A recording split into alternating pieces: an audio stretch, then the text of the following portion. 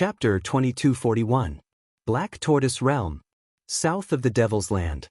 Here, there was a sea of blood. Above the sea of blood, Qin Feiyang held a blood-colored long sword, standing in the killing zone, crazily absorbing blood. In the void in front of him, there was another scene. It was the scene of Hui and Ancestral Gregon fighting. Naturally, he couldn't let Hui fight with Ancestral Gregon outside, so he had been paying attention to the situation outside since he entered the Black Tortoise Realm. Because of this, he saw the process of Hui and Ancestral Gregon fighting, as well as Hui Yi's request for help. This made him a little puzzled. Hui Yi's strength was undeniable. Half-step Immortal Realm. With this cultivation, he was probably a top powerhouse in the Divine Prefecture. As for Ancestral Gregon's cultivation, needless to say, he had definitely surpassed the half-step Immortal Realm. With such a big gap in cultivation, it was normal for Hui to not be his opponent. But what made him puzzled was that Hui had never activated a divine art, battle soul, or divine artifact. Even the giant sword from before was just an ordinary attack condensed from divine power, and not evolved from a divine art. No divine art? No battle soul? No divine artifact? This was definitely impossible. But why didn't Hui use these methods and directly ask him for help? Was Hui hiding something? In other words, was Hui worried that if he showed these methods, he would be recognized? Wait, Hui was the disciple of the Vice Palace Master. How could a mere disciple's cultivation be so strong? One must know. As the Law Enforcement Hall Master, Shengguan Fenglan had not reached this level. Disciple, Vice Palace Master, Palace Master token, and the handwriting is similar to the Vice Palace Master's. Qin Feiyang's eyes trembled slightly. Could it be that, as Mu Tianyang had guessed, this Hui was the Vice Palace Master of the Nine Heavens Palace? Outside, Hui screamed as he was once again blasted into the sea below by Ancestral Gregon, setting off huge waves of hundreds of feet. However, Ancestral Gregon did not take advantage of the victory to chase after him.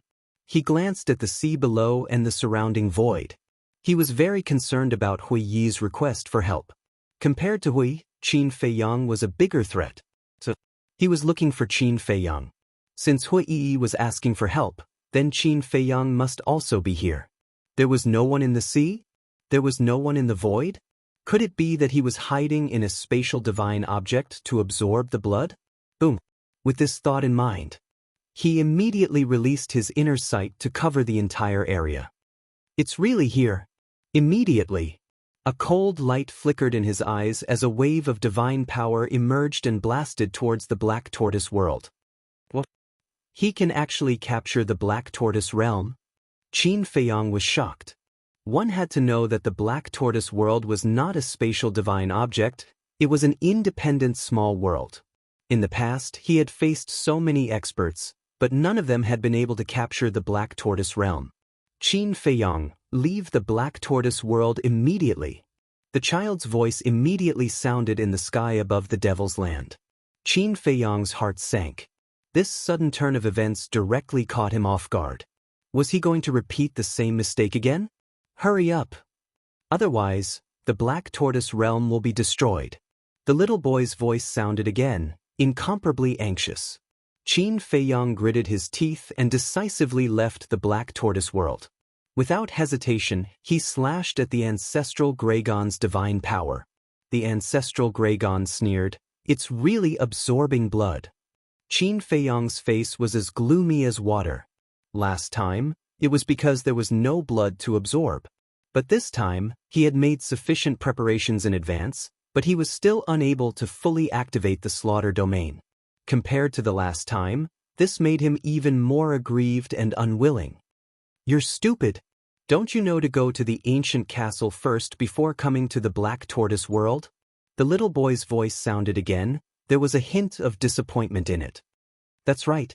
Why didn't I think of that?" Qin Feiyang slapped his head, decisively withdrew the blood sword, and disappeared in an instant. If he went to the ancient castle first, then to the Black Tortoise world, then the Black Tortoise world would not be exposed outside, but inside the ancient castle. With the ancient castle's ability, it would not be a problem to withstand the ancestral Greygon's attack. Boom! Just as Qin Feiyang left, the ancestral Greygon's divine power bombarded the exposed ancient castle. The ancient castle suddenly shook violently. Everything that Fire Lotus had carefully arranged was destroyed in an instant. At the same time, Fire Lotus and White-Eyed Wolf also ran out of their respective cultivation rooms. Looking at the ruined ancient castle, Fire Lotus frowned. Qin Feiyang looked at Fire Lotus and smiled. Seems like you'll be busy for a while. There's no other way. The ancestral Greygon is too strong. Fire Lotus heard this and could not help but smile bitterly. White-Eyed Wolf frowned, looked at Qin Feiyang and said, "There's no problem, right?" "Don't worry." Qin Feiyang smiled and entered the Black Tortoise world, continuing to absorb blood. Outside, seeing Qin Feiyang appear, Hui thought that he was saved, but he didn't expect that he would disappear again. His face immediately darkened. What an unreliable bastard. Looking at the ancestral Greygon again. At this moment he also had a face of disbelief. He had full confidence in his own strength. Even if Qin Feiyang hid, he could easily destroy the spatial divine object. So, not only did he not take Qin Feiyang's disappearance to heart, he even had a face of ridicule. How could a mere spatial divine object block his divine power? But the result was that he never thought that it would actually block his divine power. This made it somewhat difficult for him to accept. At the same time, in his eyes, there was a trace of greed. To be able to block his divine power, it must be a heaven-defying divine object. The ancestral Greygon glanced at Hui, his eyes flashed with a sneer, and shouted, "Qin Feiyang, come out immediately, or this sovereign will kill your companion." "Don't misunderstand. I'm not his companion. I don't know him at all." Hui Yi's face changed, and he quickly turned around and fled. The ancestral Greygon sneered, his divine power roared in all directions, and a giant enchantment appeared in an instant. Hui Yi was immediately trapped in the enchantment. "I'm really not his companion. Have you ever seen a companion like him who doesn't save others and lives alone?" Hui Yi roared anxiously. The ancestral Greygon turned a deaf ear and scanned the void, saying, "I'll say it one last time, come out immediately." "He won't come out. Because I have nothing to do with him at all, we're just using each other. It's useless for you to use me to threaten him." Hui Yi said. "Is that so?" The ancestral Greygon smiled playfully. Hui Yi nodded like he was pounding garlic. "Then I'll test it and see if it works or not." The ancestral Greygon's big hand grabbed the air, and a giant dragon claw about 100 feet long appeared, exuding a world-destroying divine power. Damn, it's actually a legendary divine art. Is there a need for this? Hui Yi's expression changed greatly, and he quickly turned around and waved his fist, bombarding the divine power enchantment. However, no matter how he bombarded it, the enchantment did not break. The ancestral Greygon smiled coldly, and the giant dragon claw suddenly released a shocking destructive aura towards Hui. "Qin Feiyang, you heartless person, quickly save me!" Hui roared, his face pale. But Qin Feiyang still did not appear. Hui Yi helplessly sighed, turned around and looked at the giant dragon claw, then looked at the ancestral Greygon, and said, "It seems that I really have to bring out some strength." The ancestral Greygon looked at him suspiciously. "Look, what's that?"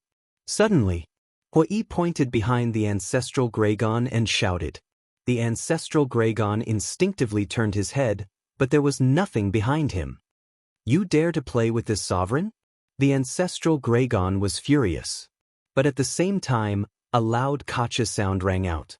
The ancestral Greygon quickly turned his head and looked towards the source of the sound, and his eyes were filled with disbelief. He saw that the divine power enchantment had actually shattered. Looking at Hui again, he fled like a rabbit with a swoosh. How is this possible?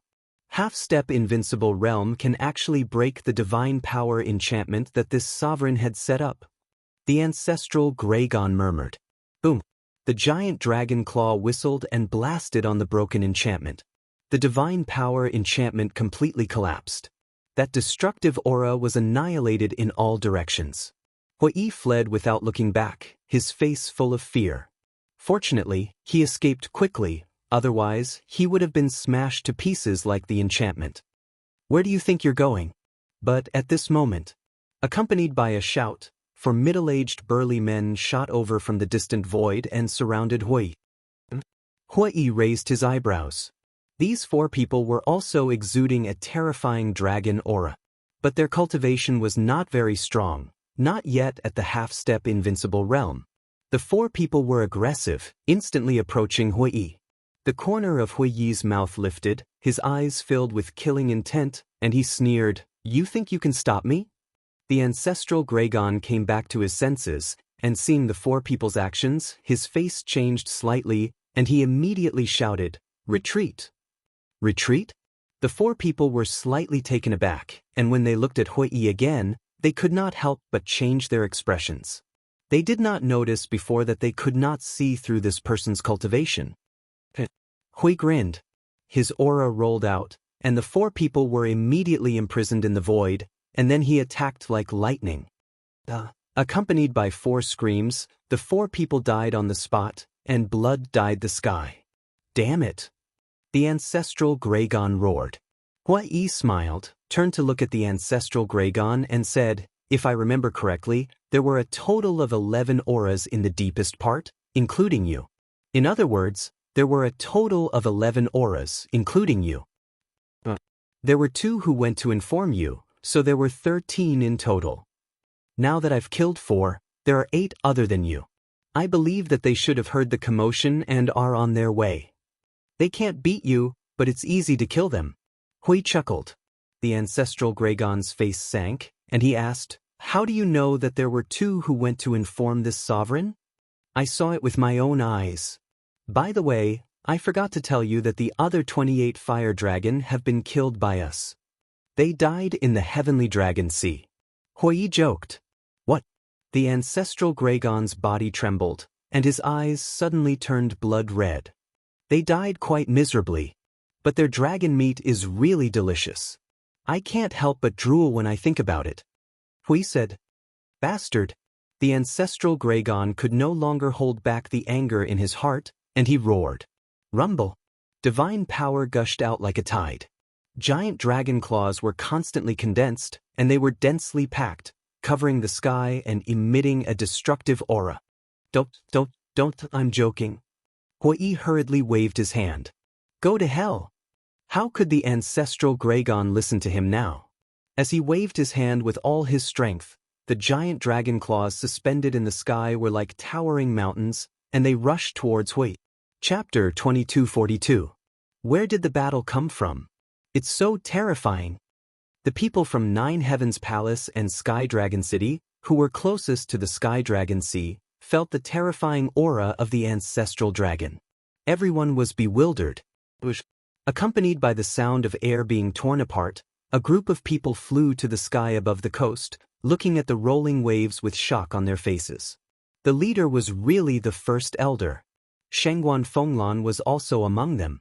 There were a total of more than a dozen people, all of whom were big shots of Nine Heavens Palace. At this moment, they looked at the sky above Turtle King Island with fear in their eyes. Another old man descended. It was the Vice Pavilion Master.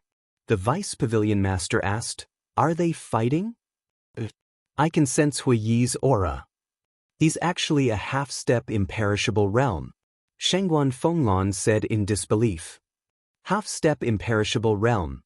The Vice Pavilion Master's pupils shrank, and he said in a deep voice, "Even a half-step imperishable realm is no match for the ancestral dragon. There's nothing we can do about it. Nine Heavens Palace and your treasure pavilion cannot interfere in this battle." The first elder said. "Then pray." The Vice Pavilion Master sighed. Above Turtle King Island. Turtle King Island had long disappeared. Those densely packed giant dragon claws seemed to want to destroy this world. Let's talk nicely, there's no need to use violence. In fact, this was not the full strength of the ancestral dragon, because he had yet to restore his true body. But even so, millions of miles of sea were dried up and destroyed under his aura. If he restored his true body and used his full strength, Even the Sky Dragon Mountain Range and Sky Dragon City would be destroyed. Qin Feiyang, are you not done yet? Those giant dragon claws had already arrived. The destructive aura shrouded all directions, making him despair. Clang. But at this moment, a sword light appeared out of thin air, and the giant dragon claws were annihilated. A figure covered in blood appeared in front of Hui. The ancestral dragon's eyes widened in anger. Hui was stunned, and then he laughed. Because the person who suddenly appeared was Qin Feiyang. The slaughter domain exuded killing intent. The blood-red sword was peerlessly sharp. Hui took a step forward and arrived beside Qin Feiyang. He looked at Ancestral Gragon and proudly smiled. Little bug, come at me again. If I take a step back, I'll be your grandson. Qin Feiyang. How could Ancestral Gragon have the time to care about him now? His eyes were fixed on Qin Feiyang. Qin Feiyang smiled and said, It's all thanks to the lesson you taught me in the deepest part last time. So this time, I prepared enough blood in advance and was just waiting for you. The ancestral dragon shouted, I don't believe that your divine art can defy the heavens. I don't know if it can defy the heavens, but I do know that even if it is a heaven-defying divine artifact, it can't stop me now. Qin Feiyang took a step forward. The sharpness of the blood-colored sword could topple mountains and overturn seas as it charged towards Ancestral Gragon. Even a heaven-defying divine artifact can't block it? Don't be too arrogant. Ancestral Gragon roared angrily as a loud explosion suddenly erupted from within his body. Immediately after, a sea of flames surged out. In the middle of the flame, a scarlet divine bow was suspended. The divine bow could be 2 meters long, as if cast from magma. And the bowstring was as thin as a cow's hair, but it revealed an unparalleled toughness. This is my heaven-defying divine artifact. Come and try it if you have the ability. Ancestral Gragon's eyes were filled with contempt as he grabbed the divine bow and pulled the bowstring fiercely. Boom! A world-destroying aura suddenly surged out. On the bowstring, a fiery red arrow suddenly appeared. Qin Feiyang frowned. The aura of this arrow was very strange. It didn't feel like it was condensed from divine power.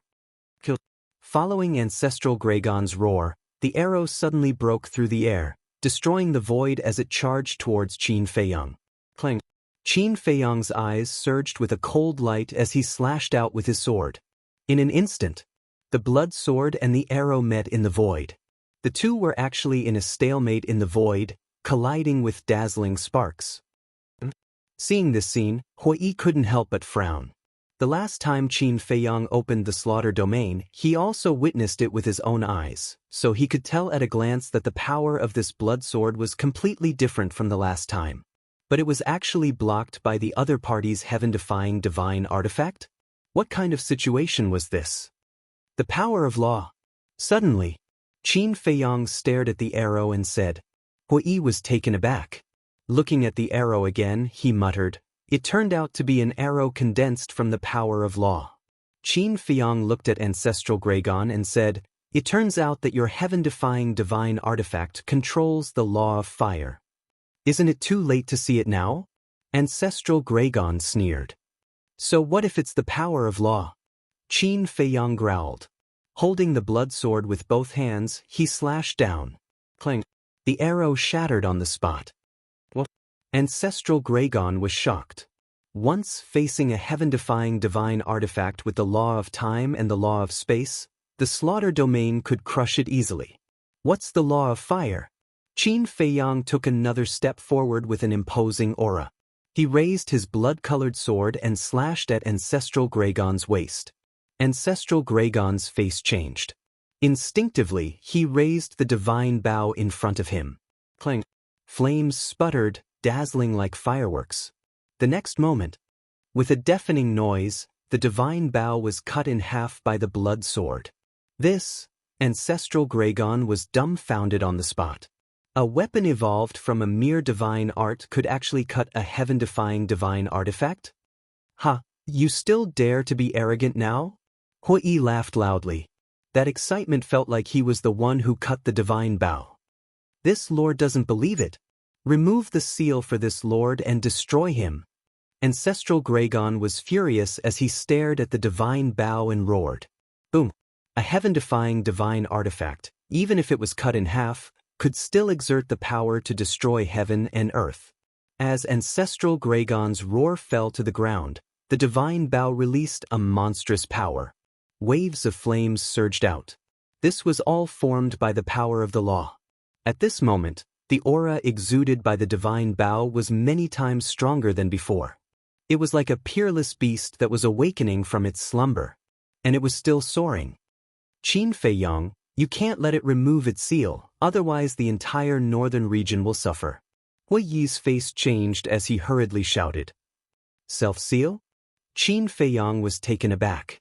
This was the first time he heard of a heaven-defying divine artifact sealing itself. But now was definitely not the time to ask. Since Hui Yi said so, then he must stop it immediately. The blood sword shot out like a bolt of lightning, like a graceful swan. Clang. Accompanied by a loud noise, the divine bow that was originally cut in two was cut into more than a dozen pieces on the spot. At that moment, the power of the law immediately dissipated.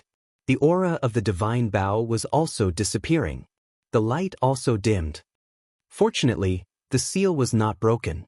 Hui Yi patted his chest, his face full of fear. But Ancestral Gragon's face was extremely gloomy.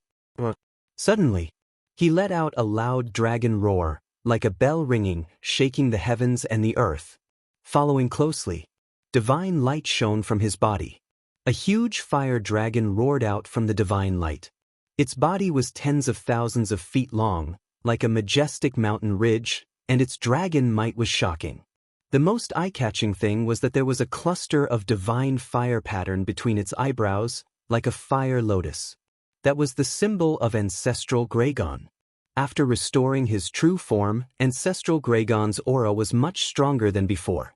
Terrifying waves of fire swept in all directions.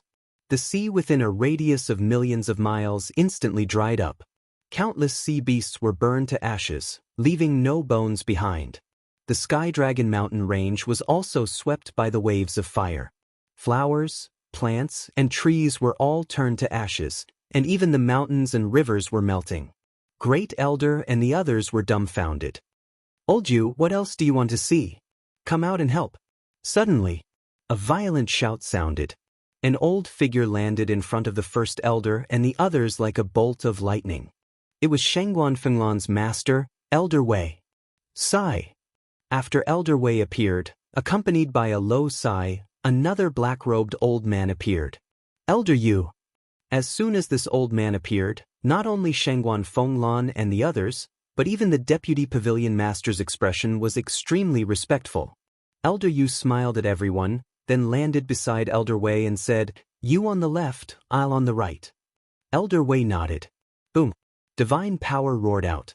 Elder Wei's divine power flowed along the coast to the left. Elder Yu's divine power flowed along the coast to the right. In just an instant, the divine power of the two had extended tens of millions of miles away. Condense! Subsequently, the two shouted at the same time. Divine power surged, condensing into a barrier that was tens of thousands of feet tall, sealing the coast of the Sky Dragon Sea. The waves of fire were stopped above the sea. Although the waves of fire were blocked, the divine power barrier condensed by the two was also distorted under the impact of the waves of fire, as if it would shatter at any time. Just the waves of fire are so terrifying, Ancestral Gragon's strength is indeed strong. You all quickly go to Sky Dragon City and let everyone evacuate immediately. Elder Yu looked at the Deputy Pavilion Master and the others and said, "Let them evacuate first, lest we can't block it later and it affects them." Elder Wei also said. Shengguan Fenglan asked, "Master, what about our Jiutian Palace?" Elder Wei said, "Jiutian Palace is protected by a barrier, so it shouldn't be a big problem, but we still have to be prepared at any time." Shengguan Fenglan nodded. Elder Yu shouted, "Go quickly!" The Deputy Pavilion Master and the Great Elder immediately activated the teleportation altar and left. After Elder Yu sent them off with his eyes, he gazed at the sea and chuckled, The capabilities of this Qin Feiyang duo are truly not small. To be able to fight with ancestral Gragon to this extent, there are only 2 people in our northern region. After Elder Wei finished speaking, he looked at Elder Yu and asked, "By the way, where's your pavilion master? Such a big thing happened, and he didn't show up? We've known each other for so many years, don't you understand him? Even if the sky falls, he still has an indifferent attitude. Moreover, he has been to the divine land and knows the strength of the dragons better than us, so if he cannot show up, he will try his best not to." Elder Yu shook his head. Hearing this, Elder Wei could not help but smile helplessly. With the arrival of the Great Elder and the Deputy Pavilion Master and the others, Sky Dragon City, which was originally in a state of panic, fell into a complete panic. And the battle in the Sky Dragon Sea was still ongoing. Chapter 2243. The ancestral dragon roared. That huge body shattered the sky for millions of miles, exuding a world-destroying aura. Damn. They're going for real this time. Hui Yi swallowed his saliva. That scared look didn't seem to be an act. Clang. However, Qin Feiyang wasn't afraid at all. The blood sword in his hand buzzed and trembled. Those blood-colored sword chi surged in the void around Qin Feiyang like a tide. "Qin Feiyang, you must die today." The ancestral dragon roared, opening his mouth to spit out a dragon breath. The meat of the ancestral dragon should be more delicious. Qin Feiyang laughed. Hui Yi was stunned. He actually dared to provoke the ancestral dragon? I've never eaten it, but it should be good. He also smiled very cooperatively. The ancestral dragon roared in anger, spitting out another dragon breath. 2 dragon breaths, shattering the sky. From afar, it looked like 2 meteorites flying from the sky, carrying a terrifying destructive aura, bombarding Qin Feiyang and Hui Yi. I just said one sentence, do you have to target me? Hui Yi's face changed, turning around to run. You're at least a half-step invincible realm expert, so useless. Qin Feiyang despised. He waved the blood sword in his hand. Crush. The blood-colored sword chi around him suddenly turned into a frenzy, going against the flow, bombarding the 2 dragon breaths. Accompanied by a loud noise, the 2 dragon breaths were annihilated in an instant. Even a heaven-defying divine weapon can be easily cut, let alone an old bastard like you.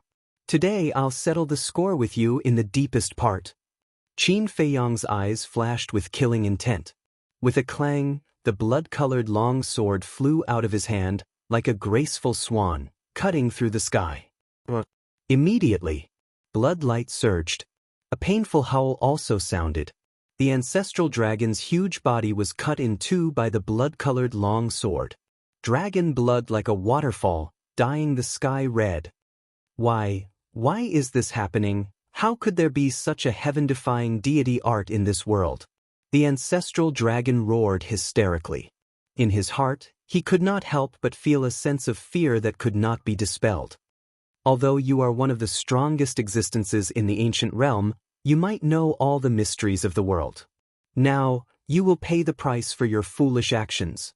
Qin Feiyang smiled coldly. The blood-red sky above the ancestral dragon suddenly descended. A deathly aura instantly engulfed ancestral Gragon. In fact, it still had many tricks up its sleeve. For example, deity arts and fighting souls. But in its heart, there seemed to be a voice that kept telling it. Even if he were to use all of his trump cards, there was no way he would be able to defeat this blood-red sword. It couldn't help but feel despair. In its panic, it abandoned the remaining half of its body and the divine bow, turned around and fled for its life. Today, you must die here. Qin Feiyang, lend me your blood sword. Seeing this, Hui Yi took a step forward and arrived in front of the blood-red sword. Then, he grabbed the sword hilt and threw it with all his strength. The blood-red sword shot toward the ancestral dragon like an arrow. Its speed was far from what Qin Feiyang could compare with. And the ancestral dragon had lost half of its body, so it couldn't use its speed advantage. Seeing that the blood-red sword was about to enter its head, the ancestral dragon should have felt the arrival of the Grim Reaper, but at this moment, An invisible aura swept out from the ancestral dragon's head and blasted toward the blood-red sword.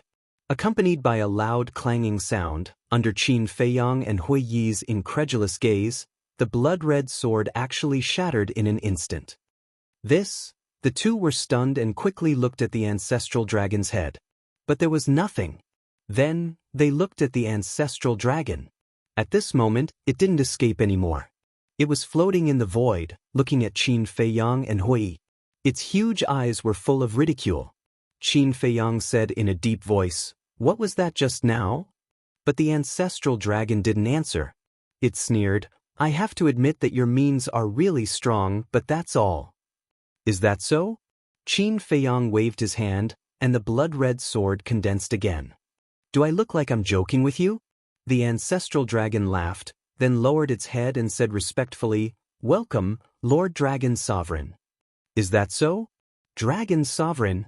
Qin Feiyang and Hui Yi suddenly turned pale with fright. Dragon Sovereign also came? The two scanned the surrounding void. Not only were their faces full of vigilance, but their hearts were also nervous to the extreme. The revered dragon was the strongest existence in the ancient realm. It wasn't an exaggeration to say that he was the ruler of the ancient world. How could such a peerless figure be someone they could shake? The most important thing was, the aura that appeared before could easily destroy the blood-red sword. If the owner of that aura was Dragon Sovereign, then it meant that the current level of the slaughter domain was still unable to confront Dragon Sovereign. It still needed to be strengthened. But the further the slaughter domain was, the more blood it needed. And now, the blood they had prepared in advance had been absorbed. So now they had no time to look for blood. The void here temporarily fell into a dead silence. Boom. When the ancestral dragon's voice dissipated, a terrifying aura suddenly emerged. That aura came from the top of the ancestral dragon's head. Following closely, a milky white light swept out from the top of the ancestral dragon's head. As soon as this light appeared, the heaven and earth here was suddenly filled with a sacred aura.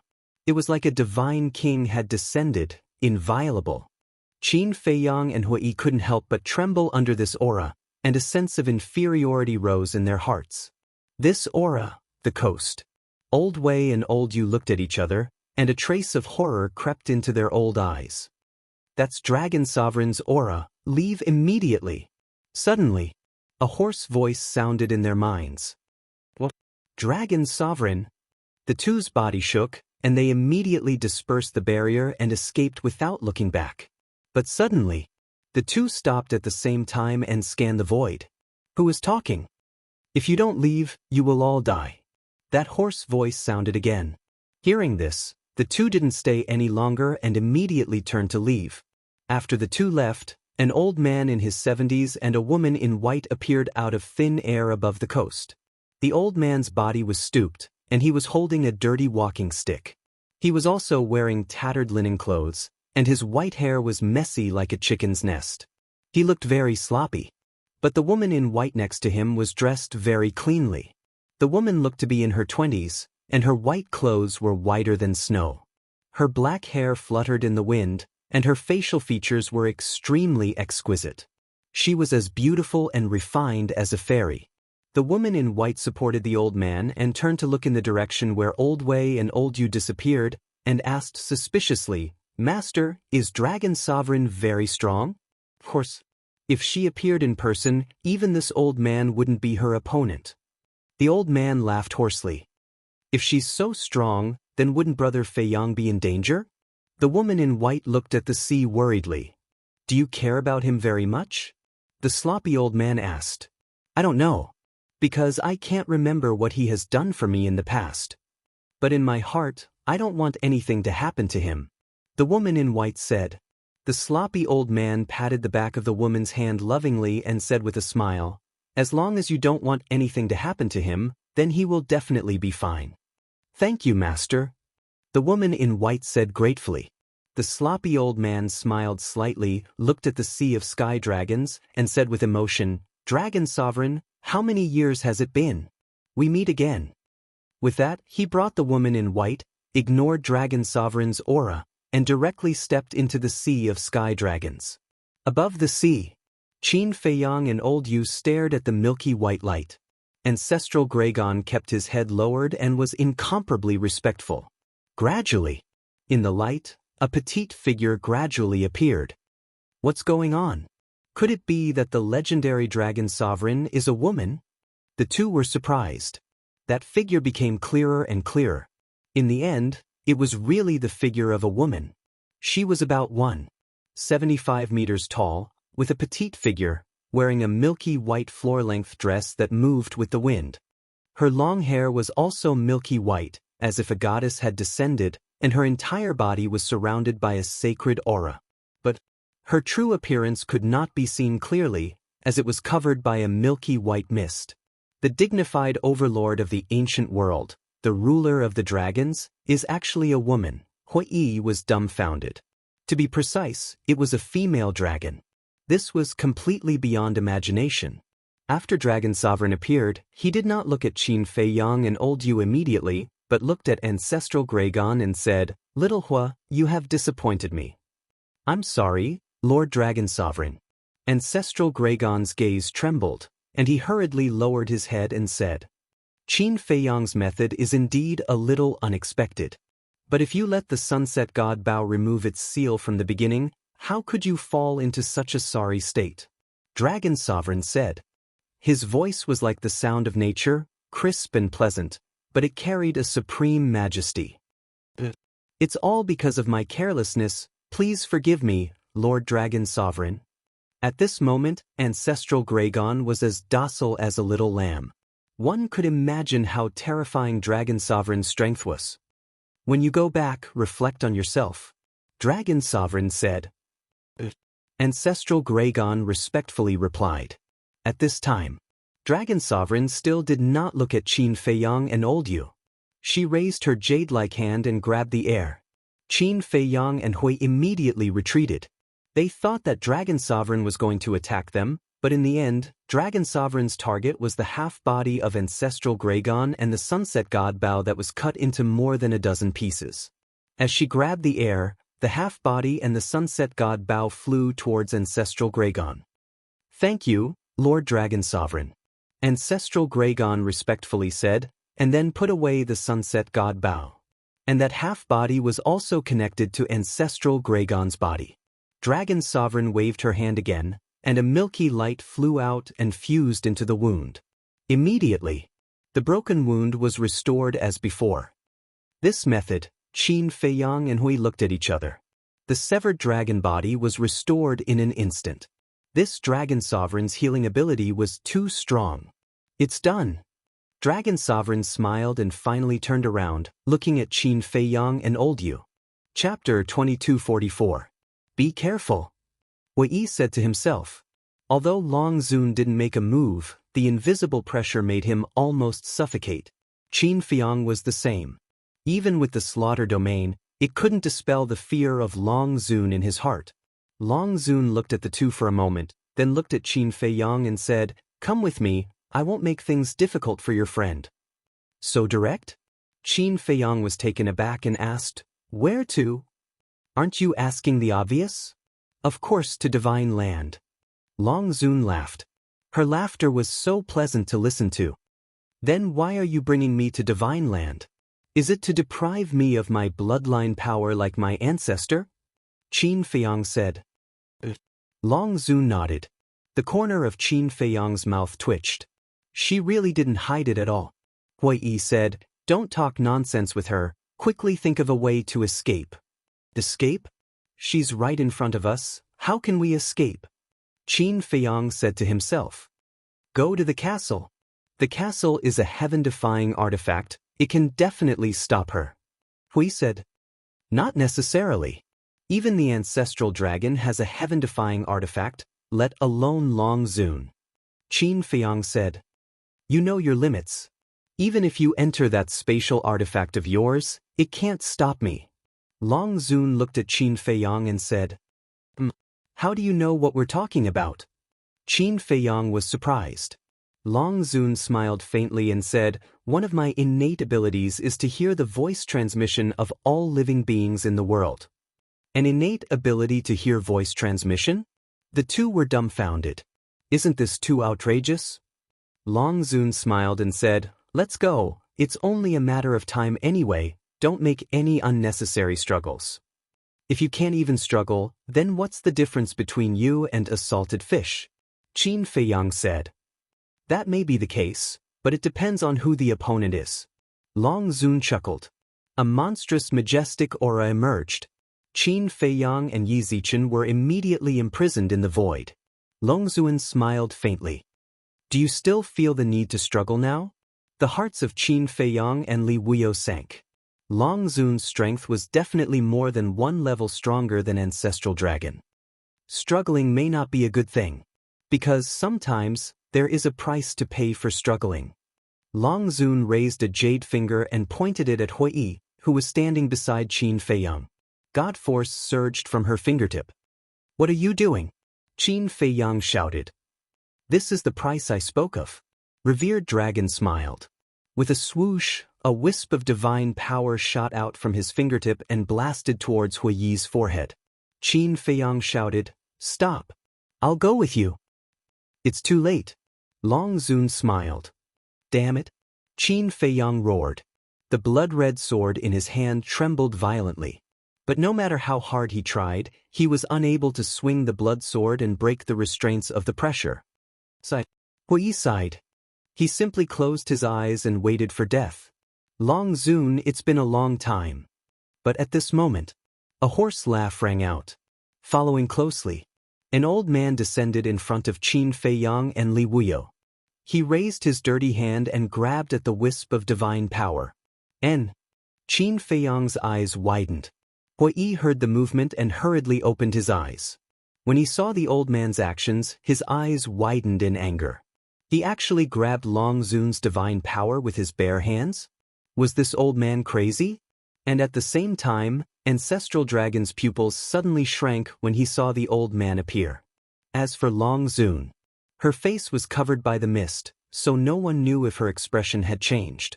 In the blink of an eye, boom! Under the horrified gaze of Qin Feiyang and Li Wuyo, the old man grabbed Long Zun's divine power and then gently clenched his 5 fingers. That wisp of divine power shattered on the spot. The shock in the hearts of the two could no longer be described with words. Shattering Long Zun's divine power with his bare hands, how strong was his cultivation base to do this? Who is this old man? Do you know him? Qin Feiyang secretly said. I have no impression of him at all. Hui Yi transmitted his voice. Qin Feiyang wanted to say something again, but his eyes suddenly trembled. Because behind him, there was another aura. And this aura was extremely familiar. He hurriedly turned his head, but he ignored Long Zun's majesty and couldn't turn his head at all. Is that you? Qin Feiyang asked softly. Hui Yi was slightly taken aback and secretly said, Who are you talking to? Qin Feiyang turned a deaf ear. His face was full of joy and a trace of anxiety. Brother Feiyang. A pleasant laughter rang out. A woman in white walked in front of Qin Feiyang and turned to look at Qin Feiyang. It's really you. Qin Feiyang's eyes trembled. Hui Yi looked at the woman in white with a stunned expression. Isn't this one of the people Qin Feiyang is looking for? She seems to be called Lin. Linny. Linny looked at Qin Feiyang and smiled. Brother Feiyang, long time no see. Hearing this long-lost address, Qin Feiyang couldn't help but burst into tears and said, It's good to recover your memory. I haven't recovered my memory yet. Linny lowered her head and said, No. Qin Feiyang was taken aback. He thought that Lin Yi had recovered her lost memory. Because only Lin Yi who recovered her memory would affectionately call him Brother Feiyang. It was precisely because of this that he was so excited. He even shed tears. But he didn't expect that he was happy for nothing. Lin Yi looked up at Qin Feiyang and asked, Is it because of my address to you that you have a misunderstanding? Qin Feiyang smiled bitterly. Although I haven't recovered my memory, you also know that Sister Mermaid and the others have told me everything between us. And since knowing these things, I have an inexplicable good impression of you, so I call you like before. If you are not used to it, I can change the address in the future. Linny said. Qin Feiyang quickly said, It's okay. It's okay. Lin Yi smiled, turned to look at the old man, and said, Master, please help Brother Feiyang regain his freedom. What the hell? This ridiculously powerful old man is actually her master? Hui Yi's eyes almost popped out. Qin Feiyang was also shocked. What has Lin Yi experienced in the past few years? She actually found such a terrifying master? The sloppy old man chuckled and waved his hand without looking back. The coercion that imprisoned Qin Feiyang and Hui Yi disappeared immediately. The two finally regained their freedom. Hui Yi rubbed Qin Feiyang's shoulder and transmitted his voice. Brother, your confidant is a bit powerful. Don't talk nonsense. She is my sister. We grew up together. Qin Feiyang rolled his eyes at Hui Yi. So, you are still childhood sweethearts? Then you have to cherish it. Let's not talk about anything else. If you can marry her as your master, you can do whatever you want in the ancient world in the future. Hui Yi snickered secretly. Qin Feiyang was too lazy to care about him. He looked at Lin Yi and asked suspiciously, Yi, who is he? I don't know who my master is. I met him on the side of the road before. But, master's strength is quite powerful. Even Long Zun may not be his opponent. Lin Yi smiled. Girl, don't say that. Facing Long Zun, this old man is still far behind. The sloppy old man said in a hoarse voice. Long Zun finally spoke with a hint of coldness in his words, You still have some self-awareness. In front of you, the overlord of the ancient world, who dares not to have some self-awareness? The sloppy old man smiled. What's the situation? Didn't your master easily crush Long Zun's divine power? And with a wave of his hand, he defeated Long Zun's aura. Why do you still say that he is far behind Long Zun?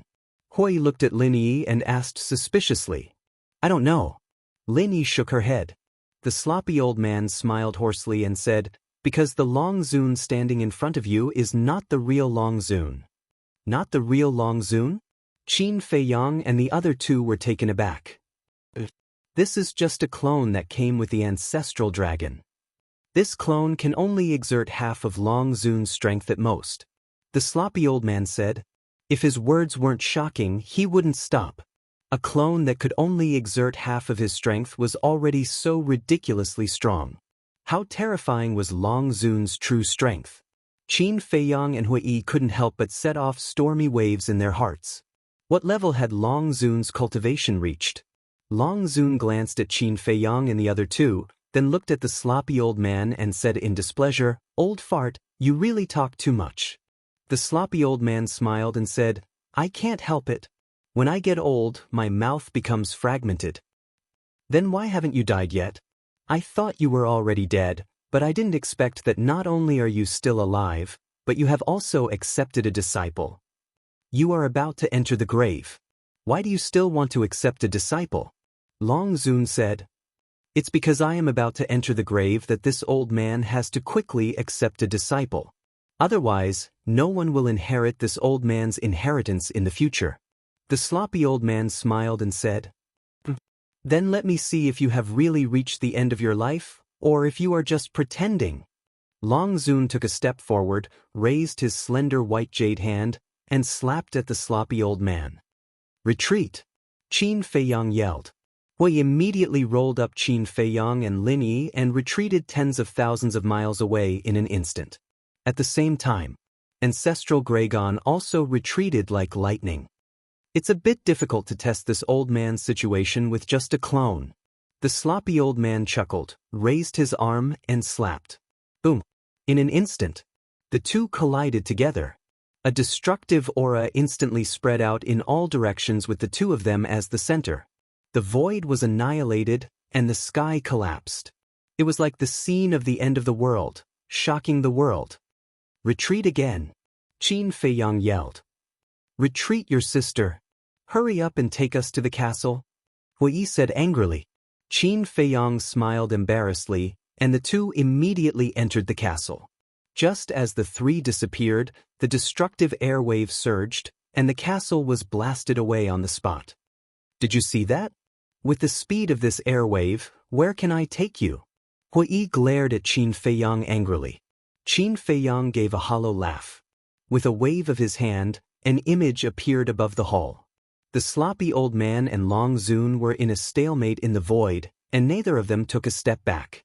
Ancestral Gregon was also blown away by the airwave. He looked extremely embarrassed. Chapter 2245. Ancestral Gregon had such a strong cultivation, but he couldn't stop the battle fluctuations of the two. What kind of powerhouses are Long Zun and the old man? Huh? Is this the castle? Hui looked at the castle hall with his eyes full of surprise. He had also been to the castle before, but it was completely different from when he came in before. Qin Feiyang was speechless. You're still in the mood to make a fuss here? What's wrong? Hui was suspicious. Qin Feiyang waved his hand, and the screen turned, locking in the direction of Sky Dragon Mountain Range. At this moment, the destructive airwaves were surging towards the Sky Dragon Mountain Range. Oh no! Hui's face changed immediately. If this airwave enters Sky Dragon Mountain Range, it will definitely be a scene of misery and suffering.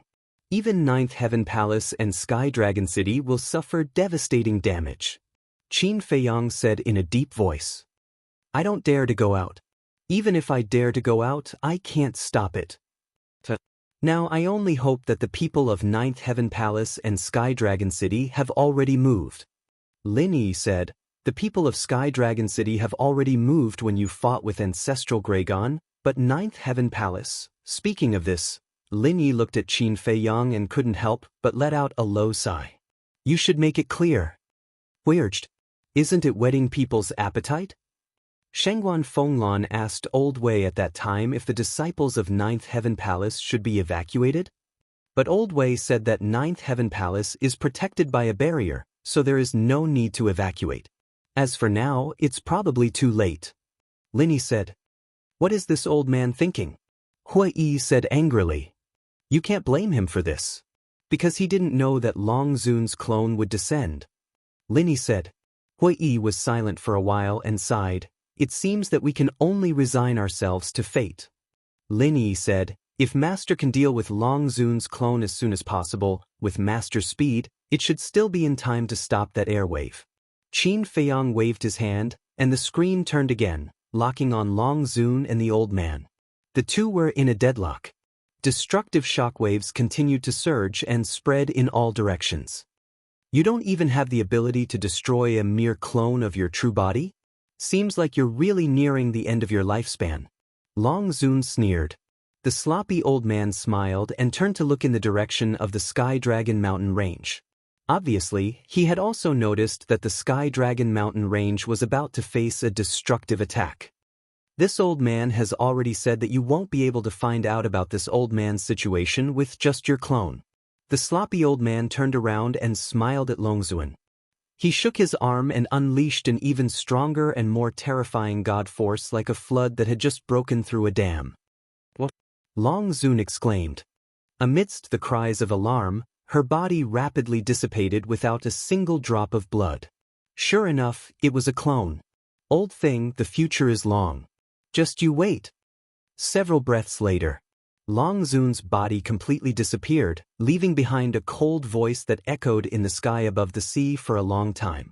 The sloppy old man chuckled and looked at Ancestral Gregon in the distance. Go back and tell Long Zun that one day, the dragons will be destroyed in her hands. Tell her to take care of herself. After speaking without waiting for Ancestral Gregon to respond, he turned around and took a step forward, landing in the sky above the Sky Dragon Mountain Range. An invisible force emerged and swept across the sky. That destructive shockwave suddenly dissipated into nothingness. Ancestral Gregon looked at the old man, his pupils shrank slightly, and then he fled. Nearby, there were 8 burly men. They were the remaining 8 fire dragon. When they saw Ancestral Gregon escape, they immediately turned around and fled into the depths of the sea without looking back. Fortunately, at the same time, Qin Feiyang and the other 2 appeared from the ancient castle. Seeing that the shockwave had disappeared, Hui couldn't help but let out a long breath. Ancestral Gregon. Qin Feiyang looked in the direction of Ancestral Gregon's escape, his eyes flickering. Don't think about it. You can't catch up. Hui shook his head. Sighed. Qin Feiyang sighed. If it weren't for Long Zun's clone, not only would ancestral Gragon die, but even the sunset divine Bao would become his. This was a heaven-defying divine artifact with the law of fire. It was a pity to miss it just like that. Swish. At this time, the sloppy old man landed beside Lin. Greetings, senior. Qin Feiyang and Hui quickly bowed. If it weren't for this old man's help, they might have been corpses by now. The old man glanced at the blood sword in Qin Feiyang's hand and smiled hoarsely. The people of your Qin clan are indeed rare talents in the world. Qin Feiyang was taken aback.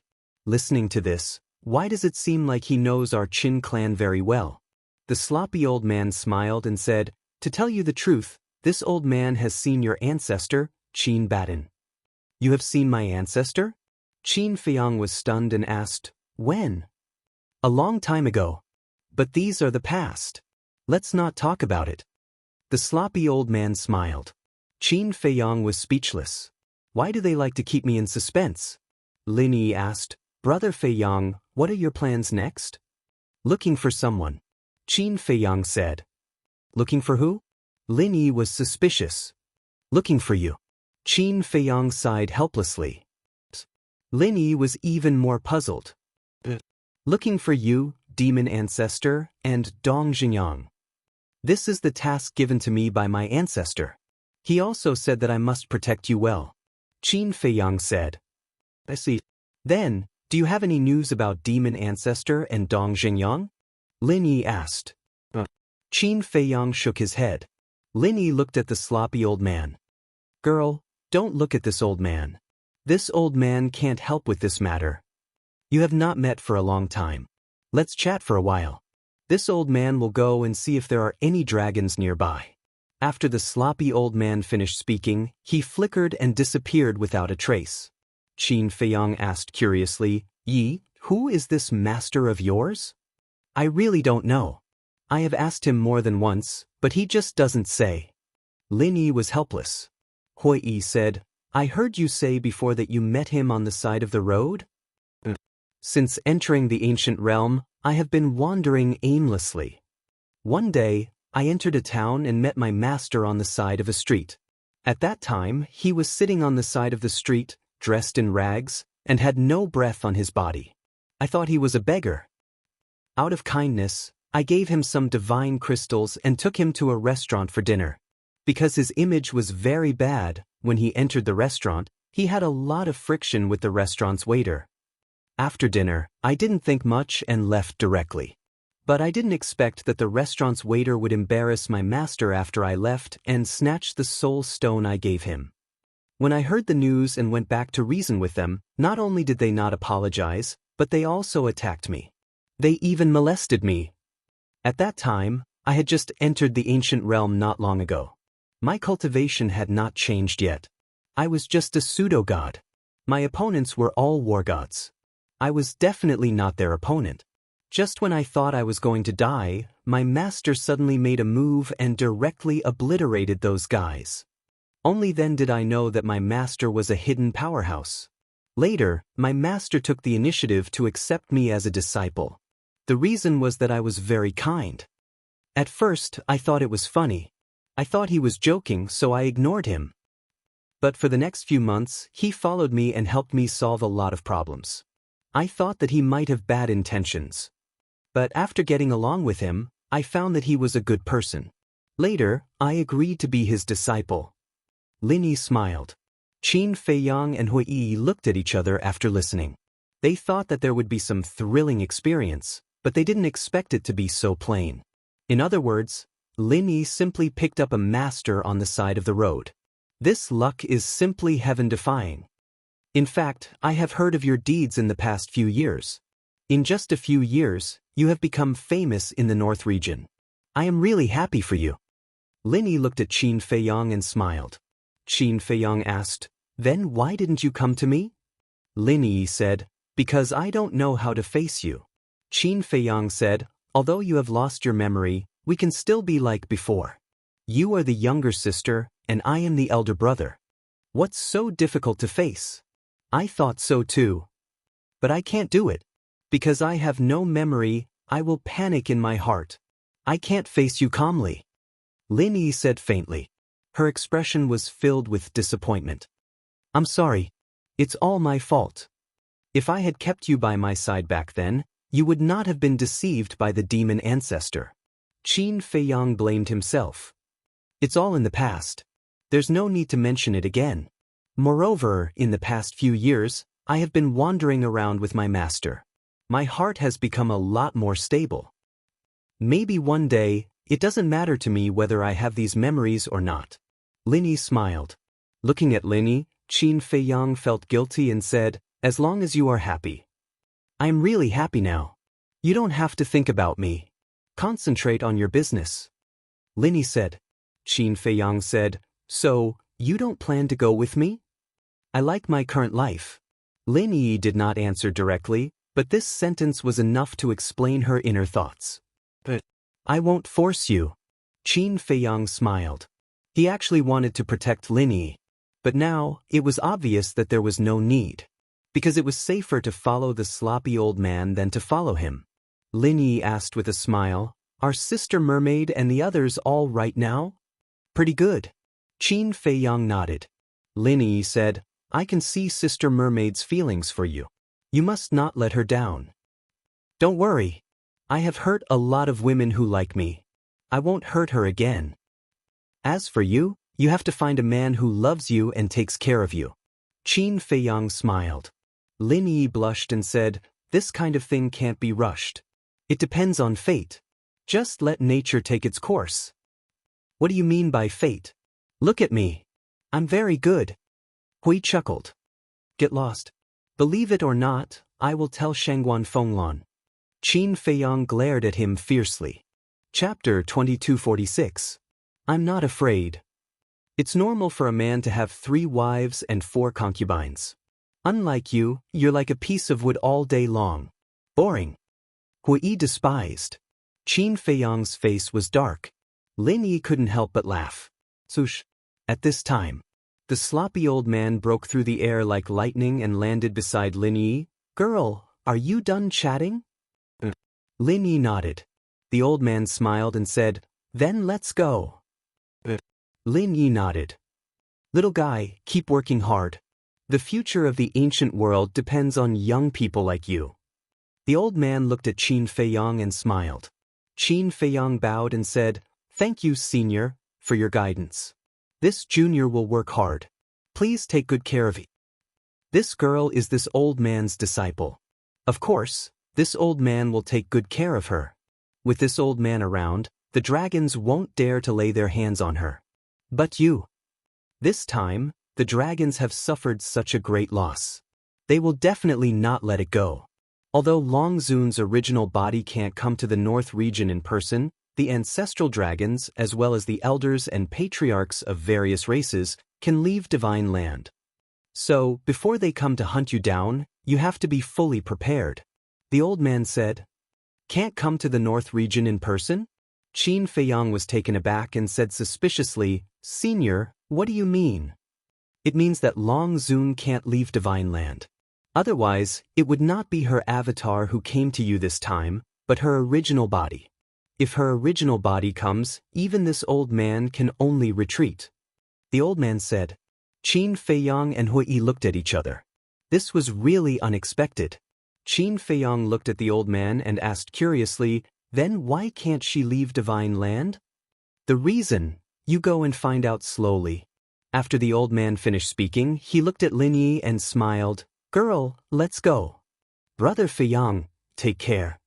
Lin Yi looked at Qin Feiyang and said, you too. Qin Feiyang said. Lin Yi smiled, supported the old man, and stepped into the air step by step. What a gentle and kind woman. Qin Feiyang, I'm getting more and more confused. Why are you so popular with women? Hui looked at Lin Yi's back and frowned. Qin Feiyang coughed dryly and proudly said, she's naturally charming. I can't do anything about it. Scram. Hui glared at Qin Feiyang and said, seriously, what is your relationship with her? Qin Feiyang was stunned and sighed, it's a long story. Hui grinned and said, it's fine. We have plenty of time now. Take your time. You're a man, why are you so nosy? Qin Feiyang glared at him angrily. Who said that gossip is exclusive to women? Can't men gossip? Never heard of equality between men and women? Hui angrily said. Qin Feiyang was astonished. He realized that he was powerless to refute. He sighed and said, I met her when I was 10 years old. We were together for 5 years. Those 5 years were the lowest point of my life. It was her and an old man who always accompanied me. They are really childhood sweethearts. Hui murmured and asked, what happened later? Later, her father thought that I coveted her family's wealth. He came to humiliate me and set a trap to force us to separate. But even so, I still regard her as my sister. No matter what happens to her, I will stand in front of her. It was because of this that she developed feelings for me. I didn't want to hurt her, so I separated from her. I thought that time and distance could slowly erase this feeling in her heart. But the result was just the opposite. In the end, someone even used this to hurt her. She lost her memory because of this person. This person gave her a secret art called indifferent secret art. This indifferent secret art can greatly increase a person's talent and cultivation speed. But at the same time, she will gradually lose her memory. Qin Feiyang said. It turns out to be like this. Then, the person who gave Lin Yi the indifferent secret art is the demon ancestor you mentioned before? Hui asked. Qin Feiyang nodded. Hui raised his eyebrows and said, then why did your ancestor ask you to find him? Maybe it's because of his battle soul. He activated one of the top 10 battle souls, the Eye of Despair. Moreover, my ancestor and demon ancestor used to be very good brothers. Qin Feiyang said. Your relationship is too complicated. Hui shook his head. It's a little responsible. Qin Feiyang smiled faintly, turned to look at Hui and said, what's the matter with self-sealing? What's self-sealing? Hui looked at him suspiciously. Qin Feiyang said, it's that sunset divine bow. Oh, you mean this? The power of this heaven-defying divine artifact is extraordinarily terrifying. If it fully recovers, it's enough to destroy a continent. Generally speaking, in order to avoid such a devastating disaster, this divine artifact will enter a state of self-sealing. In other words, more than half of its strength is sealed. For example, the Grey Castle is in a state of self-sealing. Of course, there is also another situation. For example, Mu Tianyang's blood blade and your ancestor's heaven-defying divine artifact are all seals imposed by others. This kind of seal generally takes a long time to be removed. Hui said. It turns out to be like this. Qin Feiyang suddenly realized and said, so, the undead realm powerhouse can't be compared with the heaven-defying divine artifact. Of course. A powerhouse like Ancestral Dragon can only be compared with the sealed heaven-defying divine artifact at most. Hui said. What about Longzuan? Qin Feiyang asked. I don't know about the dragons. After all, no one in the Northern Territory has seen her true body. However, from the strength of her clone, the strength of her true body should be able to contend with a fully activated heaven-defying divine artifact. But this is just speculation, it can't be taken seriously. Hui said. Qin Feiyang nodded and pondered for a while, then said, then do you know the situation of my castle? My ancient castle also has a seal, but this seal changes according to my cultivation level. Hui was stunned and looked at Qin Feiyang in confusion, saying, what do you mean? Qin Feiyang said, when my cultivation reaches a certain level, the castle will automatically remove a layer of seal. There's such a thing? Hui was surprised. Didn't you ask before why the castle changed? It's because I ate the body half a year ago that I broke through to the Divine Lord realm and removed the third seal. And the time array inside has also undergone a great change. In the past, 1 day was equivalent to 1 year, but now 1 day is equivalent to 10 years. Qin Feiyang said. 1 day is equivalent to 10 years. Hui was dumbfounded. This was too terrifying. If he didn't know Qin Feiyang, he wouldn't believe it even if he was beaten to death. Qin Feiyang frowned and said, could the changes in the castle's seal be related to the companion? Companion? Hui looked suspicious again. I heard from my parents that when I was born, 2 heaven-defying divine artifacts accompanied me. One of them is the castle. Qin Feiyang said. There's such a thing? Hui Yi's face was dull. 2 heaven-defying divine artifacts came as soon as he was born? Wait, 2? He suddenly quivered and quickly looked at Qin Feiyang, asking, You have another heaven-defying divine artifact? But it's not on me now. Qin Feiyang said. Your birth is too strange. Hui was speechless. This was the first time he heard of a divine artifact accompanying a divine artifact. And it was 2 heaven-defying divine artifacts. Qin Feiyang said, I've been wondering about it too. Hui looked at Qin Feiyang and said, You wouldn't be the reincarnation of a peerless figure, right? Reincarnation? Qin Feiyang was taken aback. Although I don't know what the situation is, I can imagine that 2 heaven-defying divine artifacts accompanied you. It's definitely not a treatment that ordinary people can enjoy. It seems that I have to curry favor with you in the future. You are blessed by the heavens. If I follow you, my future will definitely be limitless. Hui laughed mischievously. Qin Feiyang rolled his eyes and said, Don't pretend, okay? Your strength has been exposed. There aren't many powerhouses like you in the northern region. What strength can I have? It's all good luck. Hui laughed embarrassedly. Qin Feiyang said playfully, I hope your luck can continue like this. Of course. I was born to be a person with a great destiny. Hui held his head high and laughed proudly. A row of black lines immediately appeared on Qin Feiyang's forehead. He really wanted to slap this pretentious guy to death. But business was business, private was private. This time, it was all thanks to Hui for stalling for time. Otherwise, he wouldn't have time to absorb the blood of the powerful ancestral dragon. Letting out a long breath, Qin Feiyang waved his hand, and the bloody sword and killing domain quickly dissipated. He said, Let's go and see if there are any casualties in 9 Heaven Palace and Sky Dragon City. Hui nodded and waved his hand, sweeping up Qin Feiyang and flying towards Sky Dragon Mountain Range. Qin Feiyang looked at Hui. Was this guy really the Vice Palace Master of 9 Heaven Palace? A half-step undying realm cultivator who cared so much about 9 Heaven Palace. It wouldn't be convincing if he wasn't. But if Hui was really the Vice Palace Master of 9 Heaven Palace, then why did he follow him so shamelessly? What was his goal? Could it be that Hui had been trying to get close to him since they met in the treasure pavilion? What he couldn't understand the most was why Hui gave him an inexplicable sense of intimacy. Chapter 2247. Sky Dragon Mountain Range. When Qin Feiyang and Elder Yu flew out of the Sky Dragon Sea and landed on the coast, they looked at the mountain range in front of them with a touch of horror in their eyes. The Sky Dragon Mountain Range, which was originally lush with vegetation and ferocious beasts, was now like a land of death. Not a single blade of grass was left. The ferocious beasts were also nowhere to be seen. As far as the eye could see, it was dead silent. One had to know. Previously, it was just the fluctuations of the battle, and it caused so much damage. If the battlefield was in the Sky Dragon Mountain Range, what kind of scene would it be? It was hard to imagine. Swish! Suddenly, several figures came through the air. The leaders were really Elder Wei and Elder Yu.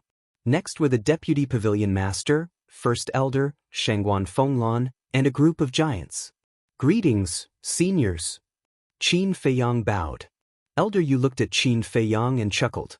The younger generation will surpass us in time. Senior, you flatter me. Qin Feiyang hurriedly waved his hand. When he looked at Elder Yu, he was slightly stunned. It was actually a new face? Elder Yu smiled and said, I'm from the Treasure Pavilion. This is the first time we meet, young friend. Please take care of me in the future. Treasure Pavilion? Are you the Pavilion Master of the Treasure Pavilion? Qin Feiyang said in surprise. No.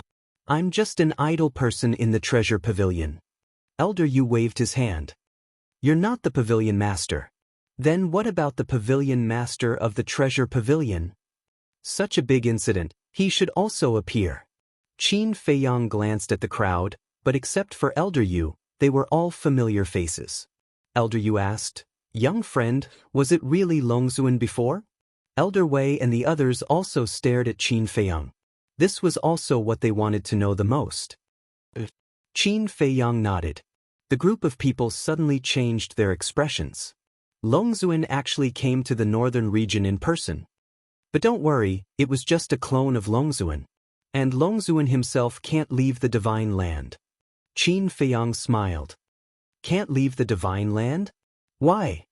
Everyone's faces were full of surprise.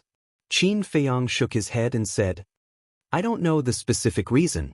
The great elder asked, "Where is Longzuan's clone now?" "It's destroyed. Ancestor Dragon has fled back to the divine land." Qin said. Destroyed? The group of people couldn't help but gasp. Although it was just a clone, Dragon was Dragon, us. But now it to Dragon Ancestor. What an incredible thing was this? Qin Feiyang didn't explain, because there was no need to. He said, "The dragon race probably won't give up, so we can't let our guard down." Everyone's hearts sank when they heard this. "You must continue to carry out the arrest warrant for me and Hui. Because this is the only way for Nine Heavens Palace and the Treasure Pavilion to cut ties with us." Sect of Feng yelled of Feng Lan has already said this, "We will continue to carry it out. But this old man is worried that the dragons won't be able to find you and will become angry and do whatever they want in the northern region." First Elder said worriedly, "Don't worry, even if I'm not in the northern region, I will appear from time to distract the dragons." Qin Feiyang said. "That's good." First Elder breathed a sigh of relief, then walked out of the crowd and said, "I didn't have the chance before, but now that everyone is here, this old man formally apologizes to you. It's okay. I can understand your feelings. This is also the reason why I haven't been calculative with you. After all, it's hard for anyone to let go of this kind of thing." Qin Feiyang hurriedly said, "Thank you for your understanding." First Elder smiled. Now that he said it out loud, he felt better. The happiest person was Shangguan Fenglan. She had always hoped that First Elder and Qin Feiyang could talk it out face to face, because only then could they completely eliminate the estrangement. And now, her wish was finally fulfilled. Elder Yu smiled and said, "Everyone, they must be very tired after the battle with the dragons. Let's not disturb them. There's still a long way to go. Let's meet again when there's time." The Deputy Pavilion Master smiled. Elder Yu looked at Qin Feiyang and said, "Then, you two little brothers, have a good rest. We'll take our leave first." Qin Feiyang and the Deputy Pavilion Master nodded. So, the group of people disappeared. Qin Feiyang retracted his gaze and looked at Hui, asking, "Is this Elder Yu really from the Treasure Pavilion?" He said it himself, "How can it be false? Let me tell you, this Elder Yu is indeed an idle person. He never manages anything and never appears in front of others, so not many people know him." Hui said. Qin Feiyang nodded in realization and said, "What about the Pavilion Master of the Treasure Pavilion? Such a big thing happened, but we didn't see him." Hui shook his head and smiled, saying, "Don't talk about this person. He's the only person in the northern region who has been to the divine continent.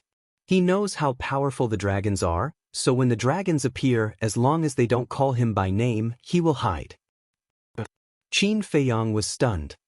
He never thought that the dignified Chief Pavilion Master of the northern region would have such a side. "To be honest, I'm really tired." Hui sat down on the ground, a sense of fatigue in his heart.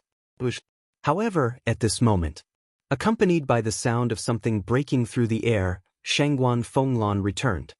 "Lana?" As soon as Hui saw Shangguan Fenglan, he immediately became spirited.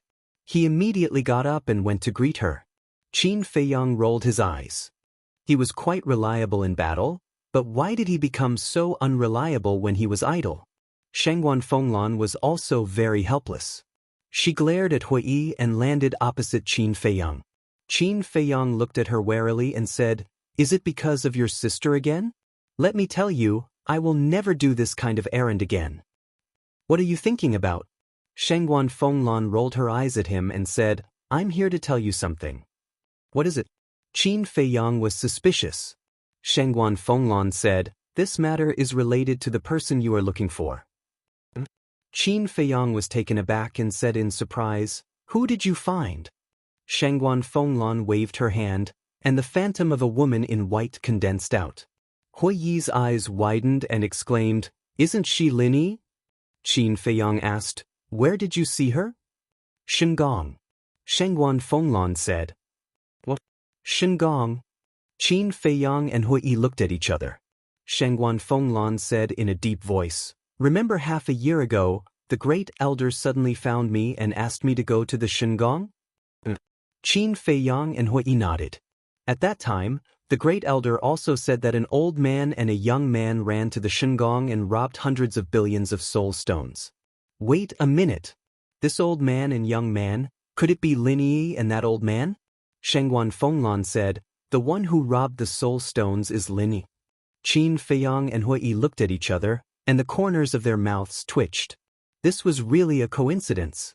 Qin Feiyang asked, "How many soul stones did they rob?" "A total of 800 billion. Shangguan Fenglan said, 800 billion. Qin Feiyang's face twitched. 800 billion soul stones. This was an astronomical number that he didn't even dare to think about. Shangguan Fenglan said, "Because this Lin Yi has something to do with you, I will hide this matter from the great elder for the time being." In other words, now, the great elder still doesn't know that Yi did it. Qin Feiyang said, "Many people in the Shengong saw this Lin Yi at that time. How can it be hidden from the great elder? What I mean is that the great elder still doesn't know that you are related to Lin Yi. If the great elder knows, he will definitely be angry again. He may even misunderstand that you are the one who instigated them to do this behind the scenes." Shangguan Fenglan said, "Don't say it. This is really possible." Hui nodded. "Then, it's not the same thing to hide it like this." Qin Feiyang frowned. Shangguan Fenglan said, "So I want to ask you, do you want to tell the great elder?" Qin Feiyang pondered for a while and said, "Tell him. The innocent knows nothing, and the muddy knows nothing. I am not afraid of him misunderstanding. I will report to the great elder truthfully when I go back." Shangguan Fenglan nodded. "Is there any news from the others?" Qin Feiyang asked. "In the past 6 months, the northern region has almost been turned upside down by our 9 Heavens Palace, but except for Lin Yi, there is no trace of the others. I think they should not be in the northern region," Shangguan Fenglan said. "This is impossible." Qin Feiyang frowned. Putting aside Uncle Divine Beast and Fire Qilin because he couldn't be sure, Tan Wu and Cerberus were definitely in the northern region. "What about the major forbidden areas?" Hui asked. Shangguan Fenglan said, "Except for the Sky Dragon Sea, we have also searched." Hui Yi looked at Qin Feiyang and said, "It seems that they are really not in the northern region." Qin Feiyang said suspiciously, "Then is it possible that they are in the Sky Dragon Sea?" "That depends on their cultivation. If their cultivation is strong enough, it is not impossible to train in the Sky Dragon Sea." Hui said. "Cultivation," Qin Feiyang murmured. The cultivation of Tan Wu and Cerberus was not very strong. Let alone going to the Sky Dragon Sea, it was still a matter of whether they could pass through the Sky Dragon mountain range. It seemed that the possibility of training in the Sky Dragon Sea was not high. But, with the strength of Tan Wu and Cerberus, it was impossible to run to Dongling, Western Desert, and Southern Wilderness in these few years. Forget it. Let's not care about them for now. Qin Feiyang shook his head. Uncle Yuan said that Tan Wu's talent was very good, and he was allowed to develop freely in the ancient world, so there was no need to find him. The top priority was to find the demon ancestor and Dong Xingyang and complete the task given to him by the ancestors. In this way, he could enter divine land. Shangguan Fenglan looked at Qin Feiyang and said, "There is one more thing." What? Qin Feiyang was suspicious. Shangguan Fenglan said, "The 10 soul lines that you snatched back then, can you return them to us?" This, Qin Feiyang dodged her gaze. How could they return the soul lines that were already in their hands? Shangguan Fenglan said, "Return the soul lines to us, and the Great Elder may let bygones be bygones for Lin Yi snatching the 800 billion soul stones. To be honest, I am not afraid of the Great Elder pursuing this matter. Do you know who defeated the Long Zun's avatar before? He is Lin Yi's master. He is the old man who took Lin Yi to the Celestial Palace to snatch the soul stones. Qin Feiyang said. What? Shengguan Fenglan was dumbfounded. This is true. Hui Yi said. This, Shengguan Fenglan's eyes trembled. She never expected that the old man was so powerful. Chapter 2248. Wait. I heard from Master that when Long Zun appeared, a voice suddenly told him and old man Yu that Long Zun had arrived and asked them to leave quickly. Could the owner of this voice be Lin Yi's master? Shengguan Fenglan asked. Is there such a thing? We really don't know about this. But if there is a voice, then I think it should be him. Qin Feiyang said. Shengguan Fenglan said incredulously, even Long Zun's clone can be destroyed. Who is he? Qin Feiyang shook his head and said, I don't know about this. Shengguan Fenglan frowned and looked at Hui. Don't look at me. We have also asked him, but even Lin Yi, his disciple, doesn't know his identity. Hui Yi smiled bitterly. Shengguan Fenglan's face showed a trace of disappointment. She looked at Qin Feiyang and said, Anyway, you should return this soul vein to us. This, Qin Feiyang was really reluctant. How about this? Level 5 soul vein is not valuable to you at all because the production is too low. I will go directly to the Great Elder and get 10 billion soul stones for you. Shengguan Fenglan said. 10 billion.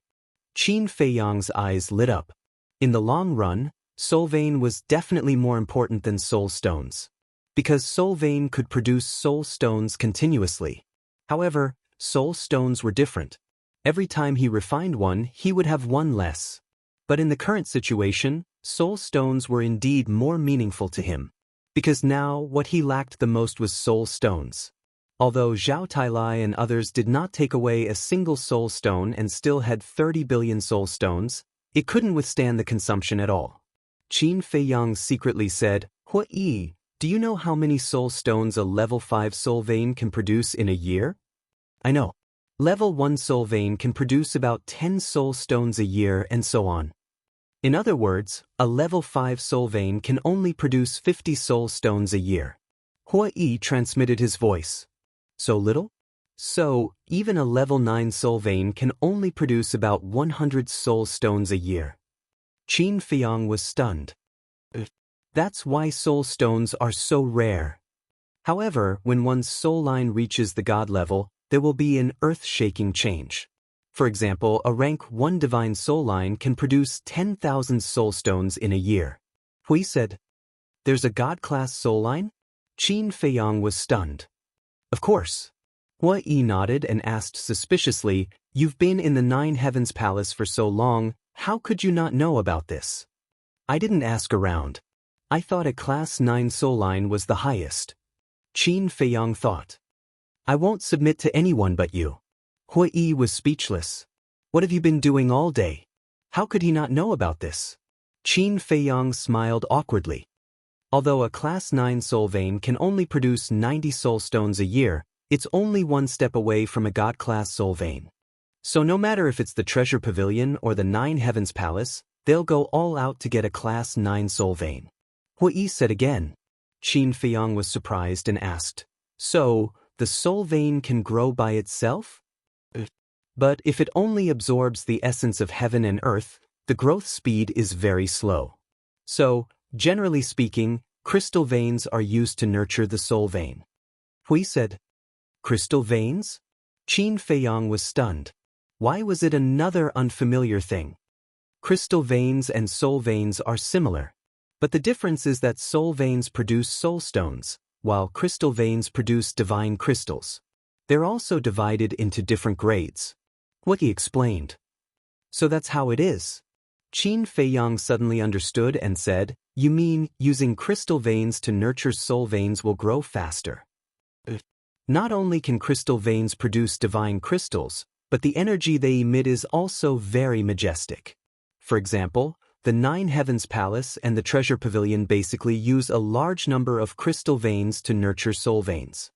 Hui said. Qin Feiyang asked, are there many crystal veins? Of course there aren't many, but they're much better than soul veins. However, if a 9th grade crystal vein or a divine crystal vein appears, it will also cause a frenzy. Hui said. Qin Feiyang nodded and said, so, the value of a 5th grade soul vein is really not that high? Only you would say that. Not to mention a 5th grade soul vein, even a 1st grade soul vein is hard to find. But relatively speaking, 10 billion soul stones is indeed a good deal. After all, a 5th grade soul vein can only produce 50 soul veins a year.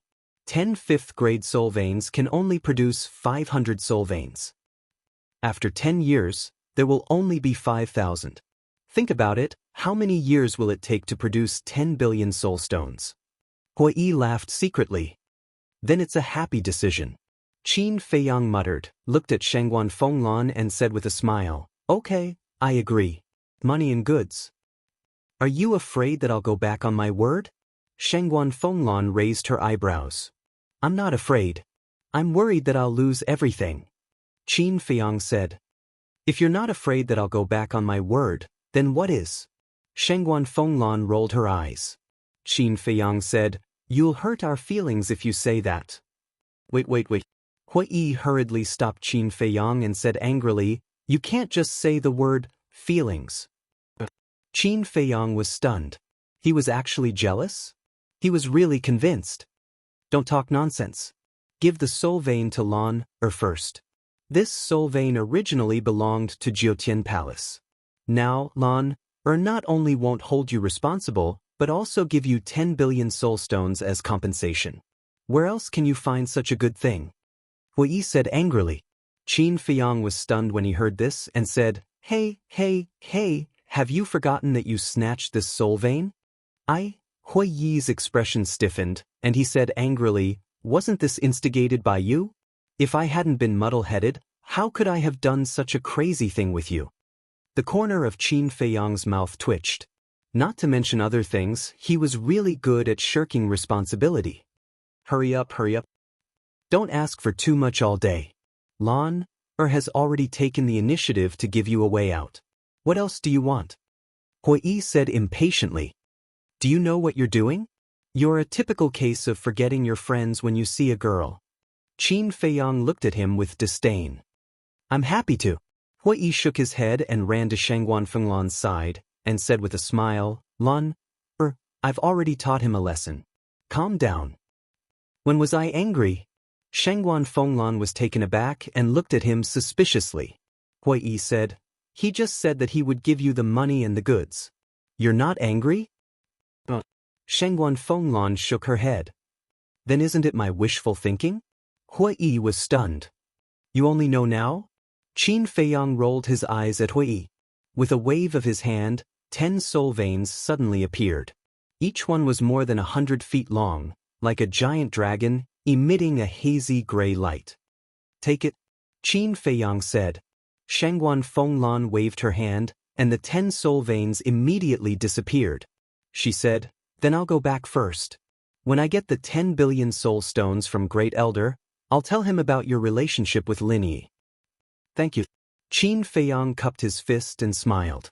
Shangguan Fenglan said suspiciously, speaking of which, what is your relationship with Lin Yi? Qin Feiyang thought for a while and said, brother and sister. Shangguan Fenglan nodded, then turned around and flew away like lightning. Hui swaggered to Qin Feiyang's side, looked at Shangguan Fenglan's back with infatuation and said, did you see how kind Lan is? She's still thinking about you even now. Really? Qin Feiyang whispered. Nonsense. Didn't you hear what she said just now? Get the 10 billion soul stones first, and then tell Great Elder about your relationship with Lin Yi? Why did she do that? She's just worried that when Great Elder learns about your relationship with Lin Yi, he won't give her the 10 billion soul stones. Tell me, where else can I find such an understanding woman? Hui said. It's really hard to find. Qin Feiyang nodded, patted Hui on the shoulder, and said with a meaningful smile, you have to cherish it, or it will be snatched away sooner or later. Let's see who dares. Hui said domineeringly. Qin Feiyang shook his head and laughed. I'm going to the Black Tortoise world. You wait for her here. These 10 billion soul stones, should we split them? Hui quickly grabbed Qin Feiyang and asked. Qin Feiyang said suspiciously, you're already a half-step immortal realm, what do you need soul stones for? Hui frowned, half-step immortal realm, don't you need to cultivate? No. I mean, these soul stones should be of no use to you, right? Qin Feiyang said. Don't you know the meaning of many little drops make a mickle? Hui frowned. Qin Feiyang waved his hand and said, Okay, I can't win against you. Let's split them, okay? That's more like it. Hui smiled. A dignified half-step immortal realm snatching soul stones from me, a beginner divine lord, don't you feel embarrassed? Qin Feiyang's face was full of contempt, and then with a flash, he arrived above the Devil's Land. That, cough, can you come out for a while? I have some questions to ask you. Qin Feiyang looked around. He was calling the little boy. But for a moment, he didn't know how to address him. However, after a long time, the little boy didn't appear. Qin Feiyang shouted again, that little kid, can you hear me? Who are you calling? The little boy finally appeared. With his two little arms behind his back, he stared at Qin Feiyang like an old man. He was clearly just a little guy, but he still pretended to be very mature. Qin Feiyang couldn't help but want to laugh. I'm calling you. How should I address you? Qin Feiyang asked with a smile. The little boy said, call me Grandpa. Grandpa? Qin Feiyang was slightly stunned, and his face suddenly twitched. The little boy said angrily, I saved your life. Is it a loss to call me Grandpa? No. Grandpa, you said that this Black Tortoise world would slowly grow. I want to know, to what extent has this Black Tortoise world grown? Qin Feiyang said. The little boy said, it's not much different from before. What the hell? How long has it been? Why is it still the same? Qin Feiyang frowned and said. Chapter 2249. You have to understand that the Black Tortoise world is not some flower or grass that can grow very tall in 10 days or half a month. This is an independent world. Even an idiot knows that the growth of a world will take a long time. Are you worse than an idiot? The little boy scolded. Qin Feiyang's face darkened. Shouldn't he ask if he didn't understand? Why was he scolding him? Endure, Qin Feiyang asked. Then how long will it take for the Black Tortoise world to grow? Another stupid question. The growth of a world is never-ending. In other words, it will continue to grow until the day it is destroyed. The little boy said. Never-ending. Qin Feiyang muttered. Of course. The growth of a world can't be separated from other things. For example, living things, plants, essence energy, elemental power, and so on. Especially essence energy. Rich essence energy can accelerate the growth of a world. The little boy said. Qin Feiyang asked curiously, then how can the essence energy of the Black Tortoise world become richer? Crystal veins. A large number of crystal veins. The energy contained in crystal veins is essence energy. The little boy said. Crystal veins, Qin Feiyang muttered. The little boy said, if there's a chance, you can bring in more crystal veins. Qin Feiyang nodded and asked, then can the current Black Tortoise world stop a paragon god? Although it hasn't grown much, it won't be a problem to stop a paragon god. But it's best to avoid it. Because according to the division of human life, the Black Tortoise world is still in its infancy. The little boy said. Qin Feiyang asked again, what about the Empyrean realm? Are you talking in your sleep? How can the Black Tortoise world in its infancy withstand a powerhouse at the Empyrean realm? The little boy said angrily. But Qin Feiyang smiled helplessly. He had asked a lot of stupid questions today. But he couldn't be blamed. This was because he knew nothing about such an independent world. About an hour later, Shangguan Fenglan finally delivered the Soul Stone. Qin Feiyang was overjoyed and immediately went into seclusion in the castle. Regardless of anything else, he had to break through to the small success Divine Lord realm first. As for Hui, he didn't follow them to the ancient castle. However, he also didn't tell Qin Feiyang where they were going. Qin Feiyang didn't care. This was because Hui Yi only had a friendship with him. Wherever Hui Yi wanted to go, that was his freedom. He couldn't control him. About a year later, Qin Feiyang finally broke through to the small success Divine Lord realm as he wished. The white-eyed wolf's speed was about the same as his. As for the Fire Lotus, he did not see her cultivate much, and she actually broke through to become a small success Divine Lord. The coast. A year passed. The destroyed Heavenly Dragon Mountain range had regained much of its vitality. Traces of ferocious beasts could be seen everywhere. Qin Feiyang stood high up in the air, glanced around, and then took out an image crystal. A shadow appeared. It was Hui Yi. But at this moment, Hui had disguised himself as a burly man and seemed to be drinking in a restaurant. Qin Feiyang said, "It seems that you've had a good year." "Of course. I'm not like you, only knowing how to cultivate all day," Hui Yi said proudly. Qin Feiyang rolled his eyes and said, "If I had your cultivation, I would also run over there every day to enjoy myself." "Then you have to work hard." Hui chuckled. Qin Feiyang said angrily, "Don't be so smug. Let's talk business. Is there any news about the dragons?" "This year has been quite peaceful." Hui shook his head. "Peaceful?" Qin Feiyang frowned and asked, "Have they already given up?" "Giving up is not the style of the dragons. I think they might be brewing a bigger conspiracy," Hui said. "Whether they have a conspiracy or not, we can only summon the courage to accept it." "What about Empyrean Palace and the Treasure Pavilion?" Qin Feiyang said.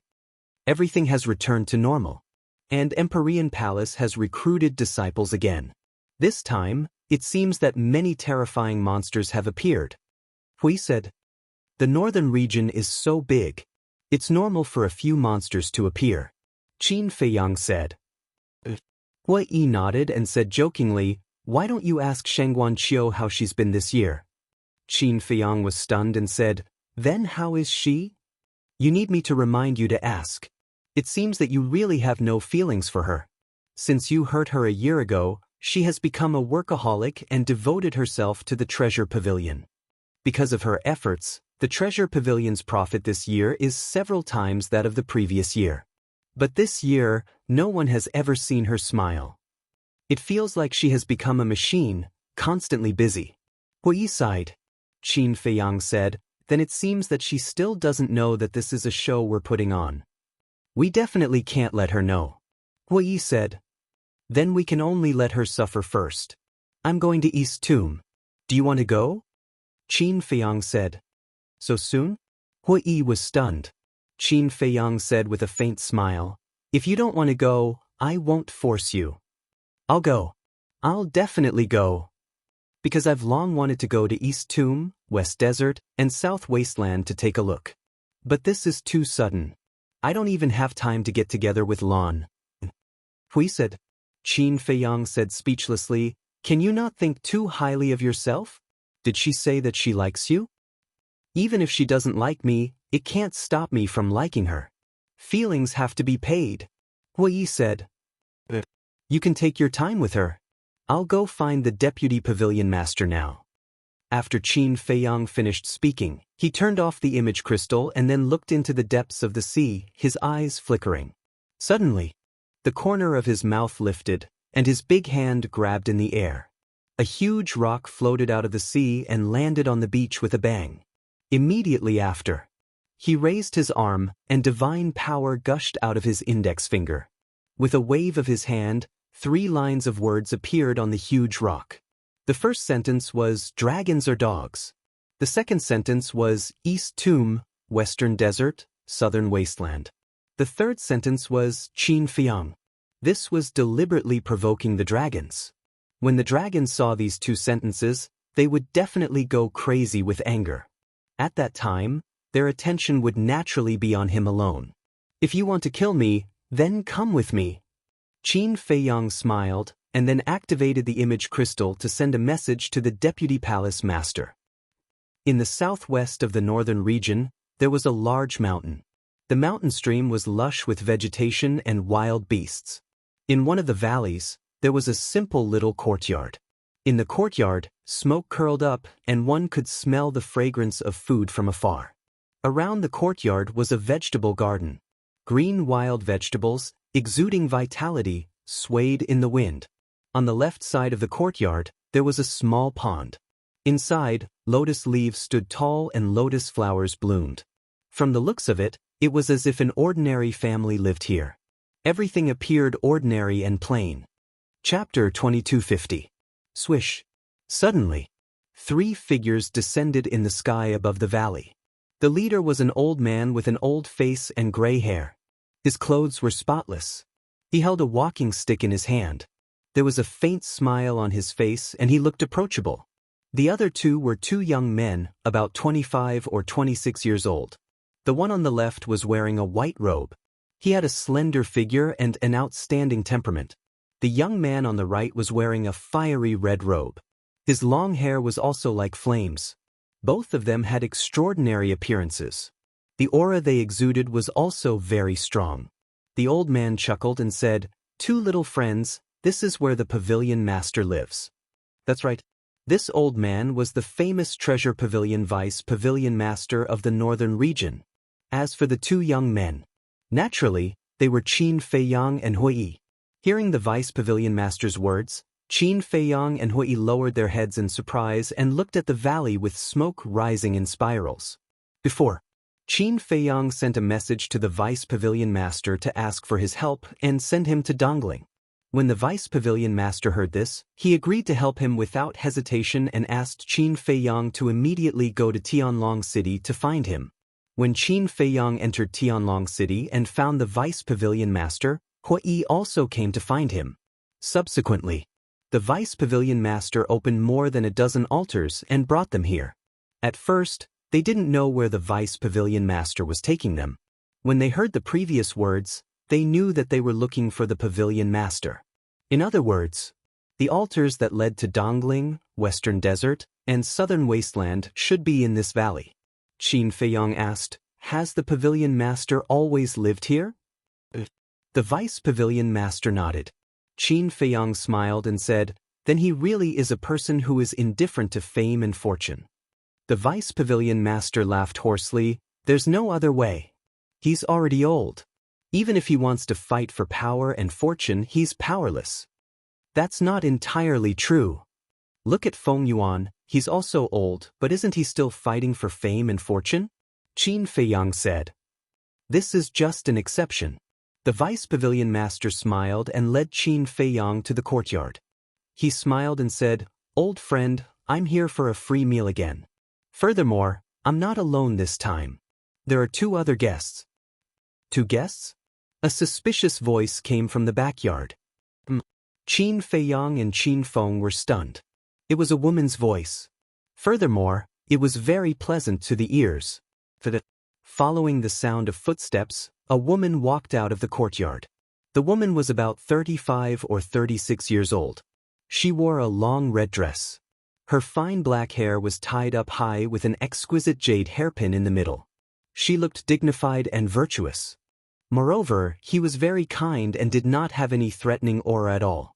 Even though there were some wrinkles by the corner of her eyes, her figure and skin were reminiscent of a young lady's. Juniors Qin Feiyang and Hui greet the Pavilion Master. Qin Feiyang and the other man hurriedly bowed. "You are Qin Feiyang and Hui?" The woman looked at the 2 of them curiously. Hui said in surprise, "Pavilion Master, you know us? You killed Feng Yuan and Feng Zihan of the 9th Heaven Palace. You broke into the Divine Land and killed the Guardian of the Entrance. You also defeated the clone of Longzuan and forced the ancestral dragon of the Fire Dragon clan to flee. Most importantly, you even injured my disciple. With so many great achievements, it's hard for me not to know." The woman said. Qin Feiyang hurriedly said, "I admit to everything else, but I can't admit to hurting Shangguan Qiu. Don't be nervous. This old guy has already told me why you did this. You were right. It's just that poor girl Qiu fell in love with someone she shouldn't have." The woman sighed. Can you not call me an old guy in front of outsiders?" The Vice Pavilion Master coughed. The woman rolled her eyes at him and then looked at Qin Feiyang and Hui. She smiled and said, "You came at the right time. Let's have a meal together." Well, Qin Feiyang and Hui looked at each other and hesitated. "Okay, I won't force you.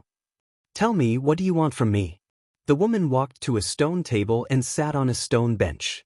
Then, she pointed at a few stone benches next to her and gestured for Qin Feiyang and Hui to sit down. Qin Feiyang and Hui walked over. Qin Feiyang cupped his hands and said, "We want to go to Dongling, Western Desert, and Southern Wilderness." "Why are you going to those 3 places?" The woman was stunned and looked at Qin Feiyang suspiciously. "First, we're looking for someone. Second, we're afraid that the dragons will come for revenge and implicate innocent people, so we want to lure them away." Qin Feiyang said truthfully, "You're doing this for the good of the northern region, but what about Dongling, Western Desert, and Southern Wilderness? If you lure the dragons there, won't innocent people be implicated? In other words, you're diverting the trouble." The woman said, "Their target is me. As long as the people of the Eastern Tomb, the Western Desert, and the Southern Wasteland follow their orders, no one will be implicated." Qin Feiyang frowned. The woman said, "If Dongling, Western Desert, and Southern Wilderness are also wanted, then you'll really be the enemy of the world." "It's okay. I've already made up my mind," Qin Feiyang said with a smile. "What about you?" The woman looked at Hui. "What can we do? We've already boarded his pirate ship. It's hard to get off." Hui looked helpless. The woman chuckled and said, "I can help you, but you must promise me that you won't implicate the treasure pavilion. Not only the treasure pavilion of the northern region, but also the treasure pavilion of the Western Desert, Southern Wilderness, and Dongling." "Don't worry," Qin Feiyang said. The woman nodded and asked, "Where do you plan to go first?" "Dongling," Qin Feiyang said. Hearing this, the woman turned to look at the deputy pavilion master and said, "You also go to Dongling and explain the situation to Old Pang." The deputy pavilion master nodded and looked at Qin Feiyang and Hui with a smile. "Come with me." After that, he turned and left the courtyard, walking toward the pond. "Thank you, pavilion master." Qin Feiyang and Hui looked at each other, cupped their fists at the woman, and chased after the deputy pavilion master. "I hope the treasure pavilion won't be implicated." The woman looked at their backs and muttered to herself. She also got up and disappeared into the backyard. Qin Feiyang caught up with the deputy pavilion master and asked suspiciously, "Senior, who is the Old Pang that the pavilion master mentioned just now?" "Old Pang is the chief pavilion master of Dongling. However, this person is not as easy to get along with as our pavilion master. He has a bad temper. In the future, don't provoke him in Dongling. Otherwise, the consequences will be unimaginable," the deputy pavilion master warned. "Understood." Qin Feiyang and Hui nodded. While talking, the two followed the deputy pavilion master and stopped by the pond. "Where's the altar?" Qin Feiyang looked around suspiciously. "It's far away, but right in front of you." The deputy pavilion master pointed to the pond. Qin Feiyang and Hui looked at the pond in front of them, their eyes full of surprise. The deputy pavilion master waved his hand and the ground suddenly trembled. Then they saw the pond split into 2 and slowly move to both sides. The most important thing was, the water in the pond was actually still. In other words, although the pond had split, although the bottom was empty, not a single drop of water was missing. So, directly below the pond, a secret room of about a few hundred feet appeared in front of the two. In the center of the secret room, there was a huge altar. The deputy pavilion master jumped down and landed beside the altar. Qin Feiyang and Hui quickly followed. After entering the secret room, the deputy pavilion master waved his hand again and the pond that had split into 2 slowly closed. The motionless water in the pond also began to ripple with waves. The deputy pavilion master stood beside the altar and said to Qin Feiyang and Hui, "This altar is a little different from the teleportation altar that we usually use." "How is it different?" Qin Feiyang was curious. "This altar needs to be at least at the peak of the 9 heavens realm to be activated," the deputy pavilion master said with a smile. As he spoke, waves of divine power rolled out and entered the altar. The altar suddenly emitted a hazy blood-red light. Only at the peak of the Nine Heavens realm can it be activated? Qin Feiyang was shocked and asked, "Is the altar in the Nine Heavens palace the same?" Of course. If everyone can be activated, the Nine Heavens palace won't publicly place such an important altar on the square above the stairway to heaven. The deputy pavilion master said. Qin Feiyang nodded. It seemed that in the future, he had to continue to maintain a friendly relationship with the treasure pavilion. Otherwise, even if the treasure pavilion allowed him to use the altar, he wouldn't be able to activate it. Boom! After a dozen breaths, accompanied by a deafening rumble, the altar finally activated and bloomed with dazzling light. "Let's go!" The deputy pavilion master smiled and stepped onto the altar. "Northern region, we'll meet again if fate allows," Qin Feiyang muttered as he also jumped onto the altar with one step. "I'm really asking for trouble." Hui shook his head and sighed, and also walked onto the altar. Immediately, the figures of the three quickly faded. In less than 3 breaths, the three completely disappeared, and the light of the altar also dimmed. Chapter 2251. Dongling. It was also in a mountain. Here, the mountains and rivers were majestic and steep. Thick and sturdy ancient trees towered into the sky. The vines were like horned dragons, full of vigor. In the heart of the mountain, there was a lake. The lake water was clear and sparkling. An ancient-looking attic was located by the lakeside. At this moment, on the balcony on the second floor, a white-haired old woman was lying on a wooden armchair, resting with her eyes closed. Chirp.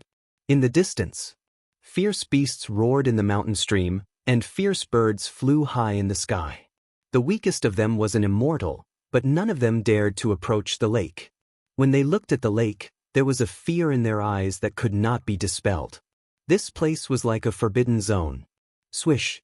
Suddenly, 3 figures appeared above the lake.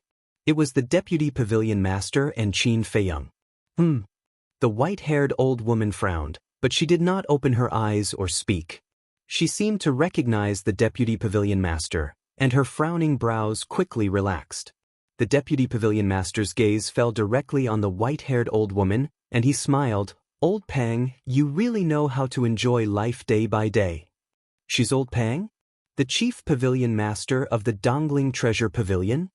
Qin Feiyang and Hui looked at the white-haired old woman, their eyes full of astonishment.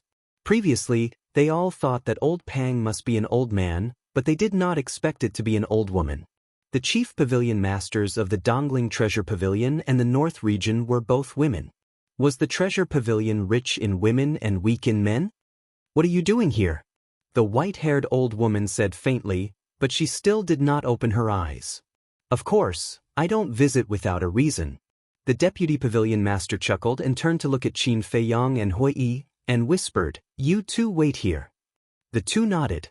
The deputy pavilion master took a step forward and landed on the balcony, laughing hoarsely. "An old friend is visiting, and you still have your eyes closed.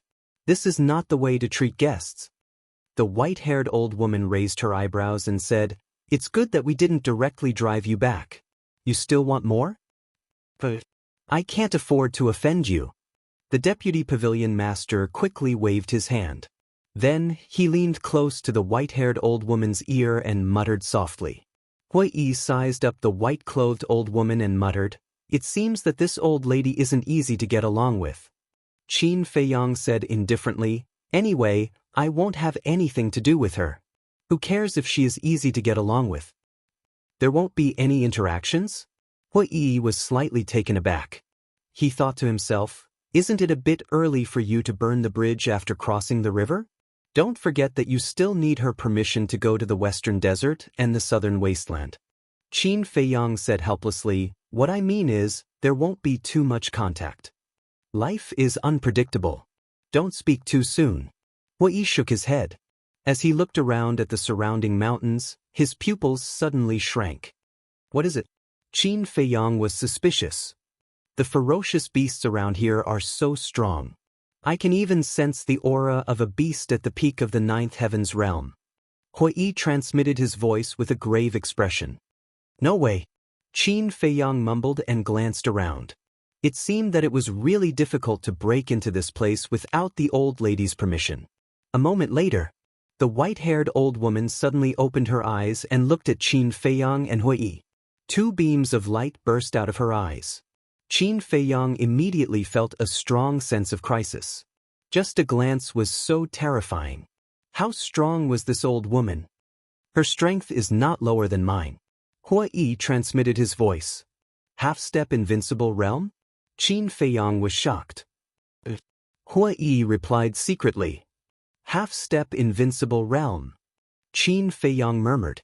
For the current him, a half-step invincible realm was like a god. The deputy pavilion master whispered, "That's how it is. I hope you can take care of them in the future." The white-haired old woman retracted her gaze and looked at the deputy pavilion master with a frown. Do you know that they are a big trouble? If we are careless, it will bring disaster to our treasure pavilion. But he could also be our hope. The deputy pavilion master smiled. Hope, the white-haired old woman whispered. This old man has told you everything that needs to be told. As for what to do, it's up to you.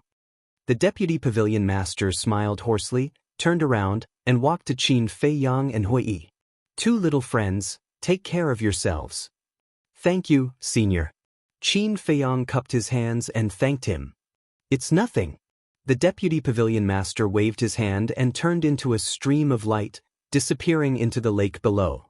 After sending off the deputy pavilion master, Hui retracted his gaze and looked at the silent white-haired old woman.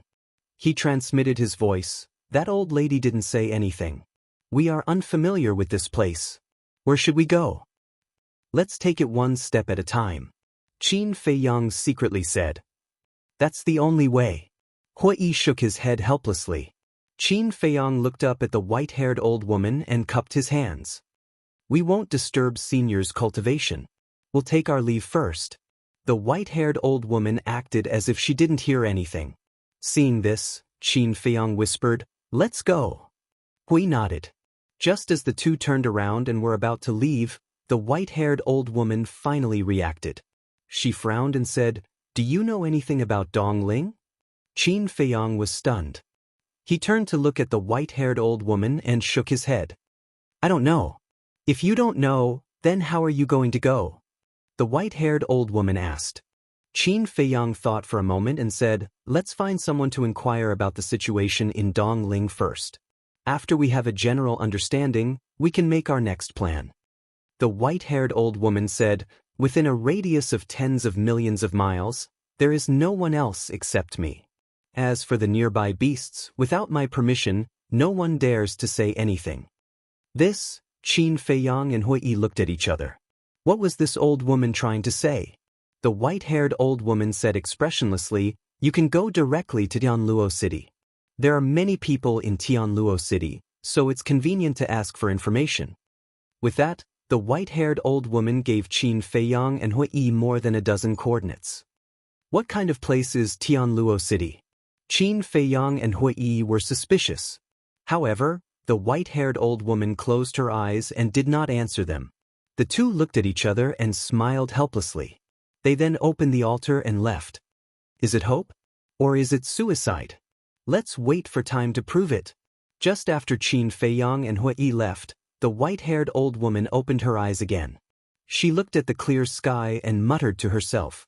At the same time, Sky Dragon Sea. Accompanied by the sound of breaking through the air, a young man in black clothes flew out from the Sky Dragon Sea. This person. He was about 25 or 26 years old. There was a flame symbol on his clothes. He was a disciple of Nine Heaven Palace. Suddenly, he saw a huge rock by the sea. With a trace of suspicion, he flew towards the huge rock. When he got close to the huge rock and saw the 3 lines of words on it, his face sank. Dragons or dogs? Dongling, Western Desert, Southern Wasteland. By Qin Feiyang. Lowly human. You actually dare to insult my dragons as dogs. You really don't know life from death. The black-clothed youth clenched his hands and took out the image crystal. Buzz. Very soon. A woman in a fiery red dress appeared. The black-clothed youth said, "I already have news of Qin Feiyang. I will immediately bring everyone to the seaside of the Sky Dragon Sea." The woman leaned against a chair. Her expression was lazy. There was also a flame symbol on her clothes. But when she heard the black-clothed youth's words, the woman suddenly stood up, her eyes bursting with a strong cold light. About 100 breaths passed. 9 figures descended beside the black-clothed youth in unison. There were men and women.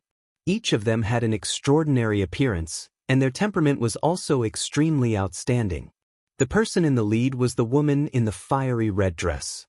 The black-clothed youth glanced at the 9 people, pointed at the words on the huge rock, and said in a deep voice, "Look." The 9 of them looked over, and their faces immediately sank. The black-clothed youth said angrily, "He is openly provoking us dragons. This matter can't be taken lightly. Find him and cut him into pieces." The others were unable to restrain their anger. Only the woman in the fiery red dress remained silent as she stared at the words. "What are you thinking about?" The black-clothed youth looked at her suspiciously. The woman said in a low voice, "I'm thinking about the true intention of him leaving behind these 3 sentences." "The true intention? Isn't he obviously provoking us?" The black-clothed youth said, "Provocation is definitely a part of it, but I think there should be another factor." The woman said, "What factor?" The black-clothed youth and the others frowned. The woman pondered for a moment and said, "Could he be trying to lure us away from our base?" "Lure us away from our base? You mean he deliberately left these words to lure us to East Tomb, West Desert, and South Wilderness? And in fact, he has been hiding in the North region all this time?" The black-clothed youth and the others were stunned. The woman nodded. No. He doesn't even know of our existence, let alone our identities. Is there a need for him to go through so much trouble?" The black-clothed youth said, "Although he doesn't know of our existence, with his intelligence, he definitely knows that we dragons won't let this matter rest, so he prepared this show." The woman said, "What if he really went to East Tomb, West Desert, or South Wilderness?" The black-clothed youth asked. The woman glanced at the words on the boulder and frowned. Judging from the handwriting, it should have been carved not long ago. In other words, he is still in the North region, unless 9 Heavens Palace and the Treasure Pavilion help him. Because only 9 Heavens Palace and the Treasure Pavilion have teleportation altars that lead directly to East Tomb, West Desert, and South Wilderness. The woman analyzed. 9 Heavens Palace and the Treasure Pavilion have the guts to go against us dragons? Moreover, after a period of investigation, they do have a grudge with Qin Feiyang. The black-clothed youth said, "Then he must still be in the North region. But just in case, we have to go to East Tomb, West Desert, and South Wilderness to take a look." The woman said, "I'll go to East Tomb." The black-clothed youth said, "I'll go to West Desert." Another black-clothed woman said, "Then I'll go to South Wilderness." A red-clothed youth stood out and looked at the woman. The woman nodded.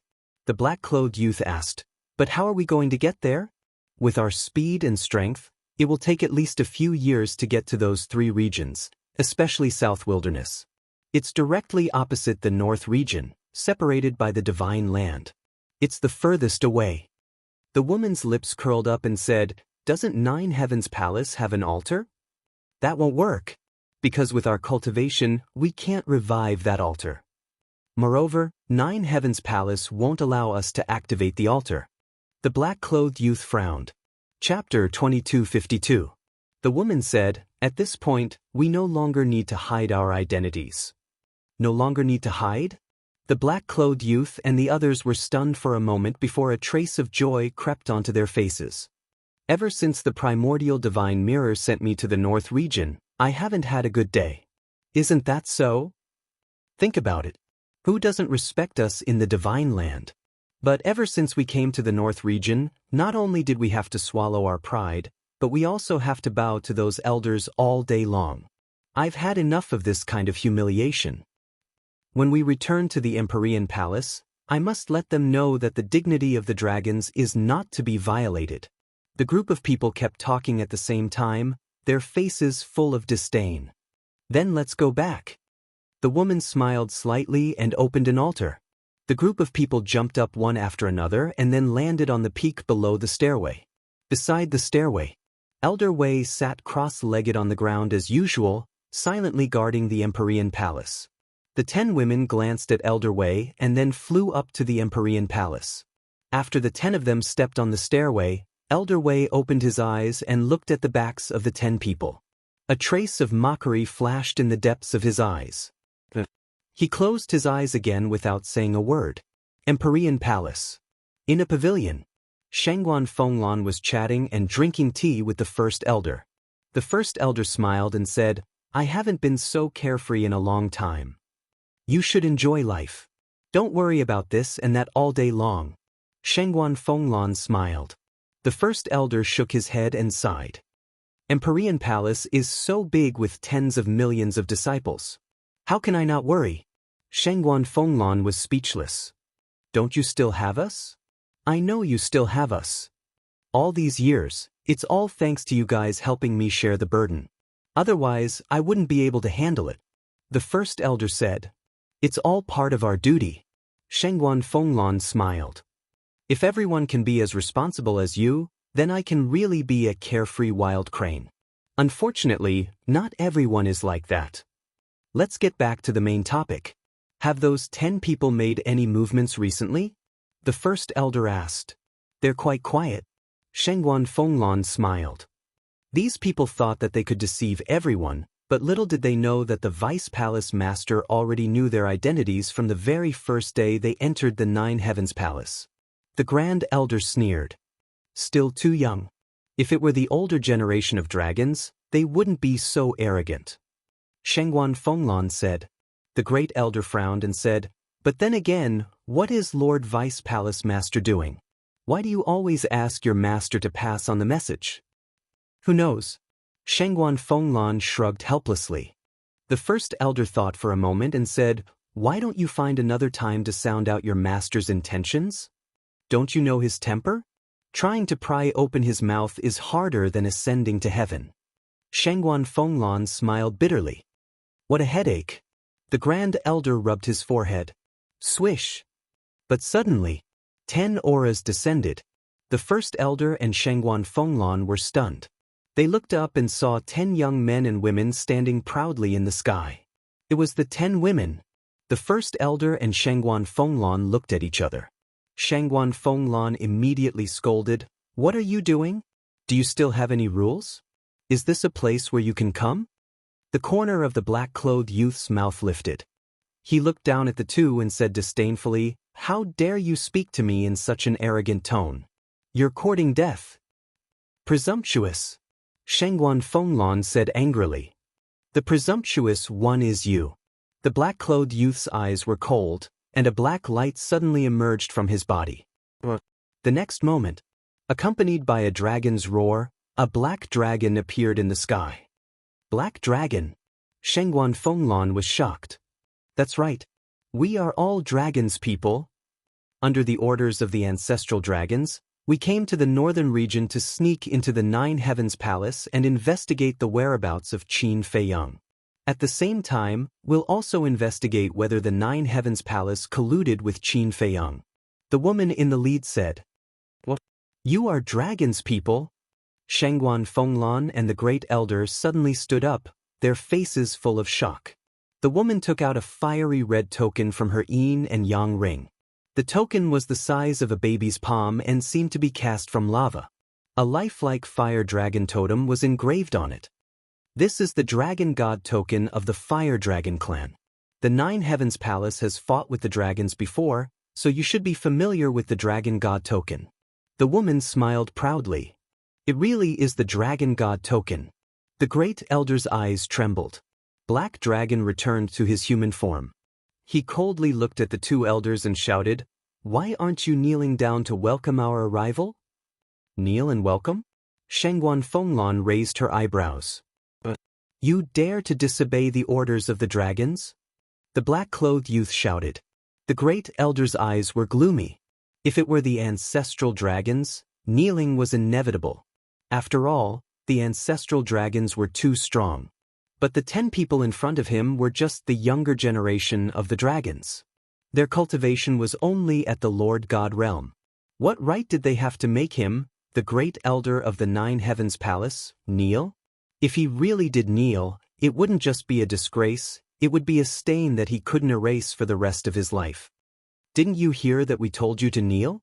Disobeying our orders is an affront to the dignity of the dragons. Do you know what kind of disaster this will bring to the 9 heavens palace? The group of people shouted. Affront to the dignity of the dragons, the great elder murmured. Shangguan Fenglan glanced at the great elder, killing intent flashing in her eyes. She raised her hand and a terrifying aura appeared, instantly imprisoning the 10 people. What are you doing? Are you rebelling? The woman shouted angrily. The black-clothed youth and the other 8 were also shocked. Shangguan Fenglan said coldly, although you are the dragons, you should at least know how to respect the old and love the young. The great elder saw that the situation wasn't good and hurriedly said, Fenglan, calm down. Don't worry about it. I have nothing to say in the face of the ancestral dragon's oppression, but a group of brats dares to abuse their power in front of you. I really can't stand it. Shangguan Fenglan said. But, the great elder said, don't worry, I will take care of it. But before the great elder could say anything, Shangguan Fenglan transmitted her voice. Hearing this, the great elder didn't speak again, which was equivalent to a tacit agreement. The woman looked at Shangguan Fenglan and said, you better think carefully, don't bring disaster to the 9 heavens palace because of a moment of stupidity. Stupid? Who is the stupid one? Do you really think we don't know your true identity? Shangguan Fenglan sneered. What? The 10 people were shocked. Shangguan Fenglan said, do you still remember that all disciples who enter the 9 heavens palace have to drip a drop of blood on the sky stairway? The 10 people looked at each other. There was indeed such a thing. Let me tell you, this sky stairway is the divine artifact of our vice palace master. And you, although you have taken human form, your blood cannot be changed, it is still dragon blood. So back then, when your blood was integrated into the sky stairway, the vice palace master had already noticed your identity. Shangguan Fenglan said. The woman raised her eyebrows and said, since you knew, why didn't you say anything? Of course, it was to cooperate with you. After all, you are dragons, how would we dare to provoke you? But I didn't expect that you would actually use our tolerance as capital for you to become even more aggressive. Shangguan Fenglan shouted, killing intent surging in her eyes. Don't mess around. Looking at the current Shangguan Fenglan, the group of people couldn't help but panic. It's not that I want to mess around, you asked for it. As dragons, you do have the right to be proud, but you also have to see the situation clearly. Now, you are not in the divine land, but in the northern region, in the 9 heavens palace. Remember, this is the price of arrogance. If there is an afterlife, remember to keep a low profile. After Shangguan Fenglan finished speaking, she decisively killed. Accompanied by a series of screams, the 10 people died one after another. After death, the 10 people also automatically revealed their original forms. 2 black dragons, 3 fire dragon, 3 earth dragons, and 2 water dragons. Fenglan, did you really kill them? The great elder looked sluggish. Phew. Shangguan Fenglan exhaled a long breath and said with a smile, don't worry. Before I made the move, I had already thought about how to deal with the aftermath. How to deal with the aftermath? The great elder asked. Find someone to pretend to be Qin Feiyang and send their bodies to Sky Dragon City. At that time, even if the dragons come to investigate, they will only look for Qin Feiyang. Shangguan Fenglan smiled. It turns out to be like this. The great elder suddenly realized and nodded. The idea is a good one, but isn't it a bit unreasonable? Even the ancestral dragon, dragon sovereign, and Qin Feiyang have offended them. Why are you afraid of this small matter? Besides, Lin Yi robbed us of 800 billion soul stones. What does it matter if she takes the blame for us? Shangguan Fenglan pouted. You little brat. The great elder laughed and nodded. Okay, let's do as you said. Immediately arrange for someone to disguise themselves as Qin Feiyang and send their bodies to Sky Dragon City. Shengguan Fenglan smiled and said, I'm afraid you have to go in person. This old man will go in person? The great elder was taken aback. This matter is related to the safety of our Nine Heavens Palace. No one can easily believe it. Only we know. And I am a woman. Don't count on master, that old man. Then only you are left. Shengguan Fenglan smiled. The great elder smiled bitterly and said, well, for the sake of Nine Heavens Palace, this old man will go in person. Shengguan Fenglan thought for a while and said, I also want to find master. But the great elder was suspicious. These 10 people suddenly revealed their identities. I think they should have found the whereabouts of Qin Feiyang. And master has been guarding the sky stairway. He must know something. Shengguan Fenglan said. Okay then, let's act separately. The great elder said. Shengguan Fenglan nodded, turned into a stream of light, rushed to the bottom of the sky stairway like lightning, stood in front of Elder Wei, and respectfully said, Greetings, master. What's wrong? Elder Wei opened his eyes and asked. Shengguan Fenglan said, The 10 dragons have just been killed by me. Why did you kill them? Elder Wei was shocked. Shengguan Fenglan snorted coldly, They humiliated the great elder. Shouldn't they be killed? Chapter 2253. You're too impulsive. No matter what, there's still dragons people. If Ancestral Dragon and Dragon Sovereign find out, do you know how they'll take revenge on us? Elder Wei said angrily. It's okay. I've already thought of a way to deal with the aftermath. I came to find you because I want to know if those 10 people had left Nine Heavens Palace before? Shengguan Fenglan said. But they used the teleportation altar to go back and forth. I don't know where they went. Elder Wei said. Shengguan Fenglan frowned. They came out for a trip and went back to tell you all their cards. They should have already found out the whereabouts of Qin Feiyang. Elder Wei thought for a while and asked, Where was the last time you saw Qin Feiyang? Shengguan Fenglan said, I saw him a year ago, at the seaside of the Sky Dragon Sea. Then you can go to the seaside to take a look or send him a message. Elder Wei said, I'll go take a look first. After Shengguan Fenglan said that, she opened an altar and descended above the seaside. Immediately, she also saw the huge rock left by Qin Feiyang. Dragons or dogs? East Tomb, West Desert, South Wilderness.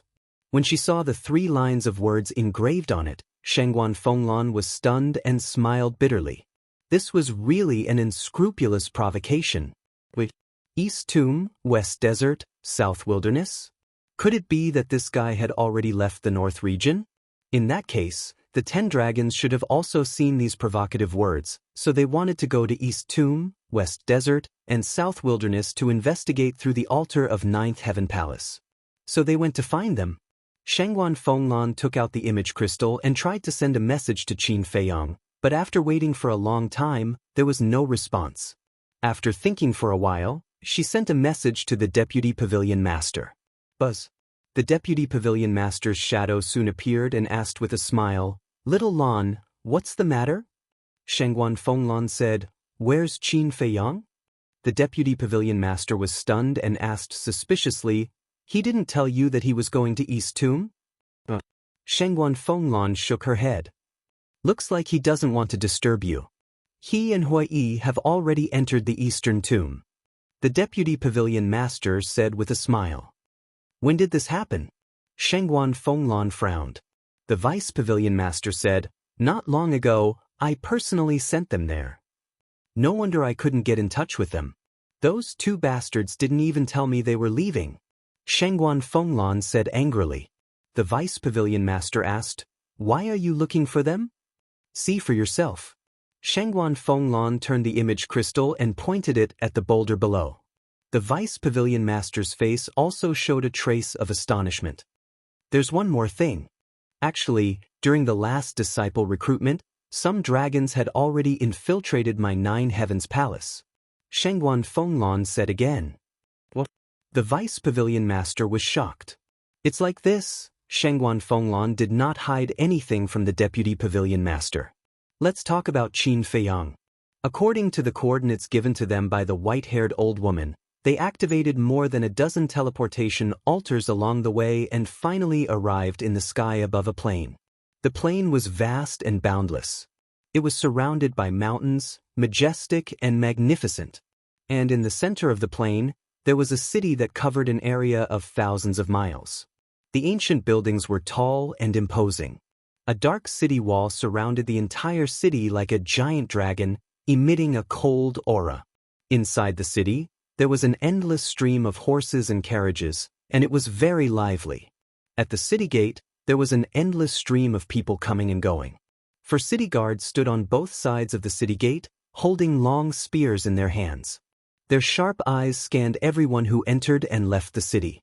Above the city gate, the 3 large words of Tianluo City were written with iron hook and silver, vigorous and powerful. Qin Feiyang and Hui stood in the void, curiously sizing up Tianluo City. They did not notice that the people passing by the plain below all stopped and raised their heads, looking at them with stunned eyes.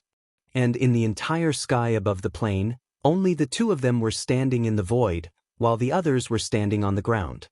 "The 2 of you up there, what are you doing? Get down here." Suddenly, a violent shout sounded at the city gate. They saw the 4 city guards fiercely staring at Qin Feiyang and Hui. Qin Feiyang and Hui were stunned. They lowered their heads and looked at the city gate. Qin Feiyang asked, "Are you talking about us?" "Nonsense. If it's not you, then who is it? Get down here immediately to be punished."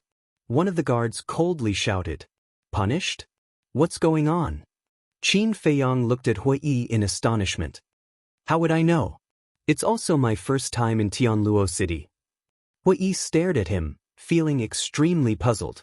They had just arrived in Tianluo City, and they had not even entered the city gate. How could they be punished? Looking at the other people on the plain, they were all gloating. The 2 of them flew towards the city gate with a stomach full of doubts. "I told you to get down. Didn't you hear me?"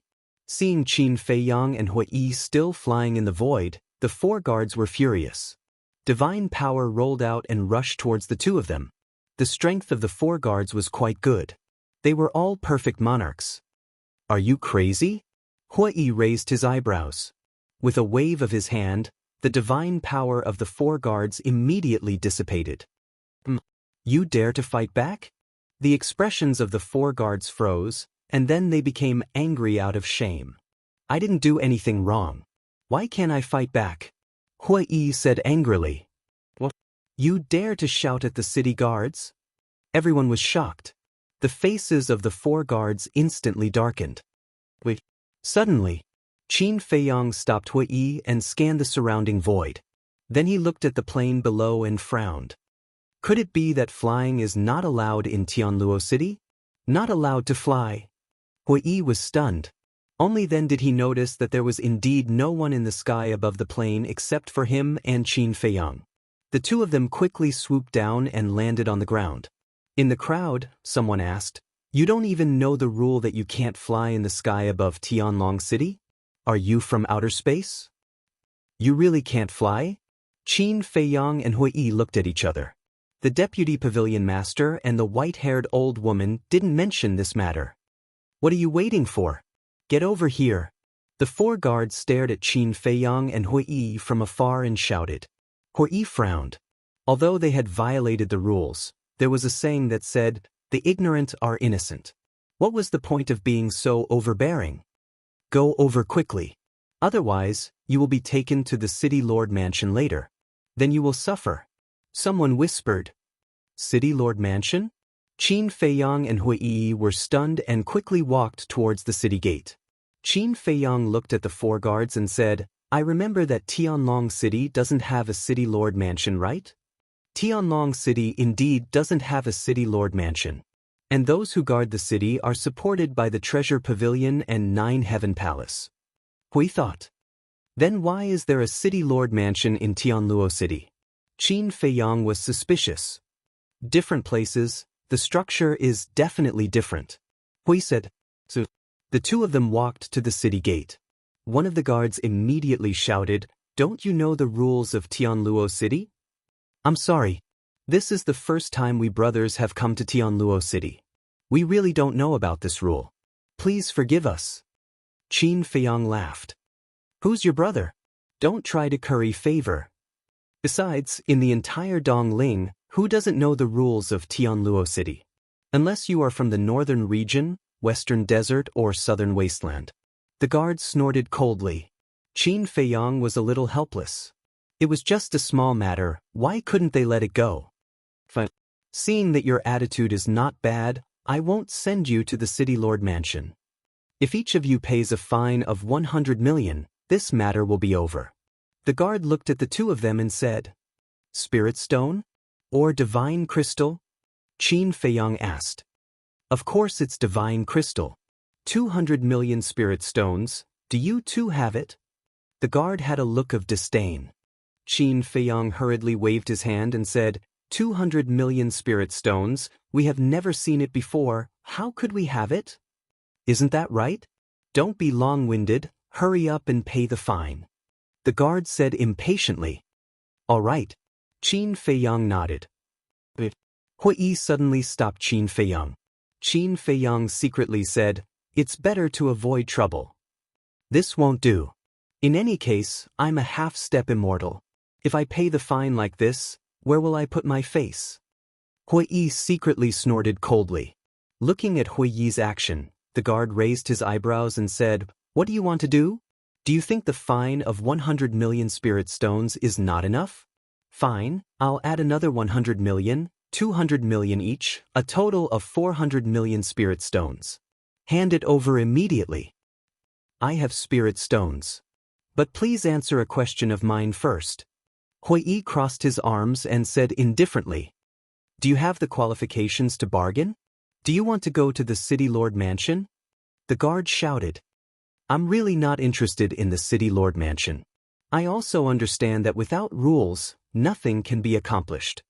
But this kind of rule is usually limited to within the city, but your Tianluo city actually can't even fly outside the city. This is a bit outrageous. I just want to know which idiot set this rule. Hui looked at the guard curiously and said, presumptuous. You even dare to scold the city lord? You're simply courting death. The guard suddenly became furious. He raised his arm and slapped Hui's face. It seems that this person is really stupid. Wouldn't it be fine if he just obediently paid the fine? Why does he have to go looking for a beating? The surrounding people shook their heads, looking at Hui as if they were looking at an idiot. Seeing that the guard's slap was about to land on Hui's face, Hui raised his arm like lightning and grabbed the guard's wrist. He grinned and said, so it's a strange rule set by the city lord. But I advise you, it's best if you don't do it. You're openly threatening me? Brothers, take them to the City Lord Mansion and wait for the City Lord Mansion's punishment. The guard shouted. The other 3 guards immediately swarmed up. I'll say it again, don't do it. Hui quickly pointed at the 3 and said. However, the 3 turned a deaf ear. Fine, I'll pay. It's just 400 million Spirit Stones. This young master doesn't care. Hui said helplessly. Chapter 2254. Do you think it's too late to say this now? The 4 guards sneered. 2 of them were holding Qin Feiyang, while the other 2 were holding Hui. Both of their hands were locked behind their backs. Hey. I've already promised to give you divine crystals. Don't go too far. Hui raised his eyebrows. Qin Feiyang sighed. Just stop talking. Why shouldn't I say anything? I can understand that you're managing things inside the city, but you're actually managing things outside the city? Isn't that a bit too much? Hui pursed his lips. The City Lord's mansion is in charge of everything within tens of thousands of miles outside the city. Do you have any objections? The 4 guards had a mocking look on their faces. So powerful? Hui was shocked. Of course. In Tianluo City, who dares to go against the City Lord's mansion? The 4 guards had a proud look on their faces. Qin Feiyang smiled and said, the 4 of you, this brother of mine has had a problem with his brain since he was young. His words are incoherent. Please forgive him. Hui's face darkened. He said angrily, You're the one with a problem with your brain. Qin Feiyang sighed. Look, he even scolded me, his brother. If he's not sick, then what is? Brother? Hui Yi's face twitched. Has a problem with his brain? The four guards looked at each other and smiled. They then looked at Qin Feiyang and said, Do you think we're fools? Nope. Qin Feiyang shook his head. One of the guards shouted, Then why did you find such a lame excuse? Brother, don't be angry. It's not worth it for such a small matter. How about this? Next time, I'll treat the four of you to a few drinks. Qin Feiyang smiled faintly. Ha, you actually know how to please us? Looks like you're not stupid. But sorry, we don't lack wine. Let's go. Obediently go to the city lord's mansion. You're just a low-level divine lord. It's meaningless to resist. Instead, you'll suffer physical pain. The four faces were full of contempt. Qin Feiyang frowned. There was a limit to a person's patience. He was already being very courteous, yet she still refused to let it go? It seemed that today's matter could not be resolved without violence. Dong! Suddenly, the ground shook violently as if there was a great earthquake. What's the situation? The crowd stirred. Qin Feiyang, Hui, and the four guards were also slightly stunned. They turned their heads and saw a giant black panther running out of the forest outside the plains, heading straight for the city gate. So it was him. Everyone mumbled. Fear crept into their eyes and they quickly retreated to the sides. Qin Feiyang and Li Wuyo were suspicious. The black leopard's body was more than 10 meters long. With every step it took, the ground would shake, especially those fangs which were as sharp as blades. There was still blood at the corner of its mouth, as if it had just returned from a hunt. Furthermore, it was also extremely powerful, a half-step transcendental god. Hui hurriedly looked at the four guards and said, It's rushing towards the city gate. It's obviously going to attack everyone. Why aren't you going to block it? Attack everyone? The four of them laughed mockingly. What's the situation? Hui was puzzled. At this moment, in the forest, another purple-clothed youth appeared. He was about 27 or 28 years old and was about 1.8 meters tall. He was dressed in gorgeous clothes and had a noble aura. His cultivation was also not bad, a perfect divine lord. But his expression was extremely arrogant. It was the kind of arrogance that looked down on everyone. Furthermore, the youth was also flying in the air. And he was walking in the air with his hands behind his back. That posture was simply like a second-generation ancestor. But the key point was that the four guards who were escorting Qin Feiyang and Li Wuyo acted as if they did not see it and did not ask anything. Hui frowned and said, Brothers, he also violated the rules of Sky Dragon City. Why didn't I see you do anything? But the four of them acted as if they did not hear it. However, the ridicule on their faces became even stronger, as if they were mocking Hui Yi's ignorance and stupidity. Dong! The giant black panther ran wildly, also rampaging, and on the way, it even injured a few innocent passers-by. But the four guards also turned a blind eye to this. When it arrived in front of the city gate, the giant black panther suddenly braked and then roared towards the sky. The surrounding people were all frightened and retreated in horror. Looking at everyone's reaction, the giant black panther seemed to be very proud. Its huge eyes were also filled with disdain for everyone. Ayaya, so impressive. Hui muttered. After a few breaths, the purple-clothed youth stepped on the air and landed on the back of the giant black panther. Looking around at the crowd, his expression was also full of disdain.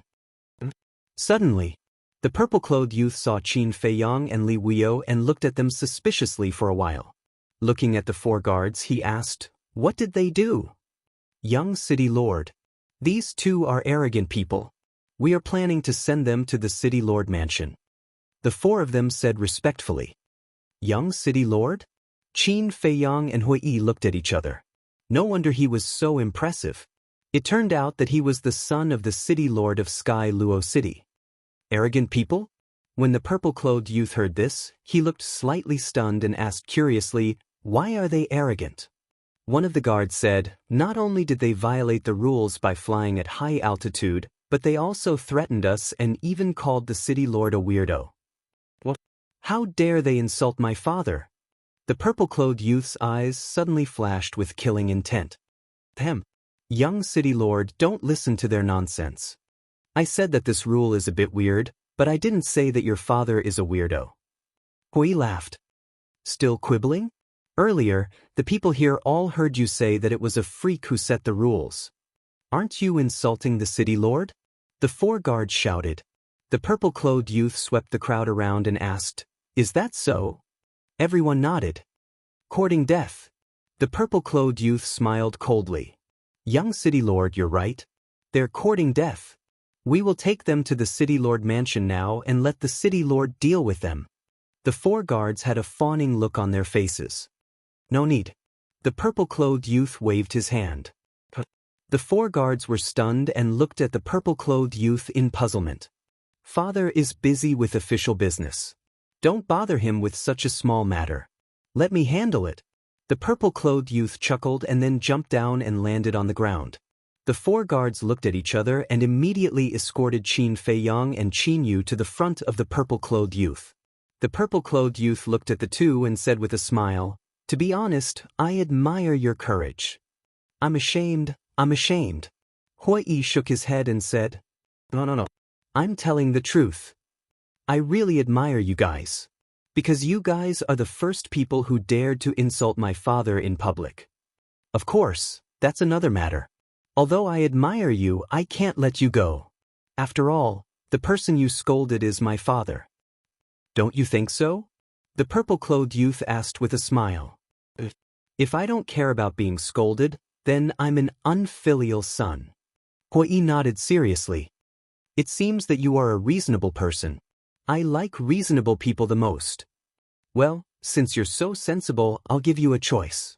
The purple-clothed youth said with a smile. A choice? Hui looked at him curiously. My mount just went out to hunt and hasn't eaten enough. So, I'll choose one of the two. You two can discuss who is willing to be my mount's food. As long as one of you is willing, I'll let the other one go. The purple-clothed youth said. Hearing this, the black leopard immediately stared at Qin Feiyang and Hui, drooling. Hui was slightly stunned and turned to look at Qin Feiyang. Qin Feiyang heaved a sigh and transmitted his voice, Do whatever you want. Understood. Hui smiled and looked at the purple-clothed youth, saying, What if we don't want to? There's no if. You have to choose. Otherwise, both of you will become its food. The purple-clothed youth chuckled. Hui was stunned. He looked up at the black leopard and shook his head. If we both become its food, I'm worried that its stomach won't be able to hold it. The black leopard heard this and roared angrily. How dare he look down on it? I'm serious. Your stomach really can't hold the two of us. But if it's the master in front of you, Hui grinned and said, How about it, Junior Leopard? Do you want to taste your master? The black leopard was stunned and glanced at the purple-clothed youth with deep fear in its eyes. At the same time, the purple-clothed youth's face suddenly darkened. The 4 guards' faces also changed. How dare he provoke the young city lord like this? Hui turned a blind eye and looked at the black leopard, smiling. If you want a taste, I can fulfill your wish. The black leopard immediately opened its bloody mouth and bit at Hui. The 2 guards holding Hui saw this situation and their faces changed slightly. They quickly let go of Hui and retreated. If they didn't retreat, the 2 of them might become the black leopard's food. Just a little leopard and you're scared to this extent, aren't you cowards? Hui looked at the 2 with disdain. The 2 glared at each other. But Hui ignored them and looked up at the black leopard. Its bloody mouth and fangs were indeed a little scary. However, Hui didn't put it in his eyes. However, just as he was about to make a move, the purple-clothed youth suddenly reached out and stopped the black leopard. Young city lord, what are you doing? Could it be that your mood suddenly improved and you're going to let us go? Hui asked suspiciously. Let you go? Ha, are you talking in your sleep? The purple-clothed youth laughed and crossed his arms. He looked at Qin Feiyang and said, I just feel that killing you like this is too easy for you. So that's how it is. I said that a playboy like you wouldn't be so kind-hearted. Then tell me, what do you want? Hui also crossed his arms and looked at the purple-clothed youth playfully and laughed. Playboy? Yes, I'm a playboy. I'm proud. But what about you? You want to be a playboy, but you don't have the capital. You asked me what I want. Well, I'll tell you now, kneel at my feet and kowtow to me and apologize. The purple-clothed youth shouted. Chapter 2255. Proud? Proud? I'm afraid you're the only one in this world who can take being a playboy for granted. Hui laughed. Don't talk nonsense with me. Kneel down immediately. The purple-clothed youth said. What if I don't kneel? Hui said. Don't kneel? Then not only will you die, even your friends and family will be implicated. Although I don't know where you came from, with the city lord's mansion strength, it's easy to investigate. The purple-clothed youth sneered. Hui laughed. What are you laughing at?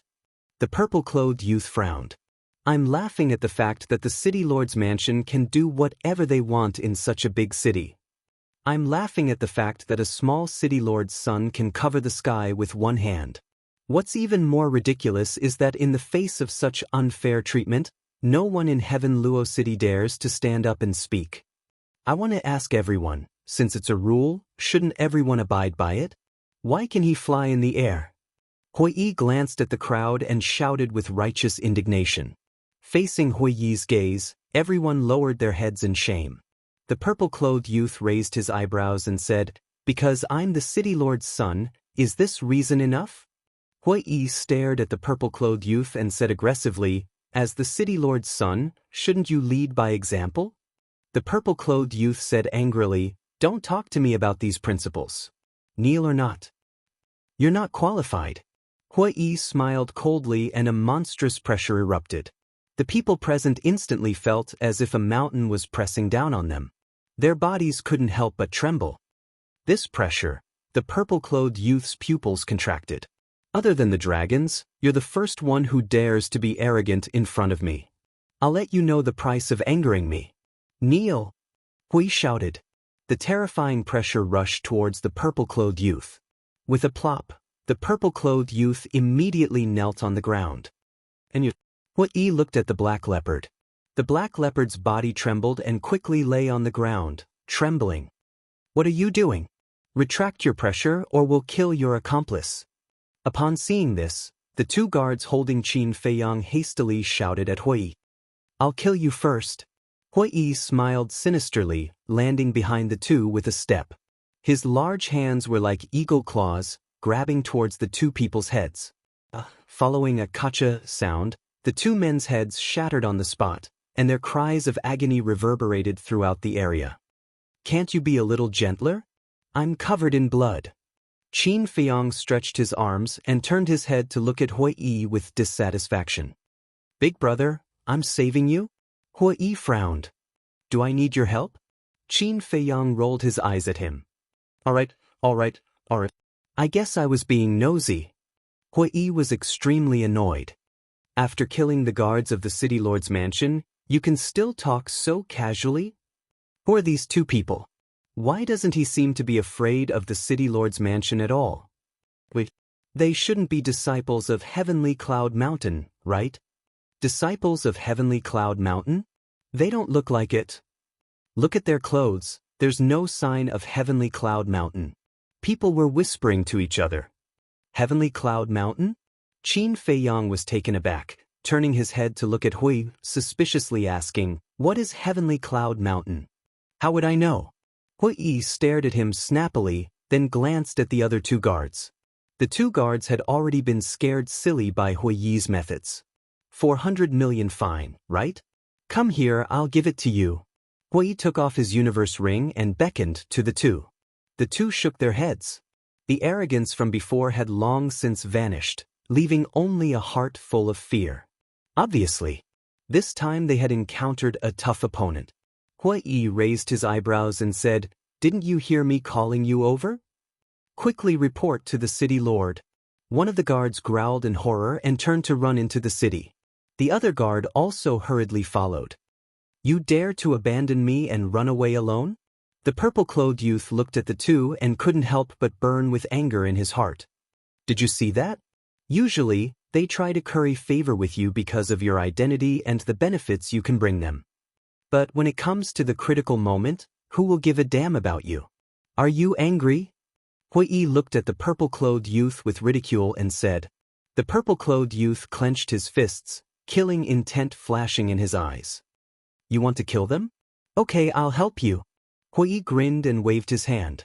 2 strands of hair-like divine power broke through the air like lightning. The 2 guards had already fled into the city and blended into the crowd. Their faces were full of fear. I really didn't expect to encounter 2 ruthless characters. Yeah, they even dared to touch the young city lord. I guess their background is not small. Wait a minute. Do you think the young city lord will blame us if we run away alone? Who cares? Running for our lives is more important. Besides, we're going to report to the city lord to save him. That makes sense. Then let's go. The 2 thought that they had safely escaped and stopped to mutter a few words. But just as they finished muttering and were about to leave, a terrifying killing intent enveloped them. What? The 2 hurriedly turned their heads and saw 2 strands of fiery divine power pass through the crowd and kill them as if they had self-awareness. What's going on? The pedestrians on the street immediately turned pale. Damn it. Run! The 2 guards' faces changed as they hurriedly activated escape mode. But facing Hui, who was a half-step undying realm expert, how could they escape? The 2 strands of divine power were like lightning that cut through the void and entered the back of the 2's heads. Ah! Accompanied by 2 shrill screams, the 2 died on the spot. Not even half a strand of divine soul was left. This, although there were many people on the street, and it could even be described as crowded, except for the 2 guards, no one was harmed. Looking at the 2 guards slowly falling to the ground, everyone was dumbfounded. Someone actually committed murder in the city? And they were the guards of the city lord's mansion? Who was so bold? Wait, could it be the owner of the pressure outside the city? The crowd immediately swarmed toward the city gate. Outside the city. After hearing the screams, Hui looked down at the purple-clothed youth kneeling on the ground and smiled. How is it? Do you feel better? You'd better withdraw your pressure immediately. Otherwise, when my father comes and sees me kneeling in front of you, even a god won't be able to save you. The purple-clothed youth said in a deep voice. No. Seeing you kneel in front of me, your father will only feel honored and proud. Hui waved his hand. You'll regret it. The purple-clothed youth said word by word, his eyes filled with a strong cold light. Whether I'll regret it or not, we'll talk about it later. Let's deal with the matter in front of us first. What did you say just now? Yes. Just now, you said you want me to kneel and kowtow to you. But now, since you're the one kneeling on the ground, then you should kowtow to me too. Don't dawdle, hurry up, or you'll end up like those 4 guards. Hui laughed. Don't go too far. The purple-clothed youth suppressed his voice and said in a low voice. Too far? I don't think so. I'm just giving him a taste of his own medicine. Hui said.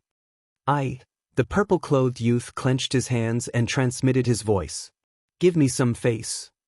Do you still need face when you can treat being a wastrel as glory? Hurry up, stop nagging. Otherwise, I'll be angry. Hui waved his hand impatiently. You! The purple-clothed youth glared at Hui. Fuck! Hui raised his eyebrows and took a step forward. He grabbed the purple-clothed youth's hair and pressed him to the ground. I'm talking to you nicely, but you won't listen. You want me to make a move? I'll definitely kill you, just you wait, the purple-clothed youth roared. He had never suffered such humiliation since he was young. Moreover, it was done in front of so many people and so many pairs of eyes. Kill me? Then it seems that I can't keep you alive. But I'm in a dilemma. Should I kill you directly or chop you into 8 pieces first? I think the latter is more fun. Alright, it's decided then. I'll chop you into 8 pieces first and then send you to hell. Hui grinned. Divine power surged and condensed into a fiery red dagger. Is he really going to kill the young city lord? Look at him, does he look like he's joking? He's really crazy. People discussed in low voices, their eyes filled with fear that could not be dispelled. I'll do it. The purple-clothed youth's expression suddenly changed as he hurriedly shouted. That's more like it. Do it, don't stop until I'm satisfied. Hui Yi held the dagger and crossed his arms as he looked at the purple-clothed youth with a smile. The purple-clothed youth raised his head and looked at Hui Yi with resentment. He gritted his teeth and slammed his head heavily on the ground. One after another, banging sounds rang out. Hui Yi frowned. Didn't you eat? You didn't use enough strength. Bang, bang. The purple-clothed youth gritted his teeth and slammed his head harder on the ground, causing the ground to tremble. In just a few hits, the skin on his forehead split open and blood flowed out. That's more like it. Before I'm in a good mood, you can't stop. Hui Yi said coldly and took out 2 recliners from his interspatial ring. What is he doing? People were surprised. Following that, under the astonished gazes of the people, Hui Yi took out a wine jug and leisurely lay on the recliner. He drank wine while basking in the sun with a satisfied expression. What's going on? The people who had rushed out of the city were also dumbfounded as they watched this scene. Don't waste time, okay? Qin Feiyang looked at Hui Yi speechlessly. How is this a waste of time? I'm helping you, Hui said. Helping me? Qin Feiyang was stunned. Hui Yi said, sit down first and listen to me slowly. Qin Feiyang looked at him suspiciously and sat on the other recliner. Do you want to drink? Hui Yi shook the wine jug in his hand. Not interested. Qin Feiyang shook his head. You're not interesting. Hui rolled his eyes at him and grabbed the wine jug. He laughed and said, basking in the sun while drinking wine. There are even people kowtowing. This life is really comfortable. Chapter 2256. Everyone was speechless. If this scene was seen by the city lord, wouldn't he be mad? Qin Feiyang secretly said, you said that you are helping me, what do you mean? Hui Yi asked, answer me first, do we have any acquaintances in Dongling? I'm sure not, but it's hard to say for you. Qin Feiyang said. You don't believe me? Hui Yi said angrily. It's not that I don't believe you. After all, with your cultivation in front of you, it's easy to come to Dongling. It's not impossible to have a few friends in Dongling. Qin Feiyang secretly said. I really haven't been to Dongling. Hui Yi was helpless. Qin Feiyang said, if you haven't been here, then you haven't been here. There's no need to make a special statement. I'm just afraid that you'll misunderstand. Look, the 2 of us don't have any friends in Dongling. How are we going to find Demon Ancestor and the others? Hui Yi secretly said. Qin Feiyang was silent. If it's in the North region, with the help of 9 Heavens Palace and Treasure Pavilion, we don't need to worry at all. But here, we can only rely on ourselves. So, I thought of a plan. Hui Yi secretly laughed. Plan? Qin Feiyang looked at him suspiciously. Lure the snake out of its hole. Hui Yi said. Lure the snake out of its hole? Qin Feiyang was stunned. Hui Yi asked, Demon Ancestor and the others should know your name, right? Qin Feiyang nodded. Isn't that simple? Now let's make a fuss as much as we want. It's best if everyone in Dongling knows about it. At that time, when Demon Ancestor and the others hear your name, they will naturally take the initiative to look for you. Hui Yi laughed. So that's how it is. Qin Feiyang suddenly understood. How is it? You can even think of such a powerful method. Do you suddenly admire me, and want to be my underling? Hui Yi said proudly. Qin Feiyang rolled his eyes. What a narcissistic guy. However, this idea was not bad at all. They did not need a single soldier to lure out the Demon Ancestor and Dong Xingyang. This son of the city lord was really unlucky. Of all the people he could have provoked, he just had to come and provoke them. Wasn't this just asking for a beating? How is it? For this perfect plan, shouldn't you drink with me? Hui Yi shook the wine jug in his hand. What an alcoholic. Qin Feiyang shook his head helplessly and said, all right. That's right. If a man doesn't drink, how can he be called a man? Hui Yi directly threw the jug of wine in his hand to Qin Feiyang. He chuckled and said, you don't mind that I drank it, right? Are you sick? Qin Feiyang took the wine pot and asked. Hui Yi said angrily, isn't that nonsense? I'm a grand half-step undying, how could I be sick? Since you're not sick, Why should I mind? Qin Feiyang rolled his eyes at Hui. He grabbed the wine jug and took a big gulp. Then he tossed the wine jug to Hui.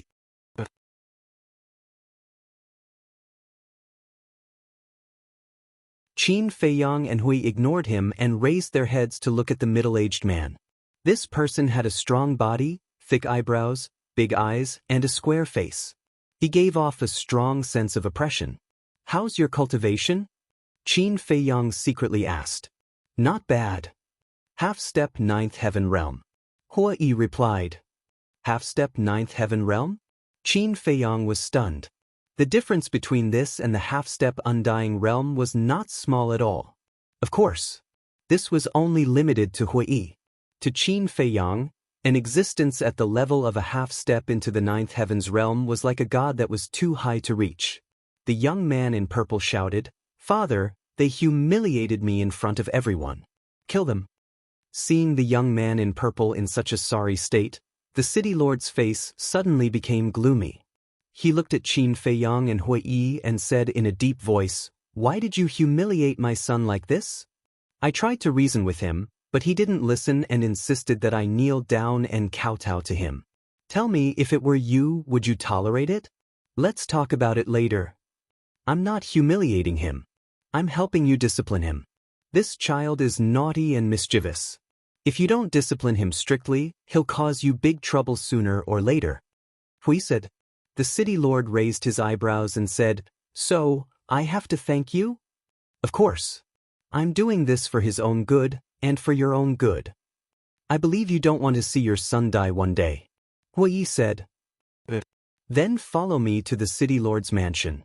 I'll definitely set up a banquet to thank you. The city lord smiled, but his words were filled with a shocking killing intent. Hui laughed and said, I'm afraid it's a banquet. You even dare to humiliate my son in front of everyone. Don't tell me you don't have the guts to attend this banquet? The city lord's eyes were full of contempt. Looks like I have to go. They lead the way.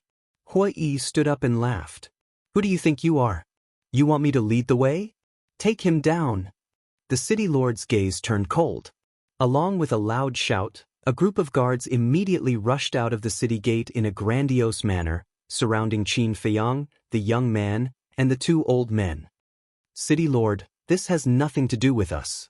We're here to persuade them to let go of the young City Lord.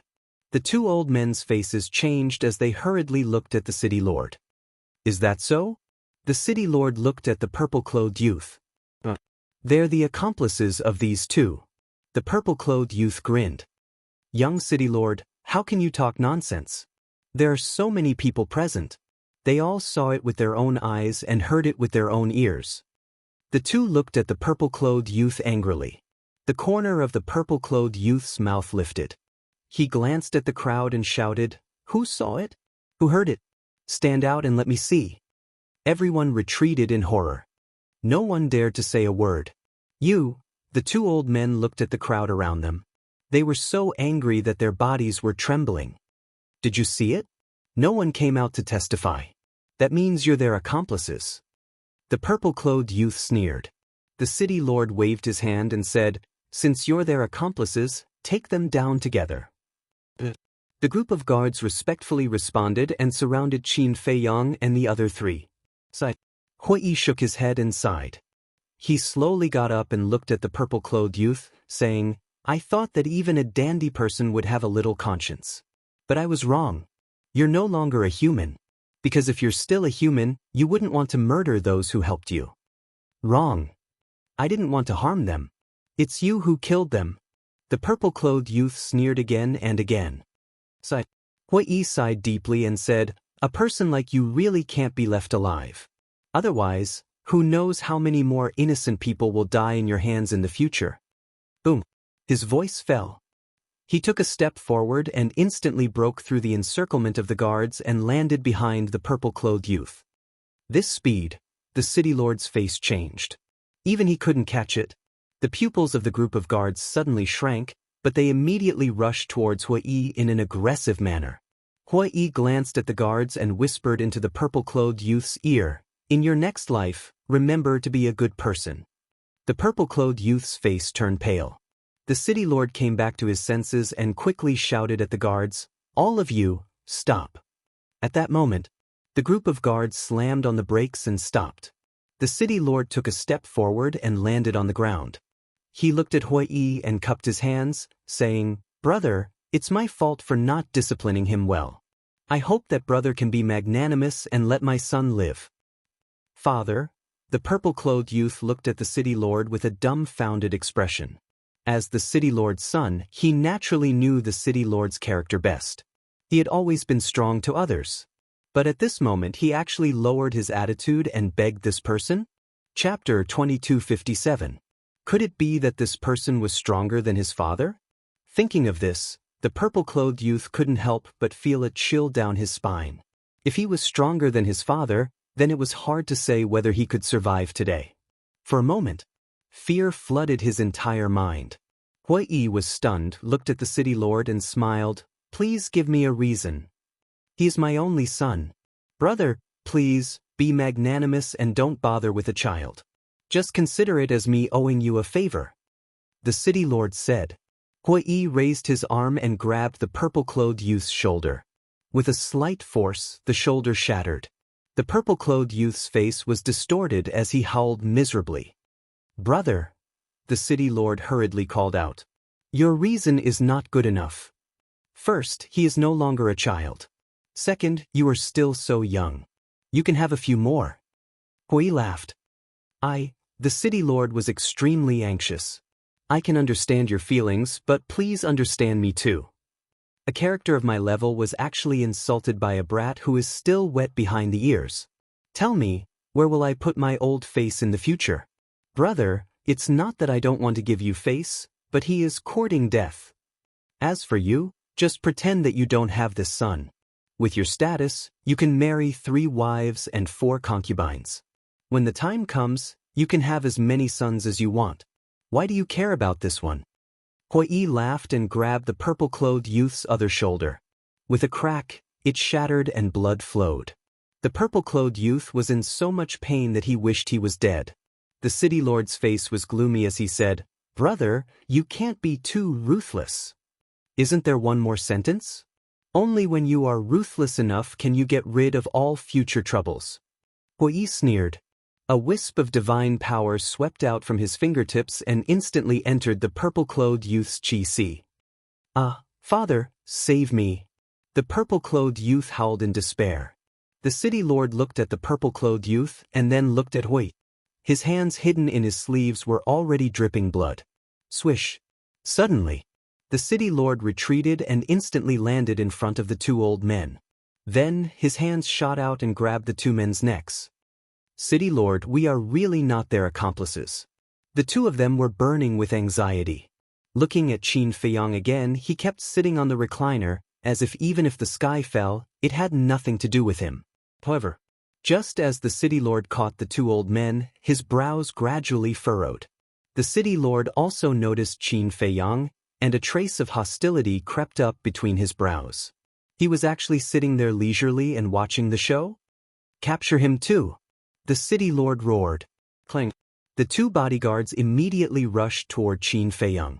They raised their spears and placed them on both sides of Qin Feiyang's neck.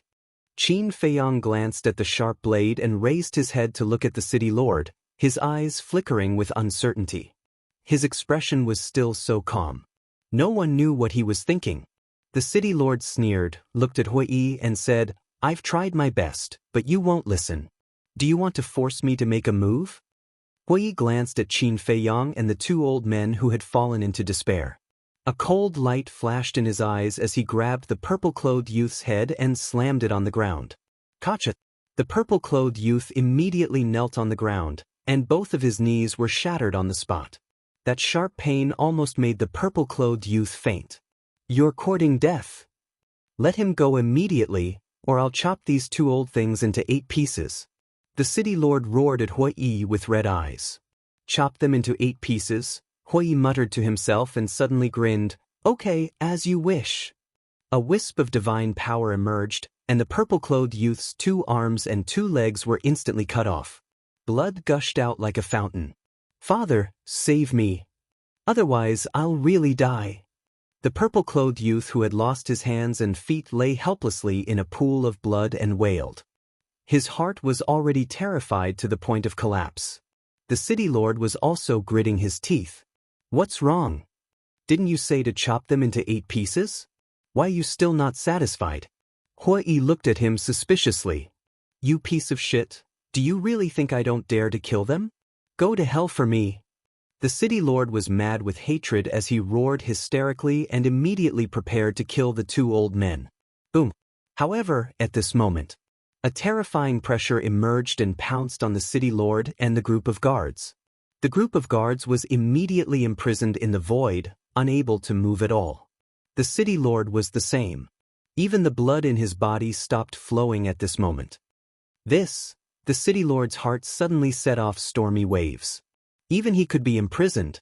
Just how strong was this person's cultivation? Initial stage of the 9th heaven realm? He had also encountered a powerhouse at the initial stage of the 9th heaven realm. It was impossible for the pressure to even imprison his blood.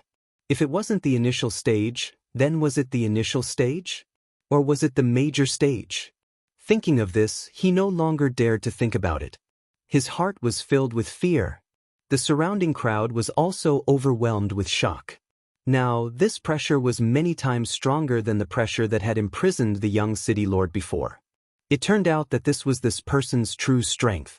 Hui walked in front of the city lord step by step. A wisp of divine power swept out, directly cutting off the city lord's hands. The 2 old men finally escaped the clutches of the devil, lying on the ground gasping for breath. Hui said indifferently, "Quickly go." "Many thanks, my lord." The 2 hurriedly stood up, bowed to thank him, and entered the crowd without looking back, disappearing. Hui retracted his gaze, looked at the city lord, and said with a smile, "Do you know now? It's not that I don't think you dare to kill them, but because in front of me, you have no chance at all." The city lord was flustered. Hui's pressure relaxed slightly. The city lord immediately roared, "Who the hell are you? With such strong strength, it's impossible to be a nameless person." I like to hear this. All listen well. This young master will never change his name nor his surname, Hui. As for this, Hui pointed to Qin Feiyang and said with a smile, "He is even more amazing. He is the descendant of Qin Badian, the target of the dragons, Qin Feiyang." Qin Badian? Dragons? The city lord looked at Qin Feiyang in shock. Qin Feiyang? Qin Badian? Why haven't I heard of these 3 names? The surrounding crowd revealed a puzzled look.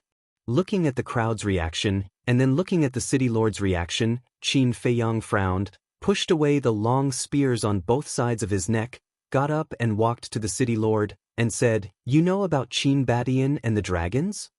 I've heard of them. But because Qin Badian is from the northern region, I don't know much about his deeds. I've only heard that he is a very terrifying person. As for the dragons, I've only heard a little about them." The city lord said. Qin Feiyang nodded in understanding. Even the powerful city lord didn't know much about them, so it was normal for others not to know. "The 2 of you, it's all my fault, please be magnanimous," the city lord hurriedly said. Not to mention this unfathomable Hui, the descendant of Qin Badian, he couldn't afford to offend him. "Such a big conflict, and you've wasted so much of my time, and you want to settle it with just a few words of magnanimity?" Hui said in astonishment. The city lord said with a flattering smile, "Just say the word, whether it's soul stones or divine crystals, as long as I can take it out, I will give it to you." Hui was slightly taken aback and said with a chuckle, "That's more like it. What about your son?" The city lord glanced at the purple-clothed youth and said indifferently, "He brought this upon himself.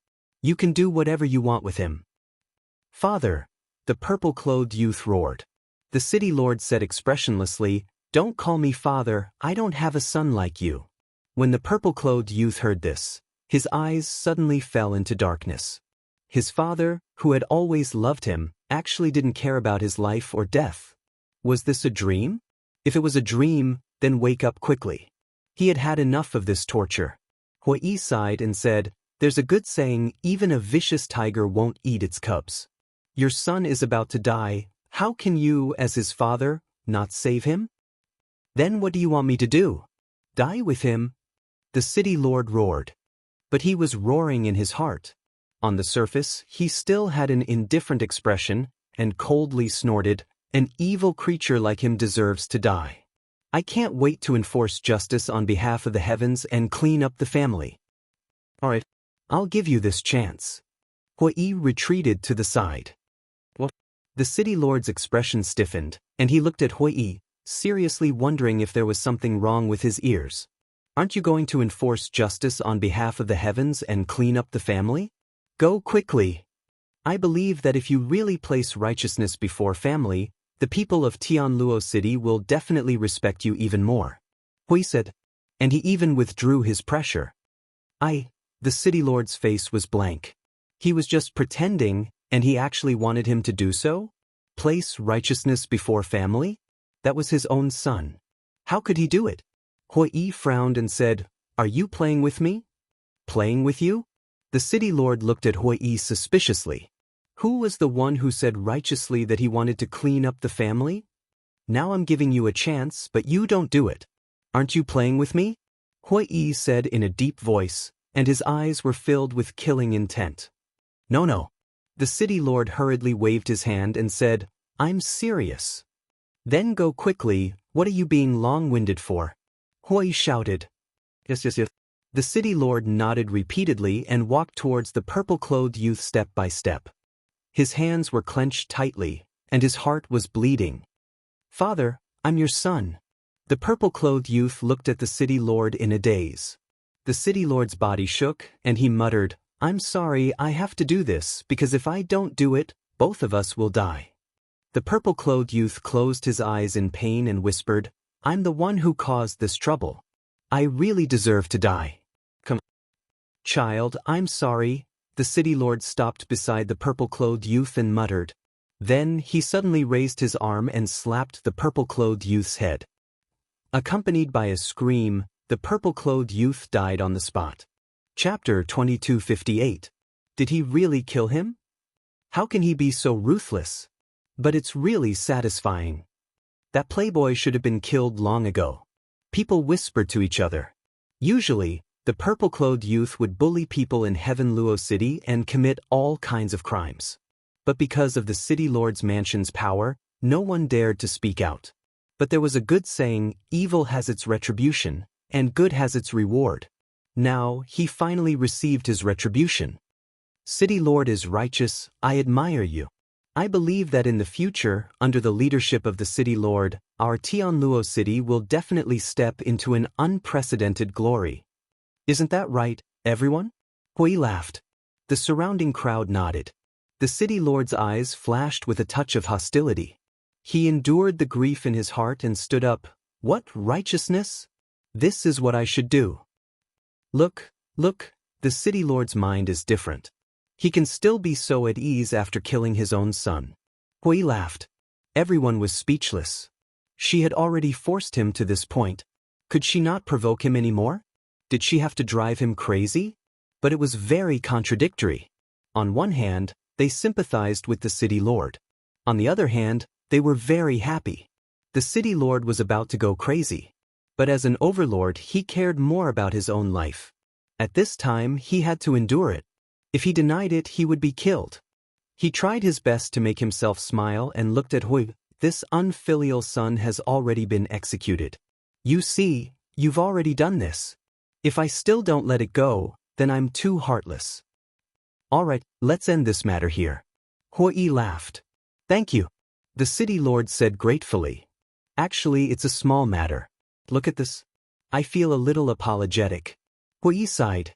The city lord quickly waved his hand and said with a smile, No, you don't have to blame yourself. It's all this unfilial son's fault." Hui said, "Although it's his fault, you're also responsible because you didn't teach him well." Yes. The city lord nodded. "So, from now on, you must teach your descendants well. Not to mention achieving great things. At least don't be a playboy that everyone hates." Hui patiently and sincerely said. The city lord smiled and said, "Brother's words make sense. I will definitely take this as a warning in the future. All right then. Bring him back and give him a proper burial. After all, he's your son. We can't just leave his corpse in the wilderness. Hui said. The city lord nodded and said, All right then, I'll take my leave first. If the two of you have time, you're welcome to visit the city lord's mansion. Of course. Hui nodded. The city lord heaved a sigh of relief and shouted, Leave 4 people behind to continue guarding the city gate. The rest of you, take this unfilial son's corpse and follow me back. A group of guards immediately ran towards the purple-clothed youth's corpse. The city lord looked at Qin Feiyang and Huang Xiaolong, cupping his hands in greeting. Then, I hope we'll meet again. Until we meet again. Hui smiled. Go. The city lord flicked his sleeves and led a group of guards into the city, disappearing without a trace. The giant Black Panther looked at Qin Feiyang and the other man in horror and hurriedly chased after the city lord. The 4 guards left behind to guard the city gate were also trembling with fear. How was it? Hui looked at Qin Feiyang and smiled complacently. SOSO. Qin Feiyang said indifferently. This is only SOSO? Hui looked at him with dissatisfaction. One must know that with such a ruckus, Qin Feiyang's name would quickly spread throughout Heaven Luo City. What other method could be more efficient than this? Qin Feiyang was speechless. It's useless to take credit from me. I won't give you any reward. Damn. Who do you think I am? Am I the kind of person who takes credit and asks for rewards? But, since I've helped you so much, shouldn't you at least treat me to a few drinks? Hui said angrily. I'll treat you to the best restaurant in Heaven Luo City. Qin Feiyang quickly nodded. That's more like it. Hui glared at him fiercely and looked at the surrounding crowd, asking, Where's the best restaurant in Heaven Luo City? The best restaurant is of course the Heavenly Immortal Tower. Not only do they have girls who specialize in drinking, but they also have a top-grade divine wine called Heavenly Immortal Drunk. Someone said, Heavenly Immortal Drunk? Hui was suspicious. Heavenly Immortal Drunk, even immortals can't help but want to taste the wine when they smell it. Heavenly Immortal Drunk, these 3 words have long been famous in Eastern Tomb, but this divine wine can't be drunk by ordinary people. Everyone's eyes were filled with yearning. It seemed that this Heavenly Immortal Drunk was indeed extraordinary. If that's the case, I really have to go and try it. Hui muttered and asked, Where is the Heavenly Immortal Tower? It's in the center of Heaven Luo City, not far from the city lord's mansion. Someone said, Thank you. Hui cupped his hands and thanked him. Then, he put away the reclining chair and dragged Qin Feiyang into the city. The 4 guards guarding the city gate didn't dare to ask and directly let them go. Inside the city, it was bustling with noise. The streets were crowded with people. But almost everyone's eyes were filled with curiosity on Qin Feiyang and Hui. It's them who forced the city lord to kill his own son. I think they're called Hui and Qin Feiyang. Amazing. Apart from Heavenly Cloud Mountain and Treasure Pavilion, only these 2 dared to openly provoke the city lord's mansion. They're amazing, but don't forget who's behind the city lord's mansion. This matter is definitely not over yet. That's true. The city lord's mansion's backer is not someone ordinary people can afford to offend. Such discussions could be heard incessantly. The city lord's mansion actually has a backer? Hui was quite astonished. Listening to these discussions, not only do they have a backer, I'm afraid their background is not small. Qin Feiyang whispered. Then it's fun. Hui laughed. Qin Feiyang shook his head and smiled. With Hui, a half-step immortal realm expert, there was no need to be afraid of people coming to find trouble. The city lord's mansion. In a spacious and gorgeous main hall. The city lord was sitting on the throne with a gloomy face, his hands tightly gripping the armrests on both sides. The main hall was filled with the smell of blood. In the middle of the main hall, there was a corpse, fresh blood flowing out. Next to the corpse, the giant black leopard became more than a meter long and stood with a group of guards, not daring to breathe loudly. The entire main hall was shrouded in a hazy atmosphere. Suddenly, the city lord's 2 hands suddenly exerted force, and the armrests on both sides suddenly shattered. The black leopard and the group of guards also trembled slightly. This matter must not be left at that. The city lord suddenly stood up and said word by word, full of murderous intent. "Lord, don't be impulsive." A guard hurriedly advised. "This city lord knows what to do." The city lord glanced at the guard and said, "You guys immediately go and find out the whereabouts of those two people. I want to know their whereabouts at any time and place." The group of guards respectfully responded, then turned and quickly left. At this point, in the main hall, only the city lord and the giant black leopard were left. The giant black leopard was panicking. Because it knew the person in front of it too well, he would blame it for not protecting its master well. The city lord glanced at the giant black leopard and took out an image crystal. Buzz. A moment later, the image of a black-clothed woman appeared. She was about 30 years old, and her black hair was tied up high. Her expression revealed the arrogance and coldness of a superior, and her eyes were filled with a sharp light. On her clothes there was a mountain-like symbol. "Madam." The city lord looked at the black-clothed woman, looking a little humble. "What's the matter?" the black-clothed woman asked. Even when facing her own man, she still looked at him coldly. The city lord lowered his head and said, "Uri is dead." "What?" The black-clothed woman suddenly stood up. Her face was filled with disbelief as she asked, "How did he die?" The city lord sighed and said, "Come back first." The black-clothed woman's eyes turned cold, and the image immediately dissipated. Not far from the city lord's mansion, there was an exceptionally bustling street. Not only because the Heaven Immortal Tower was here, but the Eastern Tomb Treasure Pavilion's headquarters was also on this street. The Heaven Immortal Tower. It was more than 10 floors high, and the entrance was imposing. There was an endless stream of people entering and exiting. Those who could come here to drink and eat were basically the officials and nobles of the Eastern Tomb. Because only people of this level could afford to spend here. The decorations inside the Heaven Immortal Tower were also magnificent.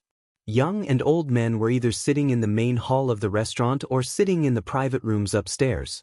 Basically, everyone was holding a charming young woman in their arms. These were the women who accompanied the guests.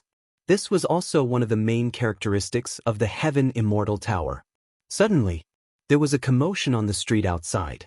The two waiters who were standing at the entrance of the Heaven Immortal Tower suspiciously looked up and saw two young men with outstanding temperaments walking over side by side. Behind them was a large group of people. There was a lot of discussion, and it was extremely noisy. "So it's them," the two waiters muttered. As the largest and most high-end restaurant in the Heaven Immortal Tower, no matter what happened inside or outside the city, the Heaven Immortal Tower would receive the news immediately. "Welcome, young Master Qin, young Master Hua." When the two young men stopped at the entrance of the Heaven Immortal Tower, the two waiters immediately went up to welcome them. That's right. The two of them were really Qin Feiyang and Hui. As for the people behind them, they were purely here to join in the fun. Hui nodded. With his hands behind his back, he swaggered into the Heaven Immortal Tower. Qin Feiyang silently followed beside him. He looked like Hui Yi's little follower, extremely low-key. "Look. It's them." As soon as the two of them entered the restaurant, they immediately attracted everyone's attention. Obviously, what happened outside the city had already spread throughout the Heaven Immortal Tower. "Young masters, why don't we arrange a private room for you? It's quieter and no one will disturb you," the two waiters said. Hui Yi was slightly stunned and smiled. "You guys are quite considerate of your guests." The two waiters smiled flatteringly. "Considerate of our guests is the first principle of our Heaven Immortal Tower. Not bad, not bad. I like this place. But I'm not afraid of trouble. It's in this hall. Arrange a place for us." Hui chuckled. Chapter 2259. When the two waiters heard this, they couldn't help but be astonished. Instead of going to a quiet private room, they wanted to stay outside and be stared at like monkeys. Was there something wrong with this person's brain? Seems like we were being nosy. One of the waiters came back to his senses and transmitted his voice. "I think they just like to show off. I don't think they are good people." The other waiter secretly said. Seeing that the two of them didn't speak, Hui frowned and said, Is there a problem? No, no. The two of them quickly waved their hands. One of the waiters said, You stay here to entertain the two young masters. I will go to the door to welcome the guests. The other waiter nodded and scanned the hall. In the left corner, he saw an empty table. The waiter pointed to the corner and asked with a smile, Young masters, is that okay? As long as it's in the hall. Hui said. The waiter nodded and led the two of them over. Hui was still swaggering through the streets, completely swaggering through the streets. The waiter couldn't help but feel a trace of disdain. However, it was hidden very well and no one noticed. Is there something wrong with this person? He just offended the city lord and dares to come to the Heaven Immortal Tower so brazenly? Doesn't he know that the Heaven Immortal Tower is only half a mile away from the city lord manor? Seems like he really doesn't know anything about our Heaven Luo city. Just wait and see. The city lord will definitely not let them off easily. Everyone whispered to each other and discussed in low voices. The waiter brought Qin Feiyang and Hui to the table. After Qin Feiyang and Hui sat down, he smiled and said, Young masters, what would you like to eat?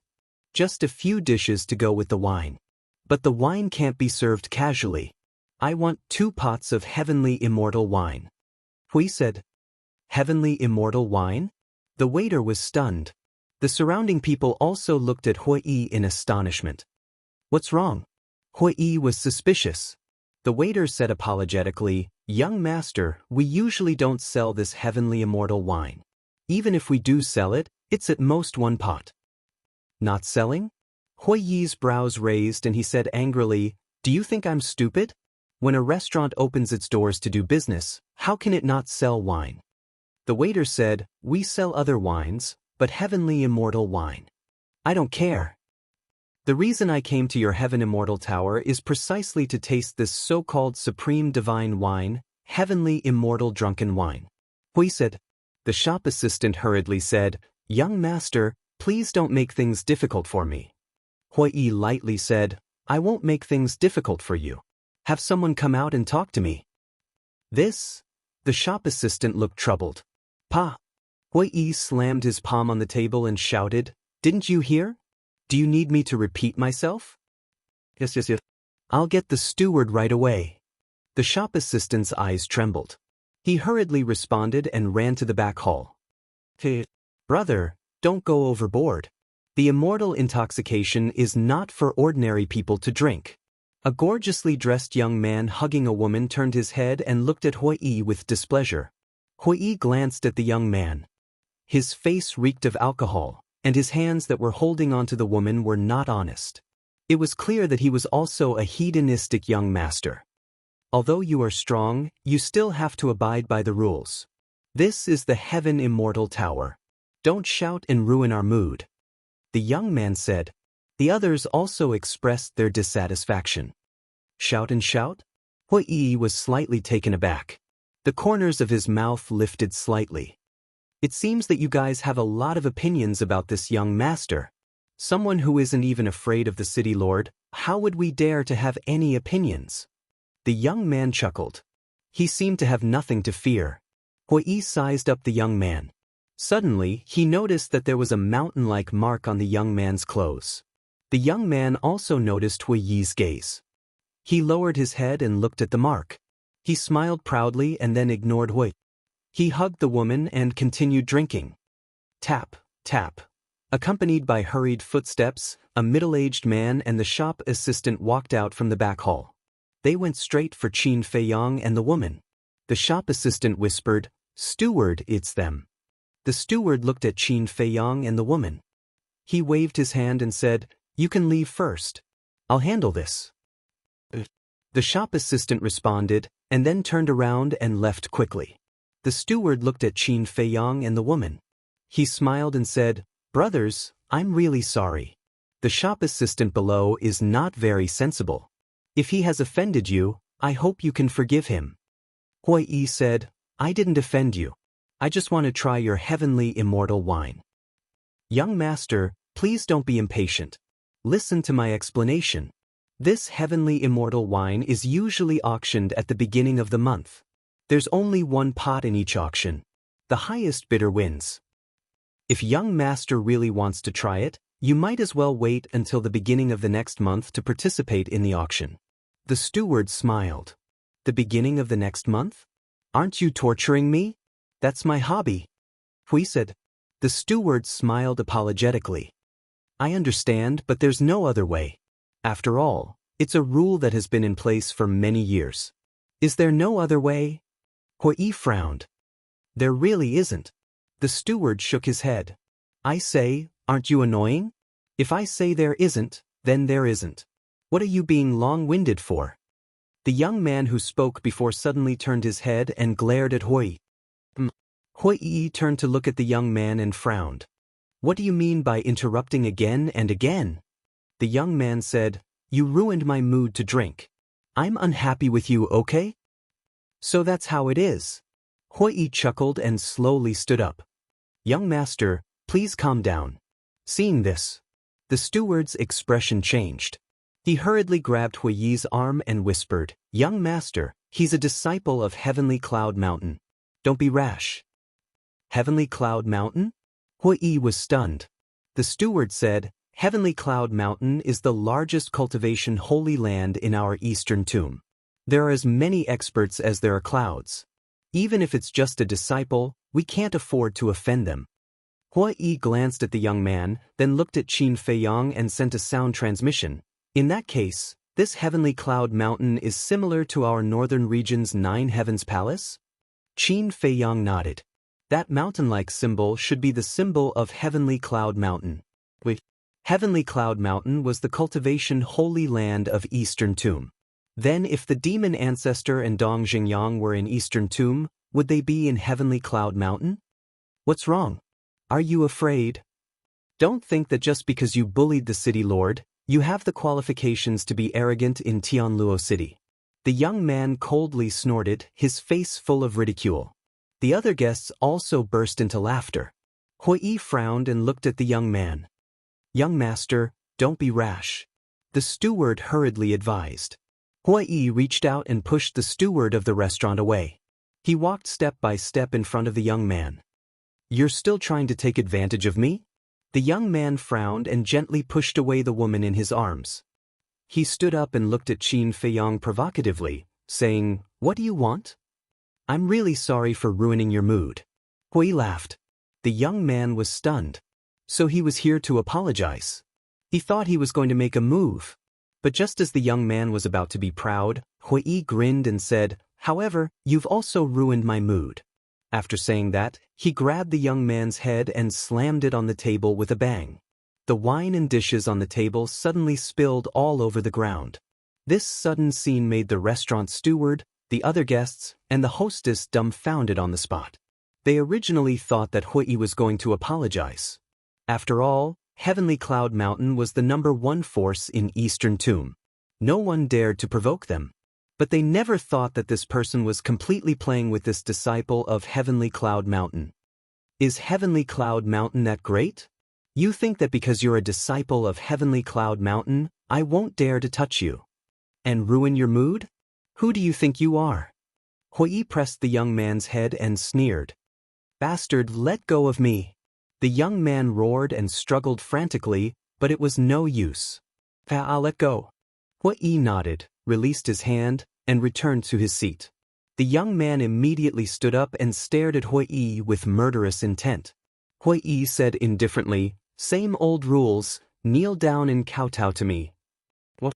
He actually wants a disciple of Heavenly Cloud Mountain to kowtow to him again. Everyone's eyes were dull. Was this person not afraid of death? He dared to offend a behemoth like Heavenly Cloud Mountain? Young master, can you stop messing around? I'll personally give you a pot of heavenly immortal wine. The steward anxiously looked at Hui and said. Hui's eyes lit up. He looked at the steward and asked, Are you serious? The steward nodded and turned to look at a waiter standing behind the counter. He said, Go to the wine cellar immediately and bring a pot of heavenly immortal wine to this young master. The waiter immediately ran to the wine cellar. Before the wine was delivered, Hui couldn't help but gulp.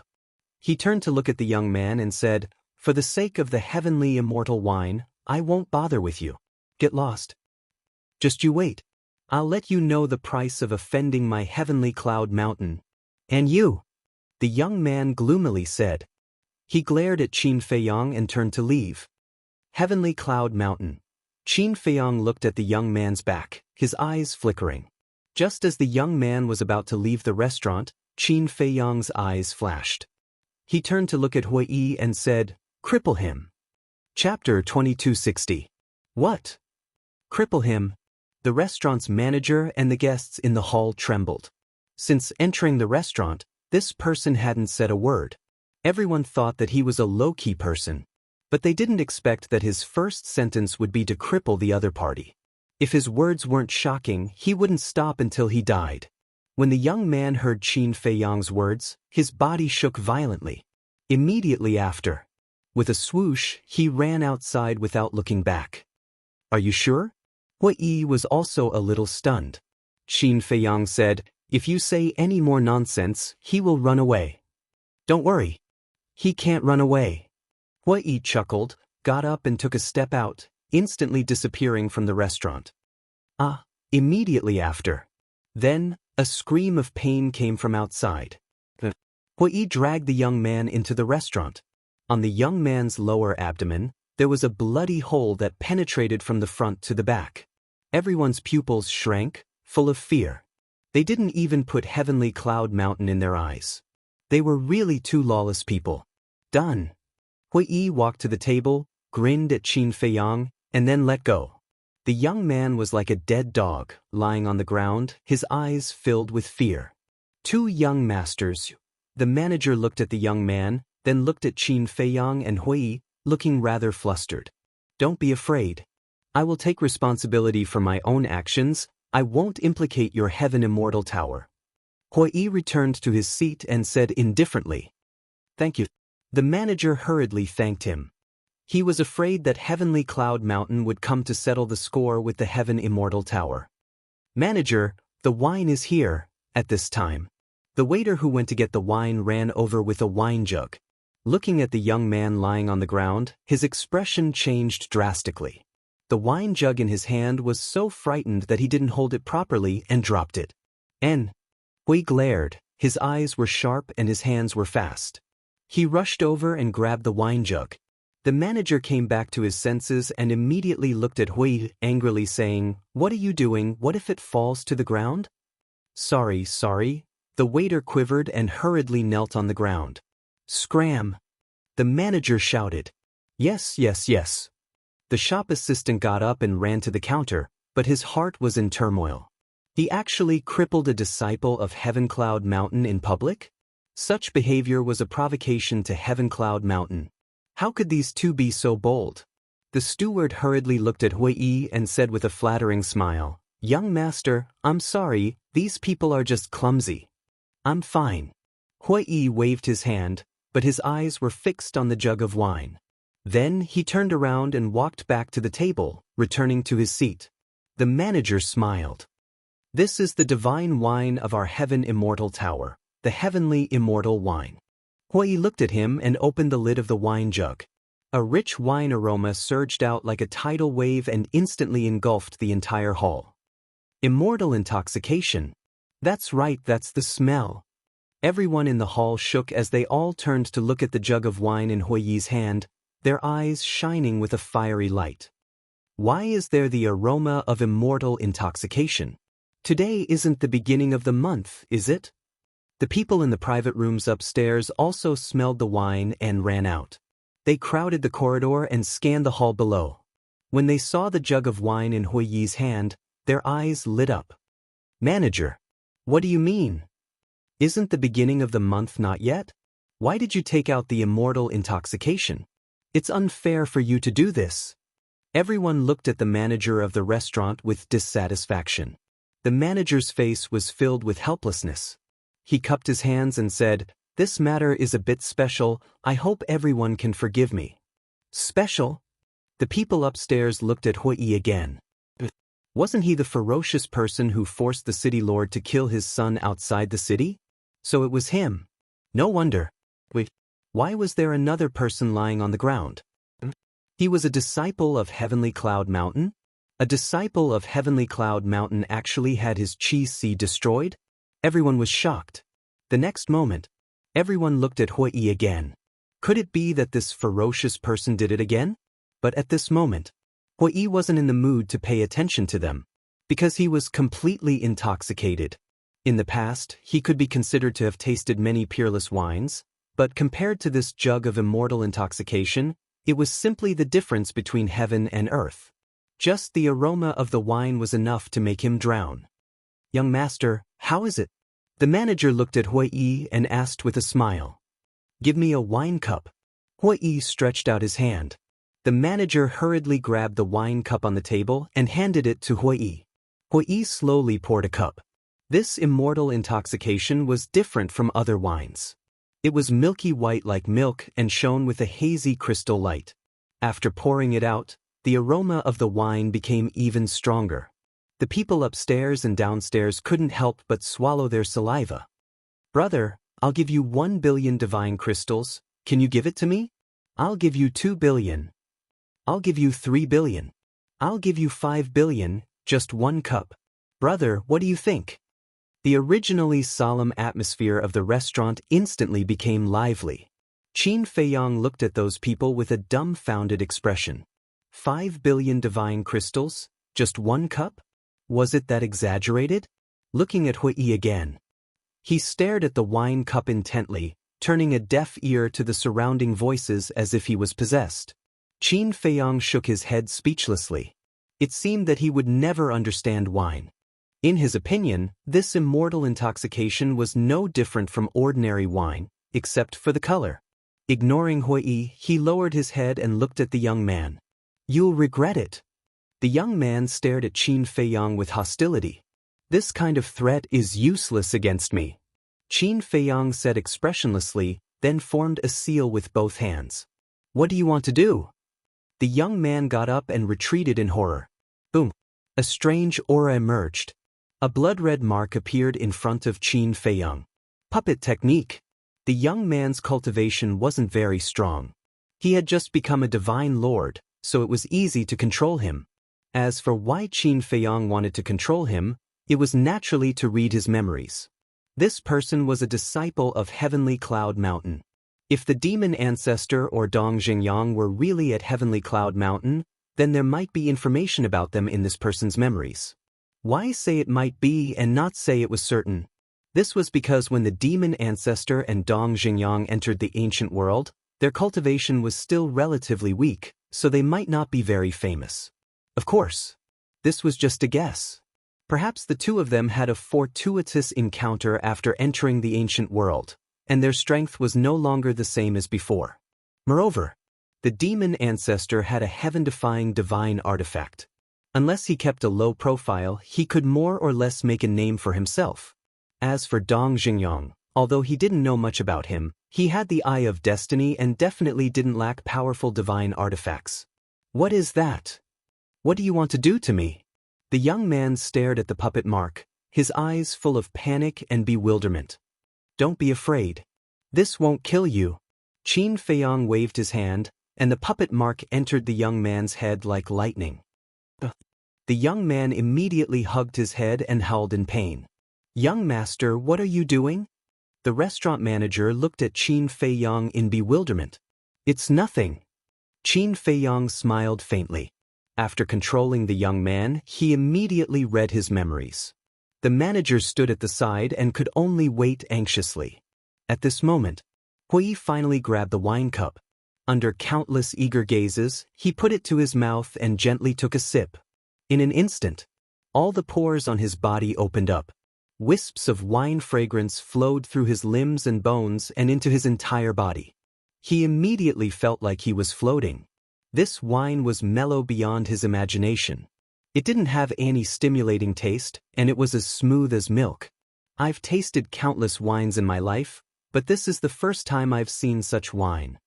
Supreme grade, it's indeed of the highest grade. He muttered to himself with an intoxicated expression. Then, he raised his head and drank the wine in the cup in one gulp. Comfortable.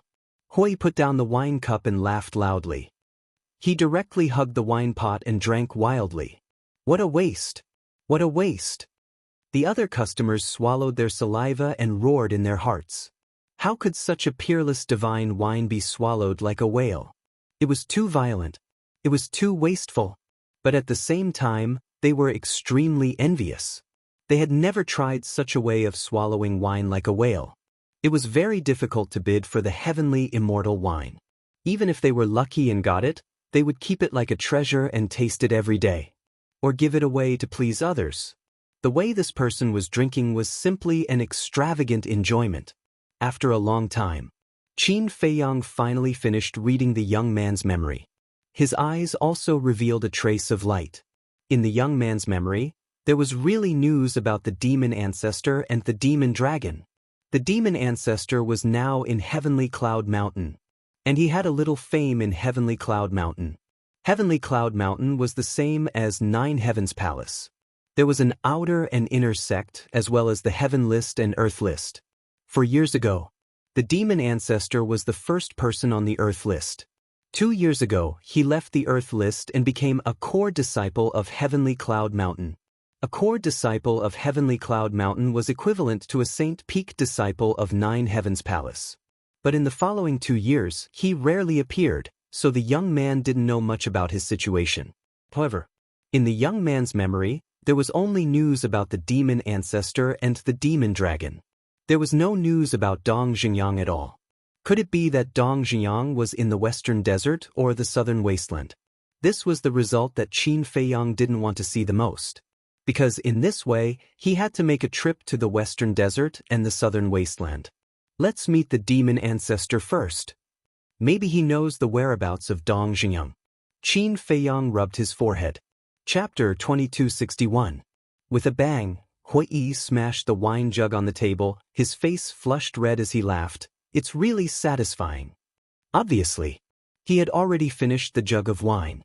Qin Feiyang turned to look at him and asked suspiciously, "Is it really that satisfying?" "Damn it." Hui slapped his head. "What's wrong?" Before Qin Feiyang could open his mouth, the manager of the restaurant had already become nervous.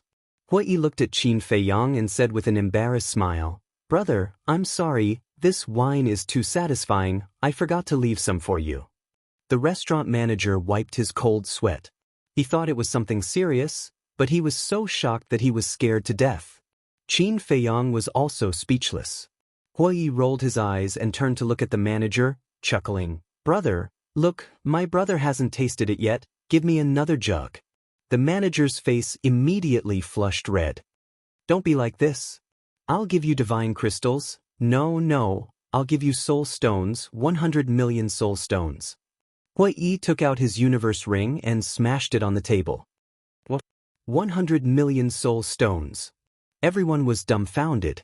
The value of soul stones and divine crystals couldn't be compared. Although divine crystals were also indispensable, soul stones were more attractive in comparison. "Young master, I really can't.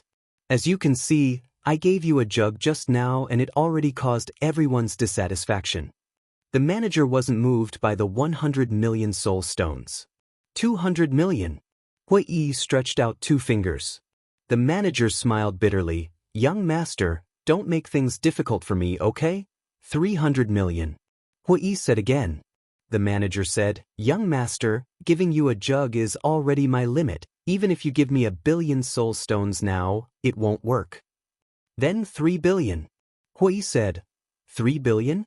The manager was dumbfounded. This was too extravagant.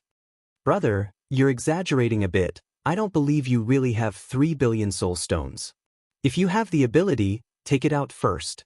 I still have a jug of heavenly immortal wine at home.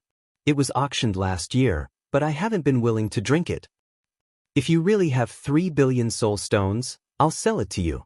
A middle-aged fatso who was dressed gorgeously and had a big belly looked at Hui and said, "I also have a bottle in my collection. I don't need 3 billion. I'll give you 2.5 billion soul stones. You guys are going overboard, trying to snatch business from the Heaven Immortal Tower? Brother, I'm a generous person. As long as you give me 2 billion soul stones, I'll give you that pot of celestial immortal wine that I've kept for 3 years. You call this kind? I've never seen someone as shameless as you. For a moment, the restaurant was bustling with noise. Hui stared at those people in shock. Who would have thought that there would be so many people who treasured the immortal wine? When he looked at the manager of the restaurant, his expression was extremely ugly. To snatch business from the Heaven Immortal Tower in the territory of the Heaven Immortal Tower, if it was anyone else, they would definitely feel unhappy in their heart. Brother, it's even cheaper here. It's only 1.5 billion soul stones. Take it as making a friend. As long as you nod your head, I will immediately go back and bring that pot of immortal wine to you. Everyone was still fighting over it. The manager's expression turned darker and darker. He suddenly turned his head and looked at the waiter behind the counter. He shouted, "Go to the wine cellar and bring me another pot of immortal wine." The waiter was stunned. The people upstairs and downstairs also looked at the manager in astonishment. "What are you guys in a daze for? Go quickly!" The manager shouted. Yes. The waiter nodded repeatedly. He put down what he was doing and ran to the wine cellar. The manager swept a provocative glance at the crowd. It was as if he was saying, "You guys want to snatch business from me? Do you guys have the capital to do so? Isn't it just a pot of immortal wine? My Heaven Immortal Tower can afford it." Everyone also felt that the manager was purposely targeting them. They all shut their mouths in resentment. The manager turned his head and looked at Hui. He smiled and said, "Young master, since you like immortal wine so much, I might as well be a good person to the end and give you another pot." "You are really giving it to me?" Hui looked at the manager in a daze. The manager smiled and said, "These 2 pots are all for you. I won't accept anything, including the dishes on this table." Hui couldn't help but laugh. He didn't do anything and just picked up 2 pots of peerless divine wine. It was all thanks to those people who blindly kicked up a fuss. Very soon, that waiter ran back with a wine pot. Hui happily took the wine jug and directly put it away. The manager was stunned and asked suspiciously, "Young master, didn't you say that you want to let this young master Qin try it? He doesn't drink." Hui waved his hand. "Doesn't drink?" The manager's expression stiffened. He turned his head and looked at Qin Feiyang. Qin Feiyang shook his head and smiled. "You have been fooled. I just want to use my name to get 1 more pot of immortal wine." The manager was stunned. The people upstairs and downstairs were also stunned. This was a deep trap. Hui stretched his waist and said with a smile, "It feels so good to eat and drink for free." The manager lowered his head and smiled bitterly. It turned out that everyone, including him, had been fooled by this person. But since he had already given it out, it was impossible to take it back. The manager looked at the 2 of them and said, "Then you guys take your time. I'll go back to work." Go on. Hui waved his hand. The manager shook his head helplessly and smiled. When he turned around and saw the young man, his eyes flashed slightly. He looked at Hui and said, "Young master, I gave you 2 pots of immortal wine.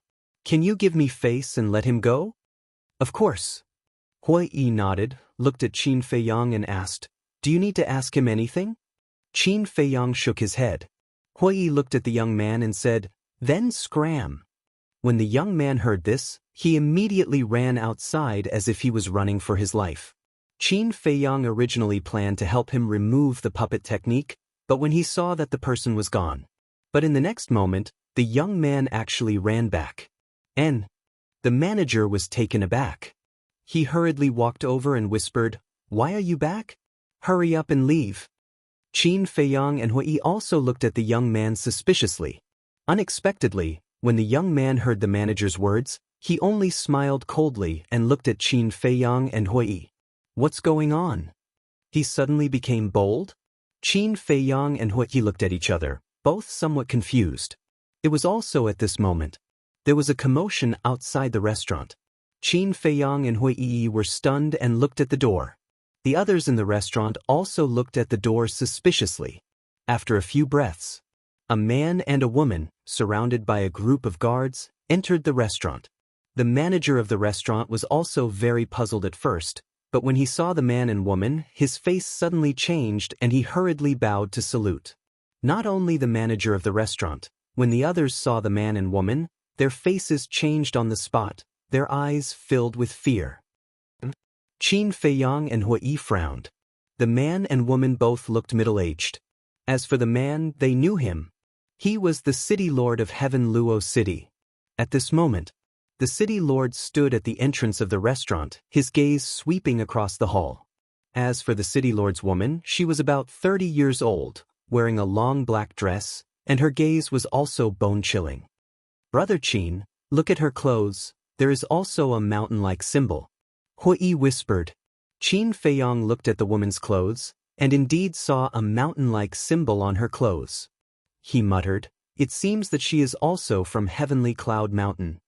I'm afraid her status is different. The disciples of Heavenly Cloud Mountain not only returned, but also became fearless. It should be related to her. Moreover, she is walking with the city lord. Could it be that she is the city lord's backer? Hui frowned. Interesting. Qin Feiyang whispered.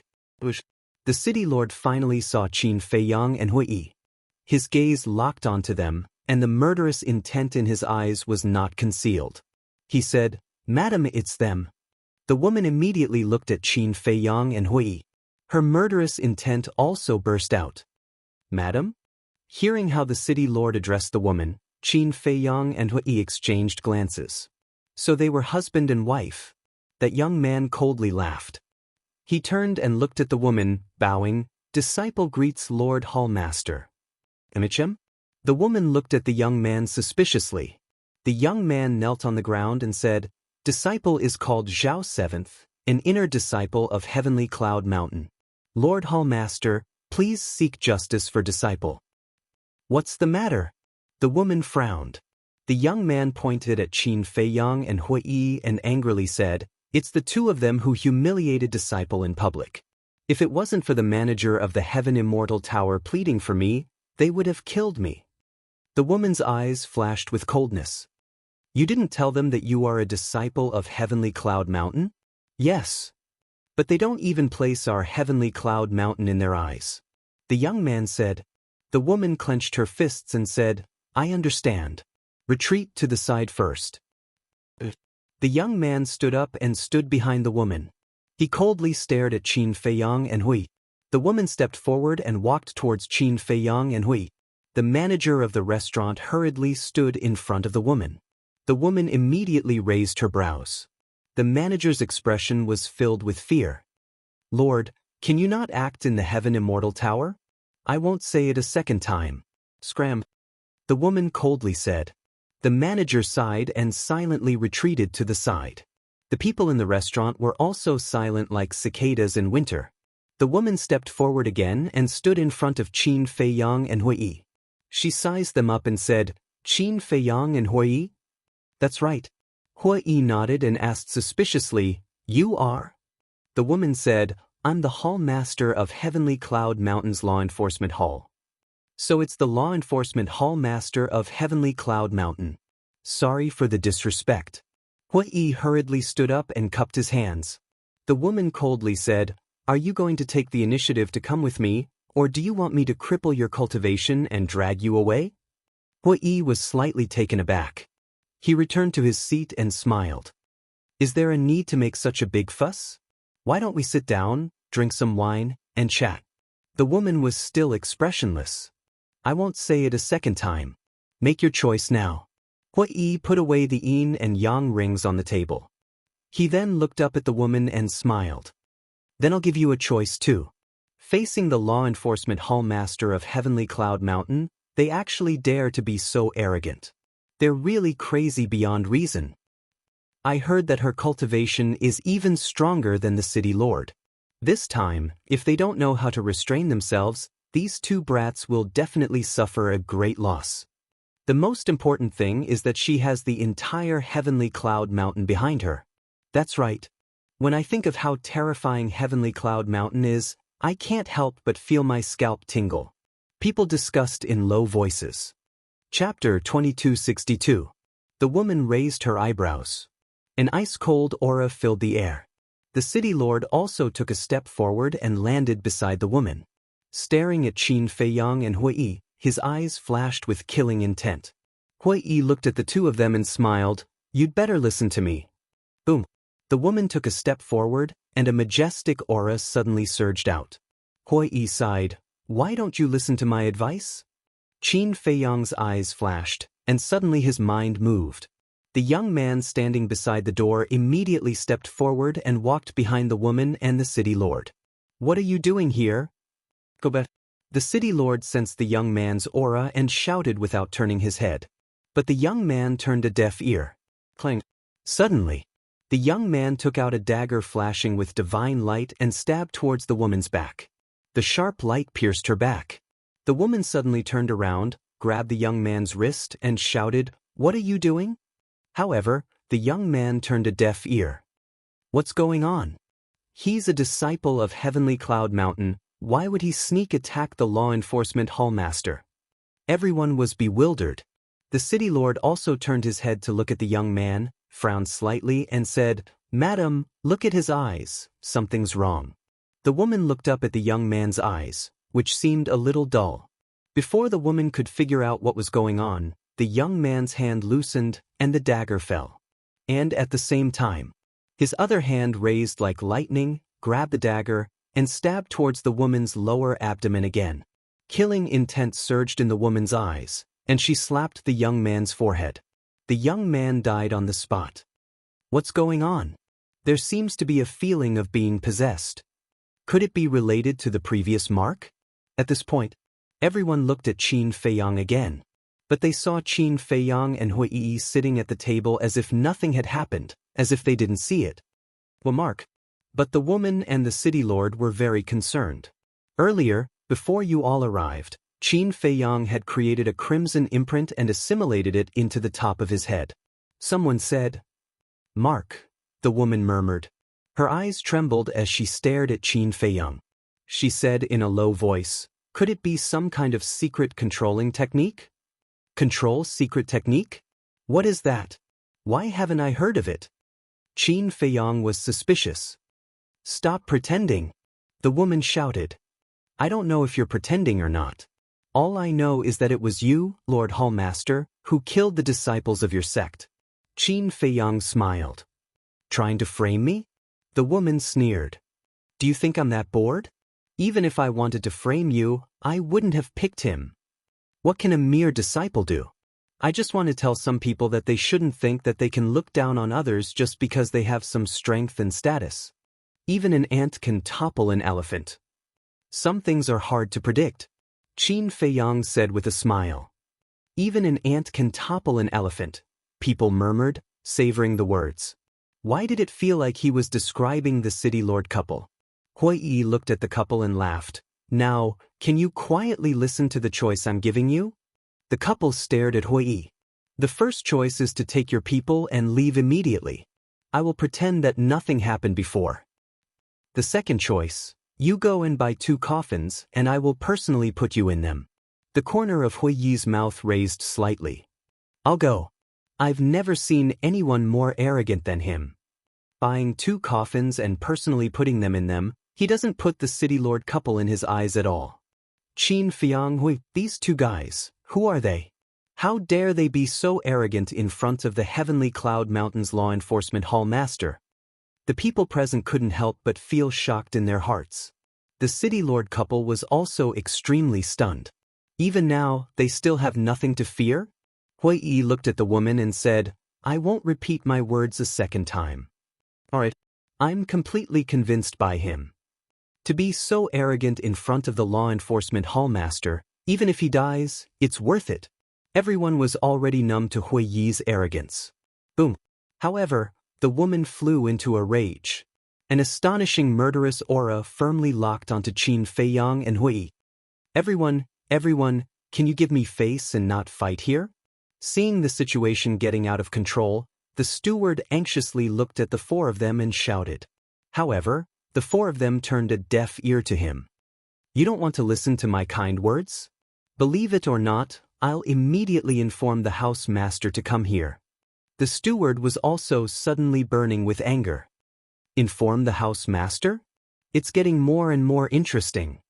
If the house master really comes, I'm afraid none of them will be able to escape. People whispered. At the same time, hearing the steward's words, the city lord couple's pupils suddenly shrank with a bit of fear. Hui glanced at the people in the restaurant and then looked at the city lord couple. He said in a low voice, "It seems like the background of this house master is even more terrifying." Qin Feiyang didn't reply. He swept his gaze over the crowd and his eyes flickered. "I'll only say it once. If you're here to eat and drink, my Heaven Immortal Tower warmly welcomes you. But if you're here to cause trouble, my Heaven Immortal Tower won't be polite." The steward stared at Qin Feiyang and Hui as well as the city lord couple and said in a low voice, "I'll wait for you outside," the woman coldly said to Qin Feiyang and Hui. Then, she turned and walked out of the Heaven Immortal Tower. "If you have the ability, you can hide here forever." The city lord also coldly smiled at the two of them. A group of guards also left the Heaven Immortal Tower. With the city lord couple in the lead, they gathered on the street outside the entrance. They had no intention of leaving. The steward let out a long breath. Looking at Qin Feiyang and Hui, he cupped his hands and smiled. "Young masters, please forgive us for offending you earlier. We don't dare. I really didn't expect that your Heaven Immortal Tower was hiding such a terrifying tower lord." Hui chortled. "Young master, please don't laugh at my Heaven Immortal Tower. We're just doing business and don't care about anything else," the steward said. Hui laughed and said, "I like businessmen like you." The steward helplessly shook his head and cupped his hands. "Then please enjoy, I'll take my leave first. I won't send you off," Hui said. The steward turned and walked to the counter. He glanced at the city lord couple outside and whispered a few words into the ears of a waiter. After that, he didn't even turn his head back as he entered the back hall. Not long later, a few waiters came forward and carried the young man's corpse away. They also cleaned up the blood on the ground. "So the Heaven Immortal Tower is the true king." Hui shook his head and smiled bitterly. Qin Feiyang surveyed the restaurant and mumbled, "I've also underestimated this place. This is what true low profile means. Look at earlier. We were so noisy but the steward didn't get angry. He even had a servile attitude. There's a good saying that experts are among the people. It's true." Hui sighed. Qin Feiyang nodded. Hui rolled his eyes and turned to a middle-aged man at the table beside him. He asked, "Old brother, who exactly is the Tower Lord of the Heaven Immortal Tower? You just need to know that he's someone you can't afford to offend." The middle-aged man calmly replied. After that, he ignored Hui and hugged the woman in his arms as they drank and chatted. "Can't afford to offend," Hui mumbled. He turned and looked at Qin Feiyang as he transmitted his voice. "Should we kill our way out now?" Qin Feiyang pondered for a moment. He glanced at the city lord couple outside and thought to himself, if they want to guard, then let them guard slowly. Hui was stunned. "From what you're saying, you're planning to continue staying here?" "I want to stay here and wait for someone." Qin Feiyang nodded. "Wait for someone?" Hui was stunned. Qin Feiyang silently said, "Earlier, when I read the memories of that person, I already know the whereabouts of the devil ancestor." "Where is he?" Hui asked. "He's at the Heaven Cloud Mountain and is a core disciple. I believe that he will receive the news. At that time, he should appear and look for me." Qin Feiyang transmitted his voice. "Is that so? Then let's wait." Hui mumbled. He then looked at the waiter behind the counter and said, "Give me a few jars of good wine." The waiter hurriedly said, "Young master, other wines are fine, but we really can't give you the Heavenly Immortal wine. I also don't want the Heavenly Immortal wine. Give me 2 jars of your Heaven Immortal Tower's best wine other than the Heavenly Immortal wine." Hui said. "All right." The waiter nodded. He immediately turned and carried 2 jars of wine from the wine cabinet at the back and brought them to Hui. He smiled and said, "Please enjoy." Hui smiled. He grabbed the wine cup and poured an entire cup before drinking it with gusto. Outside, the city lord glanced at the surrounding crowd and frowned. "Madam, are we going to continue waiting like this?" The woman coldly said, Then tell me, what solution do you have?